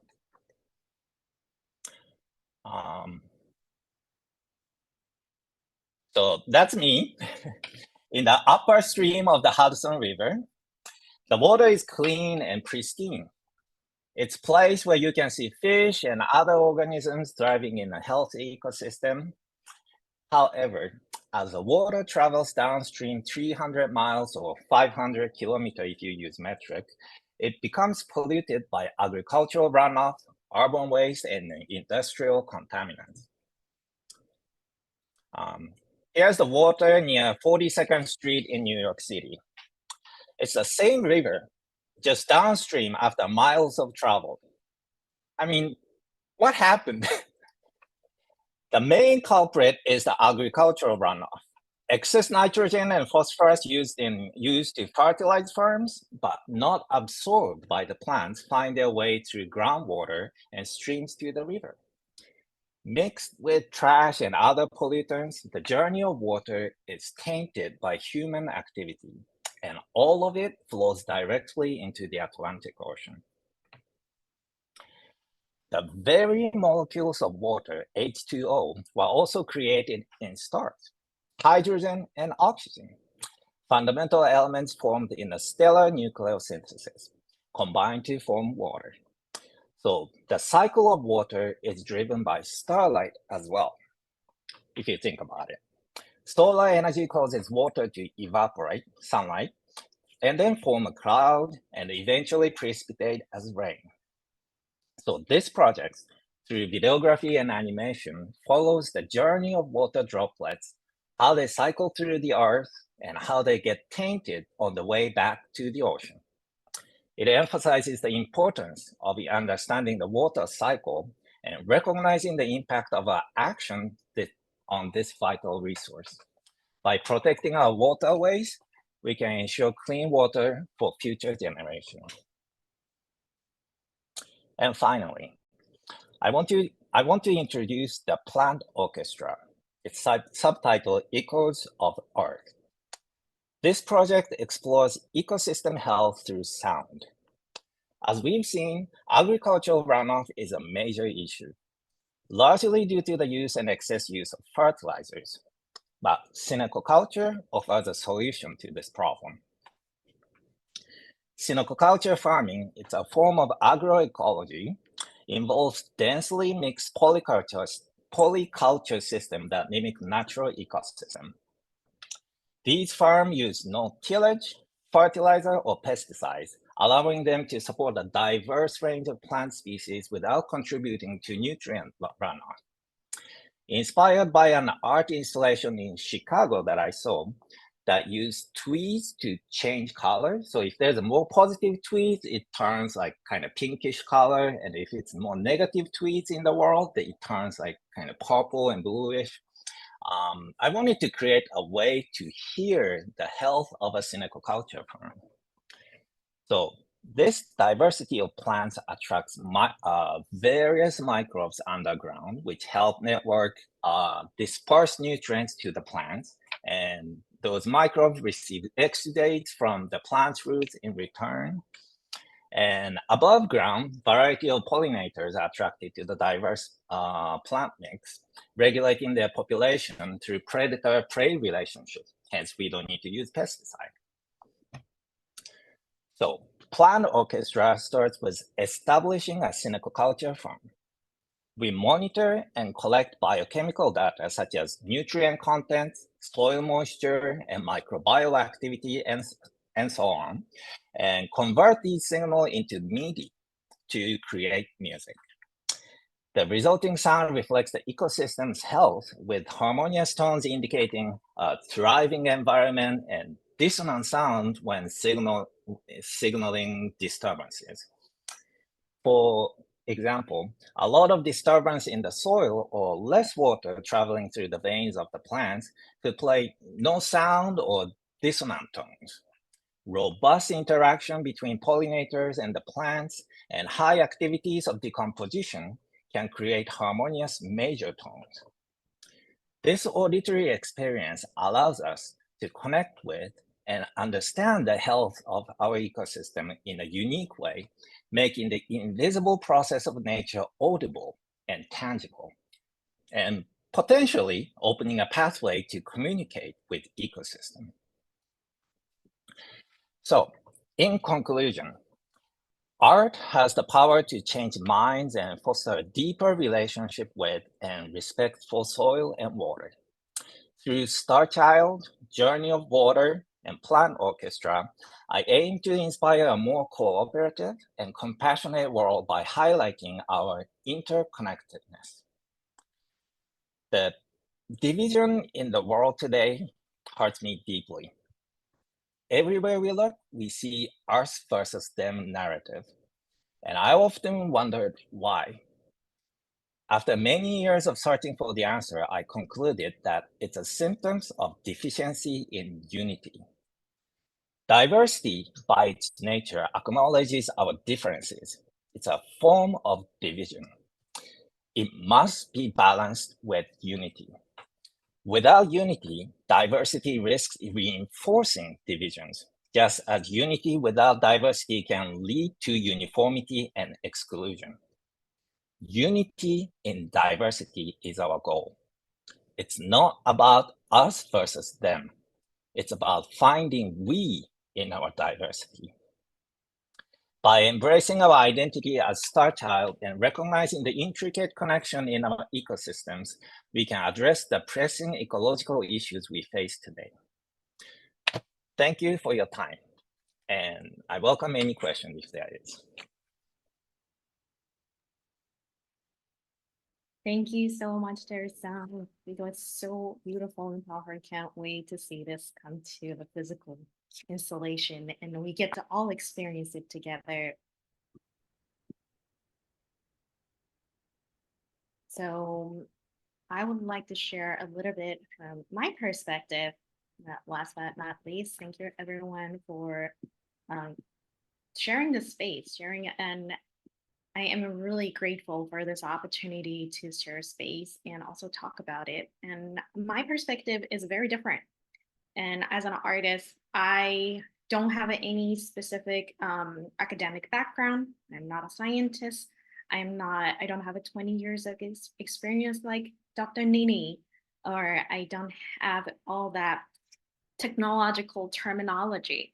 But what I find is super powerful as an artist is that art really helped me to connect with water, helped me to connect with soil. And because I'm an artist, I'm finding my way to reconnect with water and soil and nature. And I'm realizing that I've been so disconnected from water. I've been so disconnected from nature. I've been so disconnected because the life has been lifing, especially in the city like New York or a busy place like urban part of Japan. Like people are always hustling. People are always living in a concrete jungle where there's very few opportunity to engage with the nature. Michelle was saying earlier, how do we bring the soil to the root where there is no soil? And right, we have to go and find out what that means to reconnect with soil and reconnect with ourselves and reconnect with the community. So thank you, Violeta and Ecocivilisation team for sharing my my photo and bio, and I will move on to, oh, can't share sound, but I'll keep going with that. So this is me reconnecting through art, reconnecting to earth through art. I think that's such an important part. And as some of you here, one of my colleagues are member of Prime Produce Apprentice Cooperative, and this is something we can share right here. And this photo on the right, but on the left side, that's me and my sister. She would be really mad if I told her that I share her childhood picture, so don't tell her. So that was me. I love touching soil. I played with ants all the time. I played with the beetles and catch dragonfly, and I planted strawberries, the cucumbers, the eggplants in my backyard. So that was my life as a child. But as I was saying, slowly but surely, my connection to earth, my connection to nature has really disappeared. But being artists have been given an opportunity to reconnect. So one example that I want to share. So this is the video. I hope that it's a minute quick long. So I know the sound won't share, but there is no sound, just the music playing. This is a video that I put together while I was on a trip for Japan with a grown externship. And I'll talk about that in a second.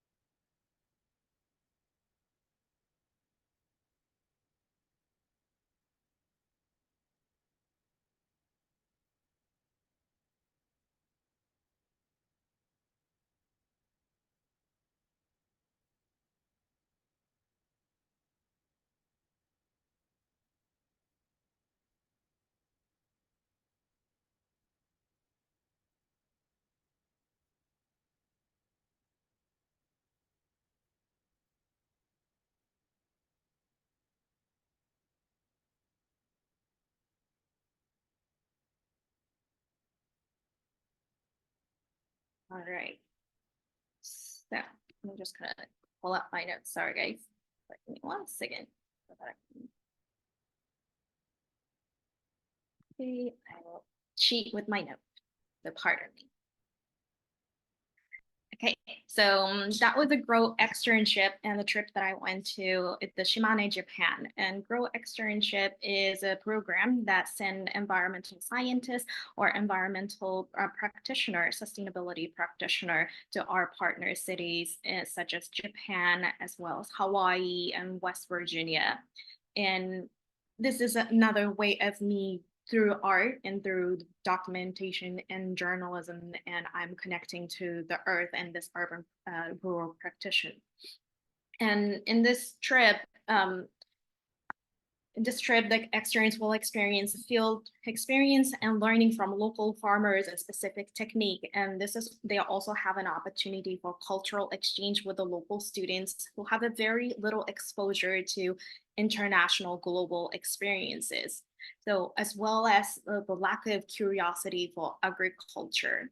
And the Shimane, Japan, this place is one of the very few places in not only Japan and also globally, like the population is constantly declining, not ups and down, but constantly declining.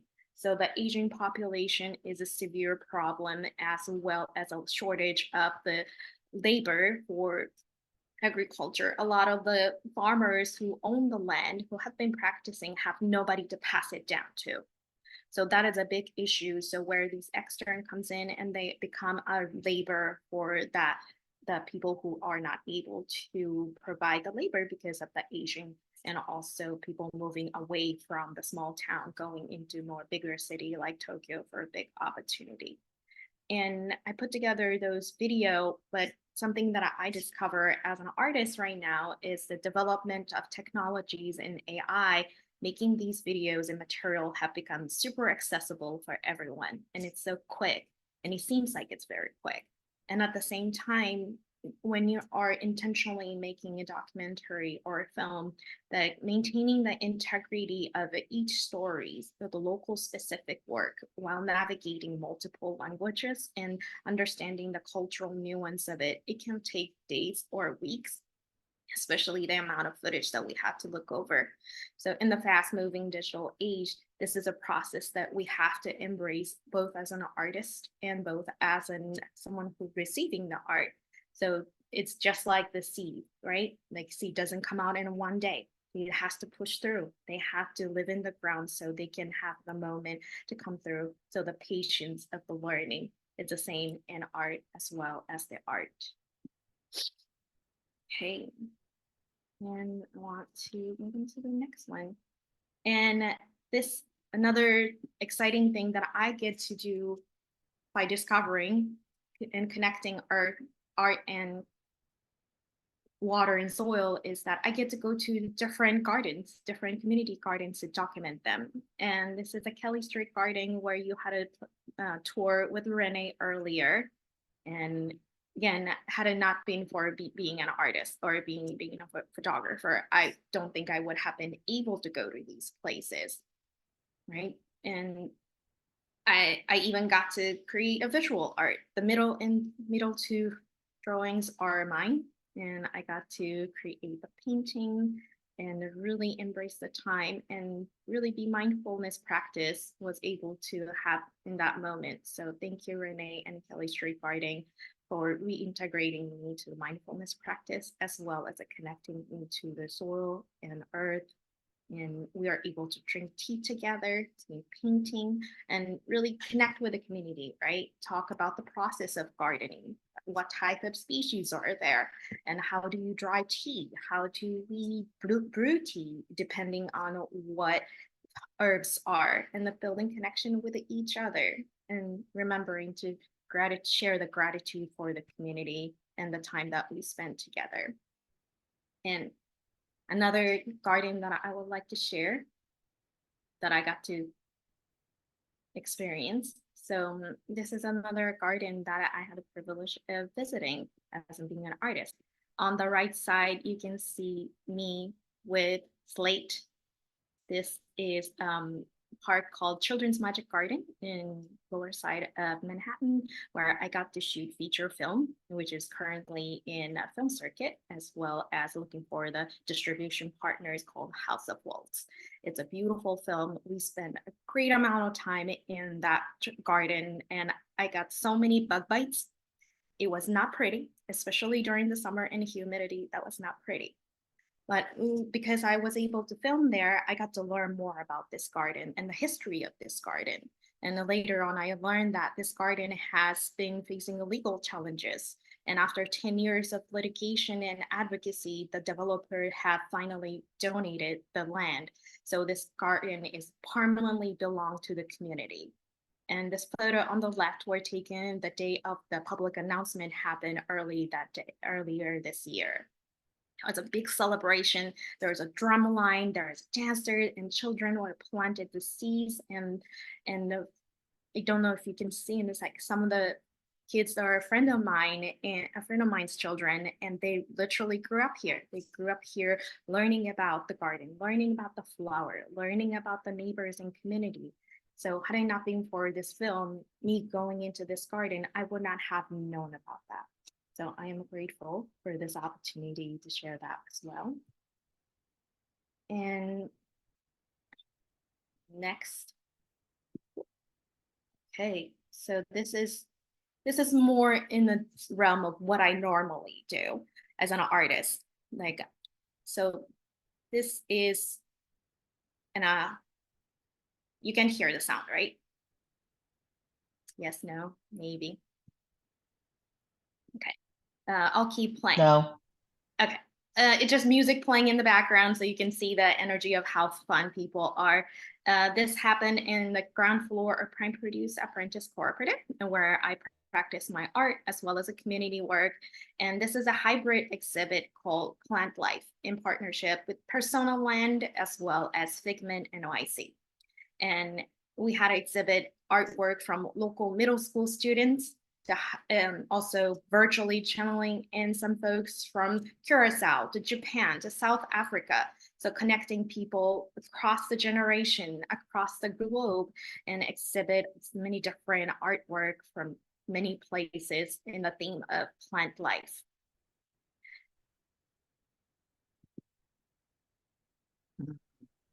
So these art exhibits and things like this, it's something that I'm normally accustomed to, but being an artist really expanded my path and connection with the earth so that I get to go to actual site and plant things, clear the land, or learn about gardening. So being an artist really helped me to open up the relationship.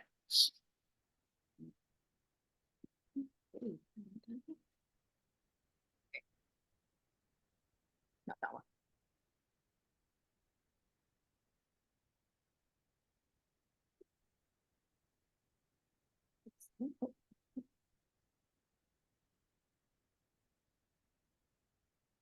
Oh. Okay, so these are the photos from the exhibits, and it was super exciting to see these middle school students showcasing their artwork. They're super proud of their work and connecting, and the use of their colors are gorgeous. So if you have a time to come visit New York, and we'll do it again. Wonderful. Okay. And I want to share one more thing, again, going back to the roots of where I really learned how to connect with soil and water.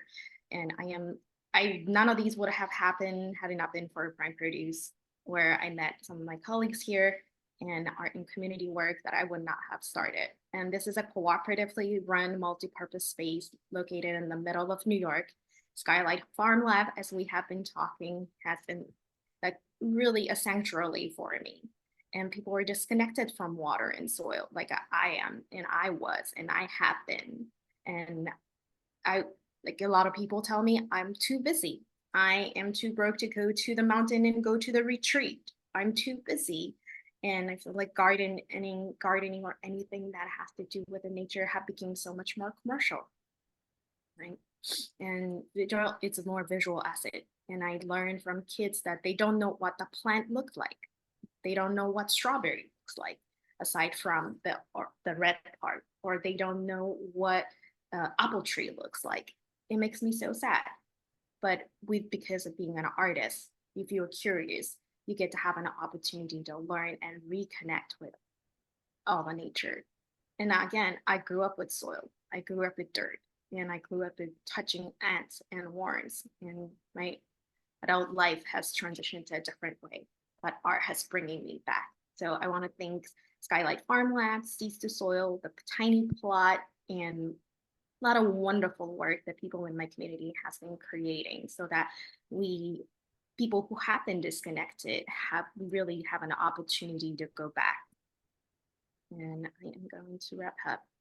So artists and creativity can really change the narratives. It really changed the narrative, not only for the experts sharing the knowledge with people, but also people to reconnect. It's an entryway. It can be a people to start learning about science, learning about the policy, learning about the history. So it's not only one side of using that as an advocacy, it also can open up the way for people to learn new things.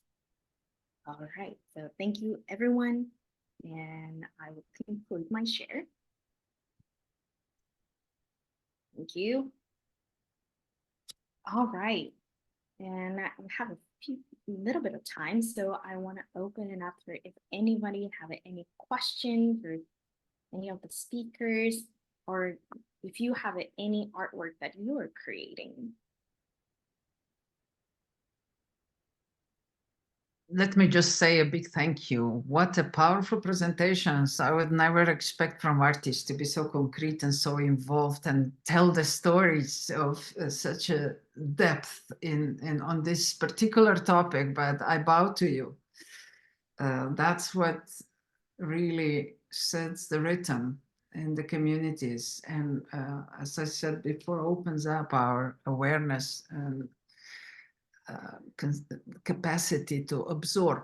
So thank you to all of you. And yes, please, let's engage now in the conversation. Let's have, I'm opening up the stage for not only to reflect to the artists, but please, you too, maybe the whole atmosphere and everything we've been experiencing today. I'm almost speechless. It's, you know, if you ever doubt if it's worth hosting these things, you got one more time a proof how much worth it is, really. And now we're gonna do the clips. Each of your presentation will become an individual clip on the social media, and we'll be able to really share and strengthen your messages.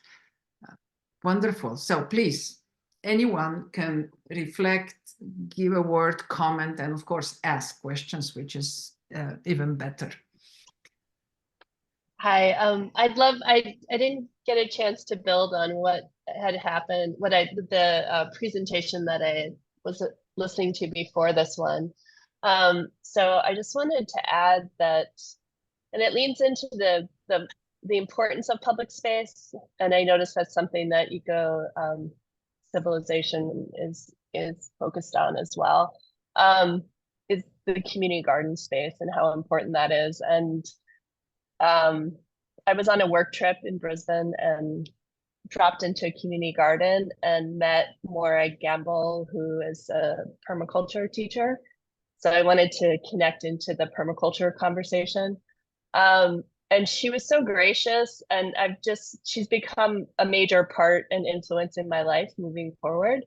And I just love how the network that she's created has created ways to connect across different networks.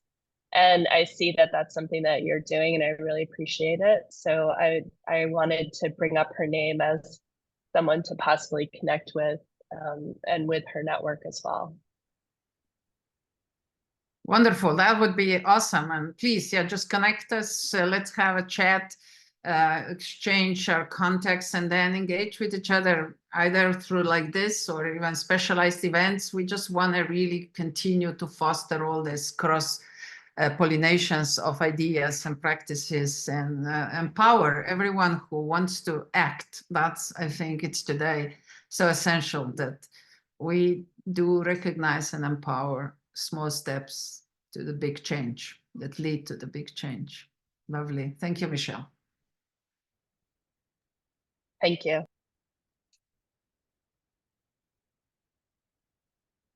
I'd like to ask all of you, the artist group and art and culture section. These were stories that you shared, but how does it really feel on the ground level when you try to engage? I mean, Yuko mentioned a bit the challenge of the countryside lifestyle and farmers who have nobody to pass the land to, or wisdom and knowledge. You all live now in urban spaces. So how difficult it is to actually engage on the ground level. I mean, the stories are nice, they're really engaging, but you know, how are the municipalities reacting? How are the neighbors reacting? Do they really all love gardens, or do you have also negative reactions and say, you know, what are you doing? So could you share some of the stories that you might have encountered throughout your exercises? I mean, including Emily, how do you bring this ancestors culture forward, like Michelle and as well all other presenters, Renee and Turushia. Can you work with your ideas, or is it a struggle? I would say it's a struggle. In New York, there's an alleged housing crisis. But at the same time, they take gardens and take them back from the community. I have to say, so you're always fighting that. They always make it seem like you can have one or the other, but in actuality, you can have both. The gardens have been, where in many cases, something in Bronx and Brooklyn, we have these many gardens because these areas were left. They were disinvested in. That's why you have so many in certain areas. And now that people have taken care of them for decades, and you knew about it, they have taken some places back. So I was a member of a garden that was returned to the city. It was never permanent. So they took it back. But the politician, Melissa Mark-Viverito, was able to broker a deal. She was the city council president. So the gardens, as part of the development, had to be returned, but it's only 3 of them out of the 6. And all those gardens are smaller. So it continues to be an ever expansive fight. It isn't one or the other. The Parks Department doesn't even get 1% of the budget of the city of New York. City of New York's budget is $108 billion. That's a lot. You can't even get 1%. So it's a continual fight. Green Thumb, one year they'll have staff, the next year they're not. So you have to become a grant writer. You're a relationship maker, which you've always have been anyway. But now a skill that you didn't know you have when you thought all you had to do was to deal with seeds and soil. You now have to understand the process of writing a grant. Everyone doesn't have people able to do it, who can do it, who have the time to do it. At the same time, you have communities that really don't have that time to give anything extra. Mm. So it's always a fight. It's always balancing different things. People come from different circumstances. They want to continue to grow the foods they always have. So it's also acclimating seeds to this climate, which is some of the things we do at Kelly Street Garden. So we now have seed saving. They do it at New Roots as well. Many community gardens do it because their membership wants to continue to eat their foods, wants to continue their traditions as well. And it's something we all learn from. But some of the organizations, such as Green Thumb, don't have the ability to help you. So you're going to have to go to other organizations and get together. In the Bronx, we have Bronx Green Up, and that actually helps. Culturally appropriate seeds, we have relationships. There's an 18-farm food hub that worked together during COVID and continues to work together. At the same time, you have community members who see gardens and food as, you bring rats. Actually the rats are here because the city doesn't do it properly. So those are the things that always have to be done. It's relationship making. So some of the words I heard was community, collaboration, sharing knowledge, cultural differences, learning about politics. You didn't think you'd have to be a politician. Learning how to collaborate and get along with them, also getting funding from them, also possibly becoming part of community boards so you can help to get the funding. Understanding about fiscal sponsorship. Do you want to be a 501c3? So that's something you have to learn about. Dealing with the fact of its housing, reparative, and social justice that you're dealing with all at the same time. These are a lot of things that you're doing. It's just not about community gardens. It's all aspects of the community as well that you have to deal with, and understanding the place that you're in and understanding the changes and gentrification that you're going through. So it's not just all about love and peace, and yes, it's going to be soil and water. It's all those things that we're dealing with. The social justice issues are also part of the community as well. And also learning that people don't really understand urban farming, that all the stuff that we know about farming is actually based on rural land and upstate. So now it's other people coming in and other entities coming in. And since urban agriculture is the big thing, are they being extracted? So dealing with that as well, or are they actually collaborating community? And sometimes you have to teach them that. So those are some of the things that are going on as well. Thank you very much for this very concrete and real experience and enrichment of our perception, how this urban farming is actually evolving. Of course, I assume that it's not all dandy, but because of the people like you all are, things are moving in the right direction. And as we said at the beginning, art opens up new perceptions, new awarenesses, new and infuels our souls. So I know that you're gonna continue to bring smiles to the communities and enrich their relationship with water and soil. We have this beautiful picture now on the screen that Deidre shared. Her art expression is always with us. Like I had to also say big thank you to Yuko's song that she brought all her friends together, and they wrote a song that was one of the songs we were listening to all of the events of Year of Water. And that was a big awakening call as well. So Yuko, thank you at this point again for your contribution. Thank you. Deidre, would you like to comment? And I'd like to pass the word also to Kartika and Ramit before they leave. They will be on the mobile phone, but that will not be the same. So go ahead, Deidre. Thank you. I was trying to get the picture to come down, but the thing that I wanted to say was for the last speaker, whose name I didn't catch, I'm sorry. We did some community actions with different gardens in Wanganui, along with the Wanganui River, and we actually did a couple of the things that you were talking about, because there are particular iwi, Maori iwi in New Zealand, who recognise that we are descended from stars, and that led us on a journey down the river, and the Wanganui River became legally the first legal body of water to have personhood, and so it's recognised as being a person and has the same legal rights as a person and has guardians accredited to it.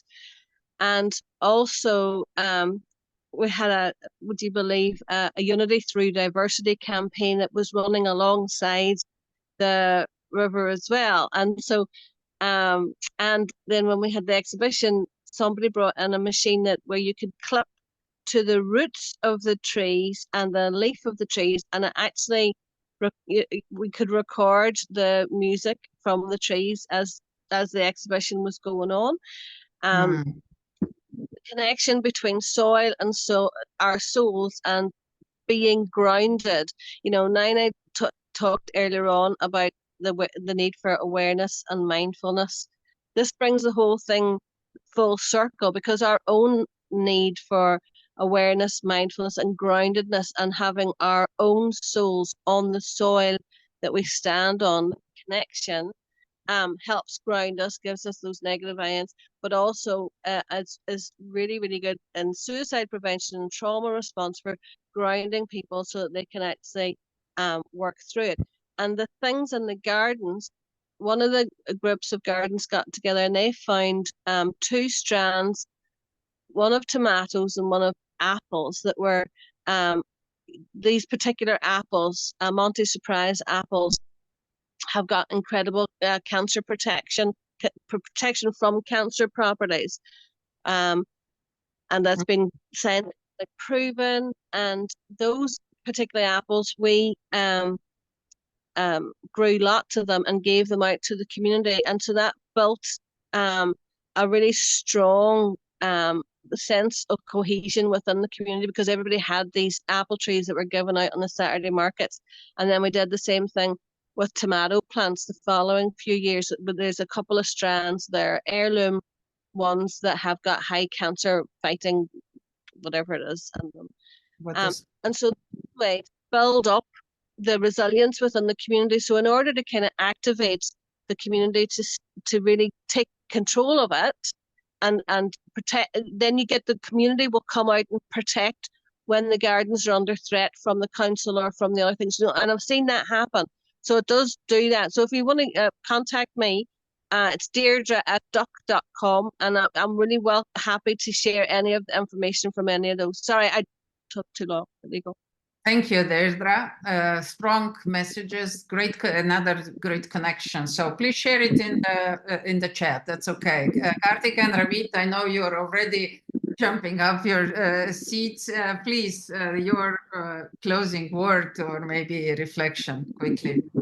No, I think the fact that, okay, so when you think about art, this is not what comes to mind.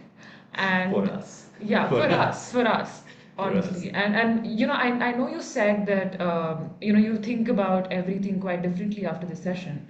I couldn't really understand what you meant then, but after going through the session, I truly do, because you know, I think it's when ideas meet actions, some beautiful things happen, and you just see that happening all around us. And I think one of the reasons as to why sessions like this become incredibly important is because it tells us constantly that we're not alone. Everybody has beautiful ideas and everybody are working in their own spaces. And the mere acknowledgement and the recognition that they exist is just so much more, it just makes the entire experience so much more better. And I've been honestly, you know, keeping notes of all the work that you people have been doing, you know, Michelle, Amelia, Yuko, Renee, I mean, I'm just looking at the names that I see, Teresa, I see you all. And I'm so excited to like write to you all and connect as well, because I understand the value, and I value all the work that you've been doing as well. So thank you for having us. Thank you for sparing the time to share your work with us. And I really hope that together we can build something really beautiful. Yeah. And we're not leaving, we're just leaving the video chat. We're still going to be listening in on our phones. Listening in, for sure. Thank you Okay, very thank much. you so much, everyone. Thank you for all your contribution. And yes, stay connected over the mobile phones, and we'll continue and bring this whole session to the end. And Yuko, it's your word. Thank you. Just wanted to also add on one more thing about what's happening on the ground level comment, especially strictly from artists and creative perspective. Things are really hard, really rough, especially on the funding space. About 40, almost 50% of artists are gig workers, or what they consider as a freelancer or independent contractor. So it's really hard. They don't have a government support. They don't have health insurance or unemployment insurance. So they don't have that type of support net in their lifestyle. And in New York particular, the median income of artists are about $30,000 less than average New York median income, which is significantly low. And when we talk about funding artwork or funding art projects, like really encourage people to think about where is the money actually going? Is this going to the organization with the executive director making thousands of dollars, or is this going into the local artist or the local school where children can have an art project and invest in on this art teacher? Those are very different type of funding. Then Renee mentioned, do we need to be a diplomat and policymakers? Yes, we do have to have that type of education on, like, both as an artist as well. Do we need to learn about the copyright? Do we need to learn about funding? Do we need to practice grant writing? All of these things are very relevant to artists as well. So artists' labor is artist work is a labor. And because of the media and technology, we have so much expectation from the public that we need to provide art for free, make it accessible. And yes, we need to make it accessible, but not on the expense of the livelihood of artists. So I just wanted to point out that that is a really important part as we move through and develop this collaboration and relationship with art and culture sectors. The funding is going to be a really key part. And there are a lot of movement initiatives, especially connected with, basic income programming type of pilots are done in various places. So I would love to share more research whenever that is updated, so that we can keep this powerful movement going. Just wanted to throw that in. Oh, wonderful, and a very strong message, Yuko. Eco-civilization material should be available, but maybe not for free all the time. It's a powerful message, seriously, and we all need to learn. But we're so eager to contribute to the shift that sometimes we give up on that, which maybe is causing more troubles than benefits. You're right. Thank you. Anybody else? Yes, Nini, please go ahead. No, sorry. I was you were just supporting- agreeing. Yeah, I see. Yes, putting my finger up to Yuko. Lovely, lovely. Tina, would you, yes. Tina Jančar just made, Jančiga just made a long comment in a chat. Maybe Gloria, you could make her a panelist and she could share that by herself, because it's a strong message and a good experience. And meanwhile, yes, do we have it? Tina, can you come? Yes, you are on. So please put the audio on and hi to everyone. Violeta, thank you for this opportunity. I'm totally unprepared for the speech, but I'm also coming from Slovenia, like Violeta, from the karst. This is actually the rural area. We moved a few years ago from Ljubljana. This is the capital of Slovenia, to this village, to the karst. It's actually we live like in Provence. If you ever heard for Provence or Tuscany, we have a really beautiful. We live in a very beautiful village, but at the same time we have a very hot summer. But actually we are very rich with water, with the caves, and with the beautiful nature. So actually we are actually a company which develop IT solution for the running for the sport competition. But at the same time, we really enjoying in organization sport and cultural events. And in a few years now, we created a very nice community. We are connecting people, neighbors, and we really working on the relationship between the people. So, and at the same time, we would like to provide a very strong community which works very hardly and very efficiently on connecting all the suppliers around our neighbors and so on. So we are trying as a small organization which we organize sports and cultural events to do everything, including to be kind to the nature, to be human, and so on. So all these values we include also in our work.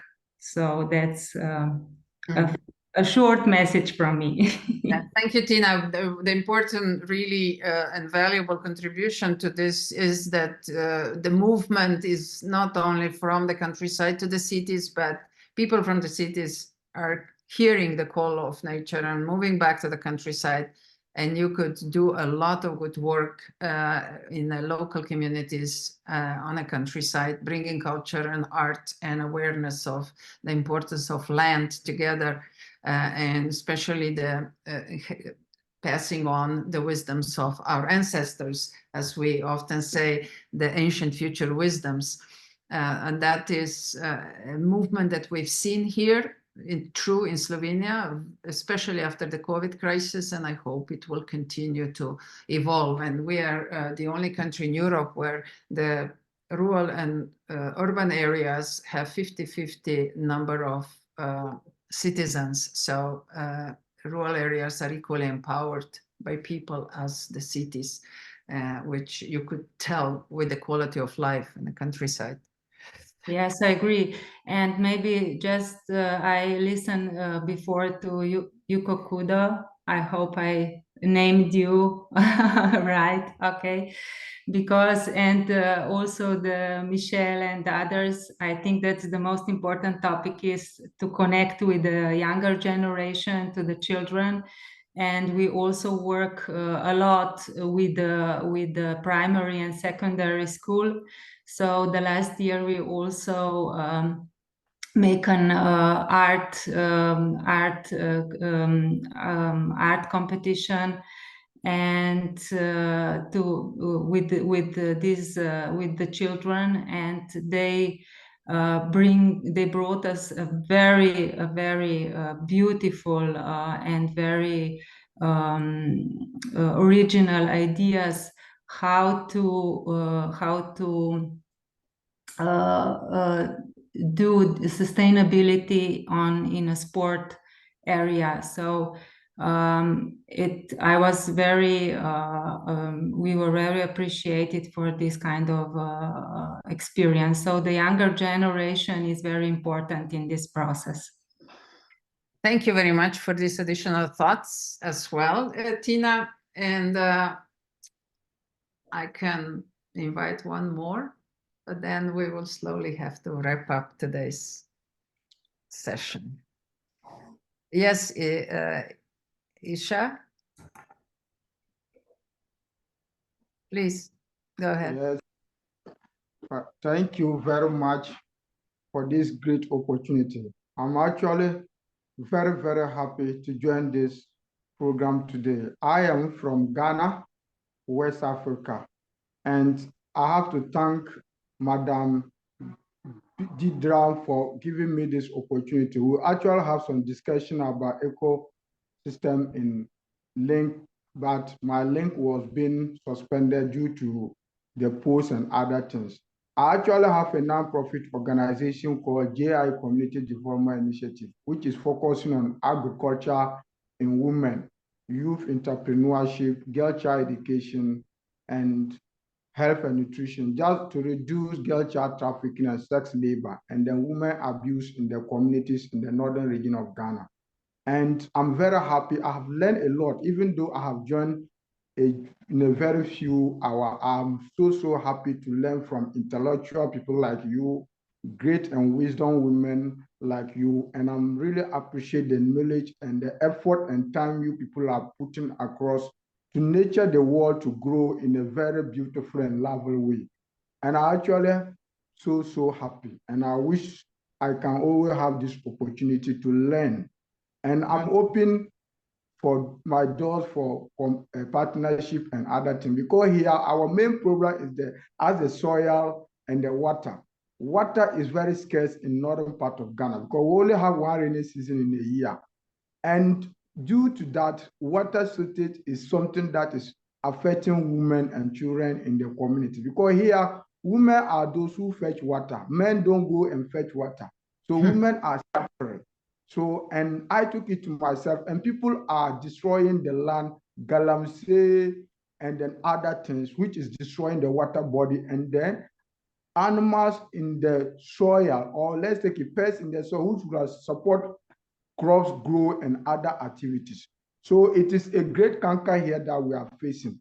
So I'm really happy. I will learn a lot so that I can impact the knowledge on the small young, my colleague youngs that I'm working with, so that we can see how we can develop the world together. Because the world is a lovely place for us to make it a very beautiful and nice place to live together. So as I said, I'm open for everyone, and I'm free to have a discussion, particularly my non-profit organization, which is specifically for girl child education, women empowerment in agriculture, and youth entrepreneurship. Thank you very much. Lovely. Thank you very much for your intervention, Ishak. And it's very important. Thanks for connecting Ghana as well to this circle. And I'm sure that we will have more opportunities in the future to collaborate. And as you can see on the picture, Miha has shared the picture of a planted tree that we started the conference with, and it's already in the soil. And it looks very happy and healthy. So we will continue to follow the development of this tree throughout the years in the future. So Miha, thank you very much for this. I was able to incorporate it, and here it is, a powerful closing of today's conference from 10 o'clock in the morning till 4 o'clock in the afternoon, with no break for lunch or coffee, except if we stole some of the time in between. We managed to connect the world on something that is so essential for life as water and soil are. And if I had any doubt of the power of the collective, and as it was already shared with us today by the artist team, we have a capacity to move from I and us to we. And there is nobody else but we. And there is nobody else who can do the work but we. And each individual counts. Each ideas, you could see so many inspirations started with one thought, with one interest, with one disappointment, with one challenge. And then it got spread, and the results were delivered by the community, by the collective. And that's how I think we could sustain our world, by feeling the part of the collectiveness while valuing each of our contributions, because that's where the real sparkles are. And we are all made of the cosmic dust, and we will all become a cosmic dust. So isn't it an incredible privilege that we can manifest in the being in between and co-create the world? And let's now close our eyes and dream.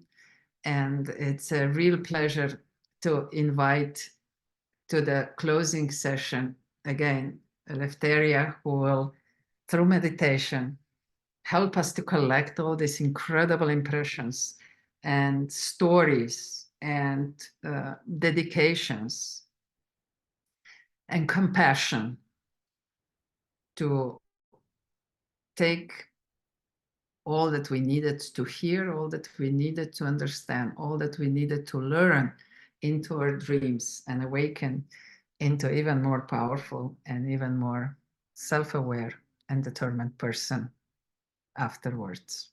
Eleftheria, the floor is yours. Thank you so much, Violetta, and thank you so much for an incredible experience. I feel that we've journeyed from the roots of the oak tree all the way out into the cosmos. And so I would love to invite you now to just close your eyes and just turn your gaze inwards. Again, we're just going to take a slow, deep belly breath in, breathing in from the bottom of your belly, taking in all that beautiful oxygen, letting it flow throughout your body. Exhaling out that breath with ease. Just imagine, sense, or feel your roots connecting you to the rich, nourishing soil of Mother Earth, of Gaia.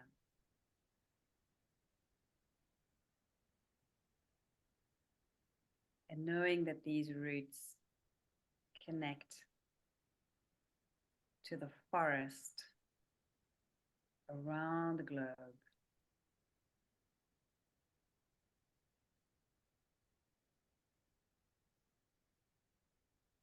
And just bringing your awareness and your attention to your beautiful sacred heart.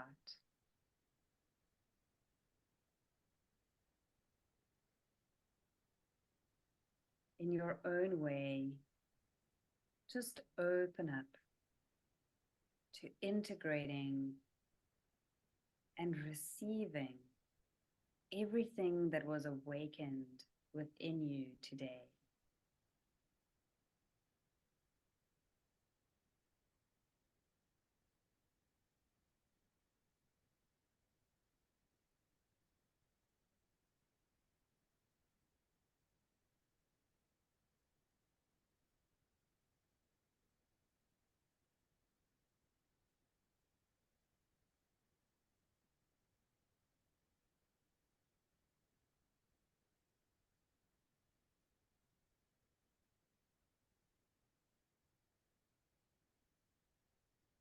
What ignited for you?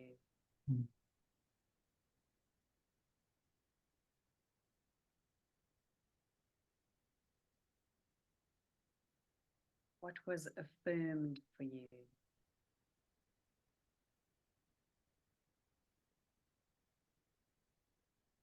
What truth was sparked within you?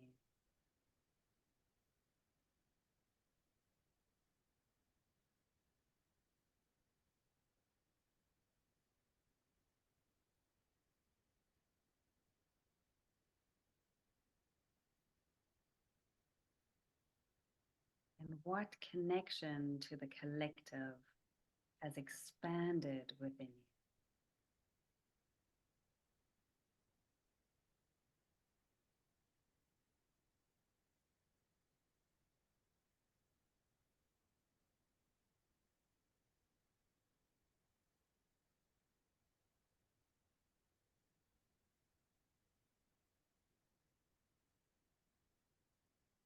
And if it feels right to you, we just place one hand on our hearts, connecting to the vast, expansive intelligence of the heart.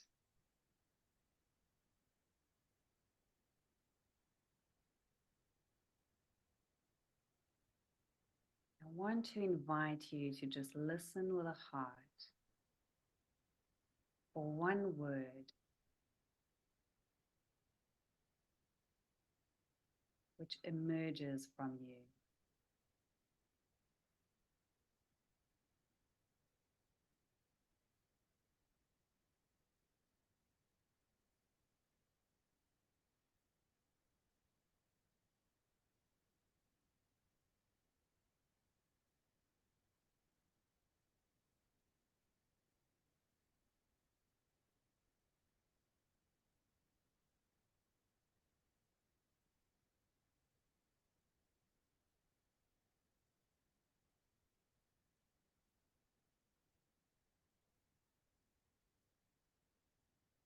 And we just take a moment to just express gratitude for our connection together, for our collective vision of co-creating a world we all love to be a part of.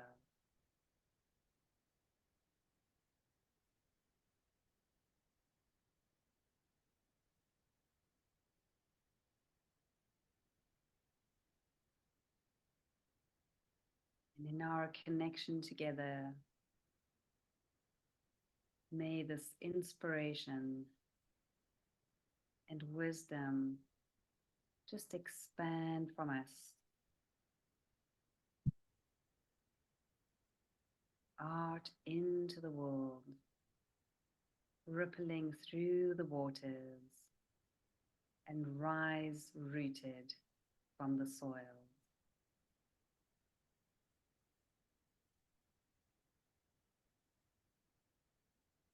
Just take a deep grounding breath in,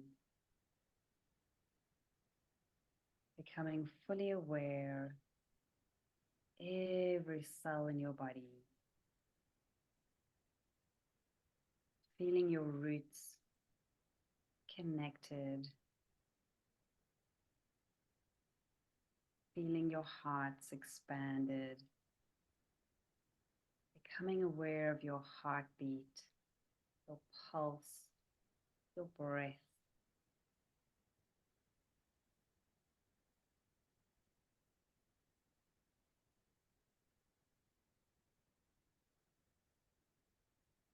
Gently take your thumb and just run it over the tips of your fingers to feel the skin. Our skin as the microcosm is the soil, and skin of the earth, our skin.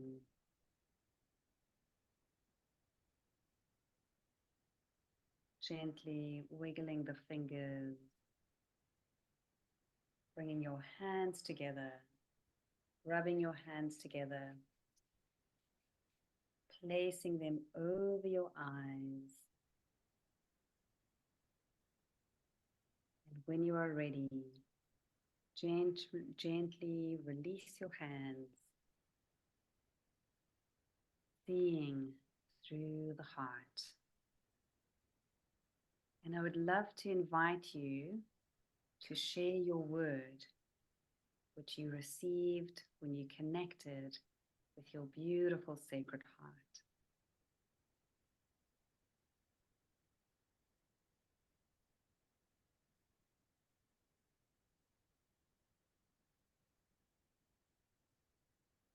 Find connection, peace, love, power of connectedness, collective, openness.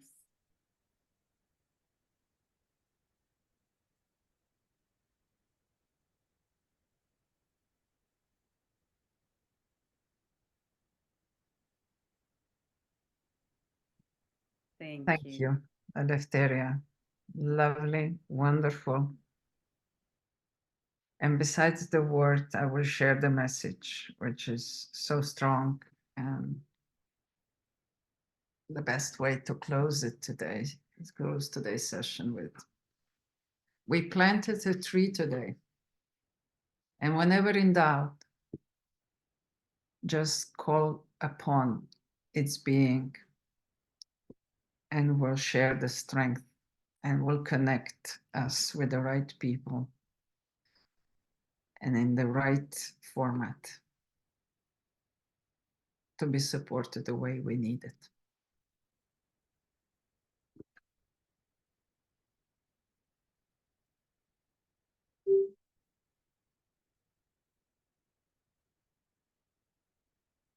Thank you very much again to all for this unbelievable journey today. And at the end, I would like to share just a few infos. These are the events that are still coming up as part of Ecocivilisation. Some we organize by ourselves, some we do it with the collaboration with our partners. And I felt a very strong commitment today to bring the new conference in June 2025, Water, Soil, and Air together again. So I'm hoping to see you all, and in between, cross-connect, cross-pollinate, support each other, and let's create the world we want to live in. And that's it. The power of idea is unbelievable. It's always an idea first, you know, and then the manifestation follows. And I think we planted many great seeds today. So with that in mind, allow me to close today's session and wish you a lovely day, the rest of the day, wherever you're going to go. And remember, the tree will always be there to connect with. Thanks. And goodbye to everyone. Have a great time. Thank you so much, Violeta. Thank you, Nini. Thank you, Eleftheria. Thank you, Yuko. Thank you. Thank you, Claudia, for helping us to make it happen, and to all of you who co-created the space. Bye for now.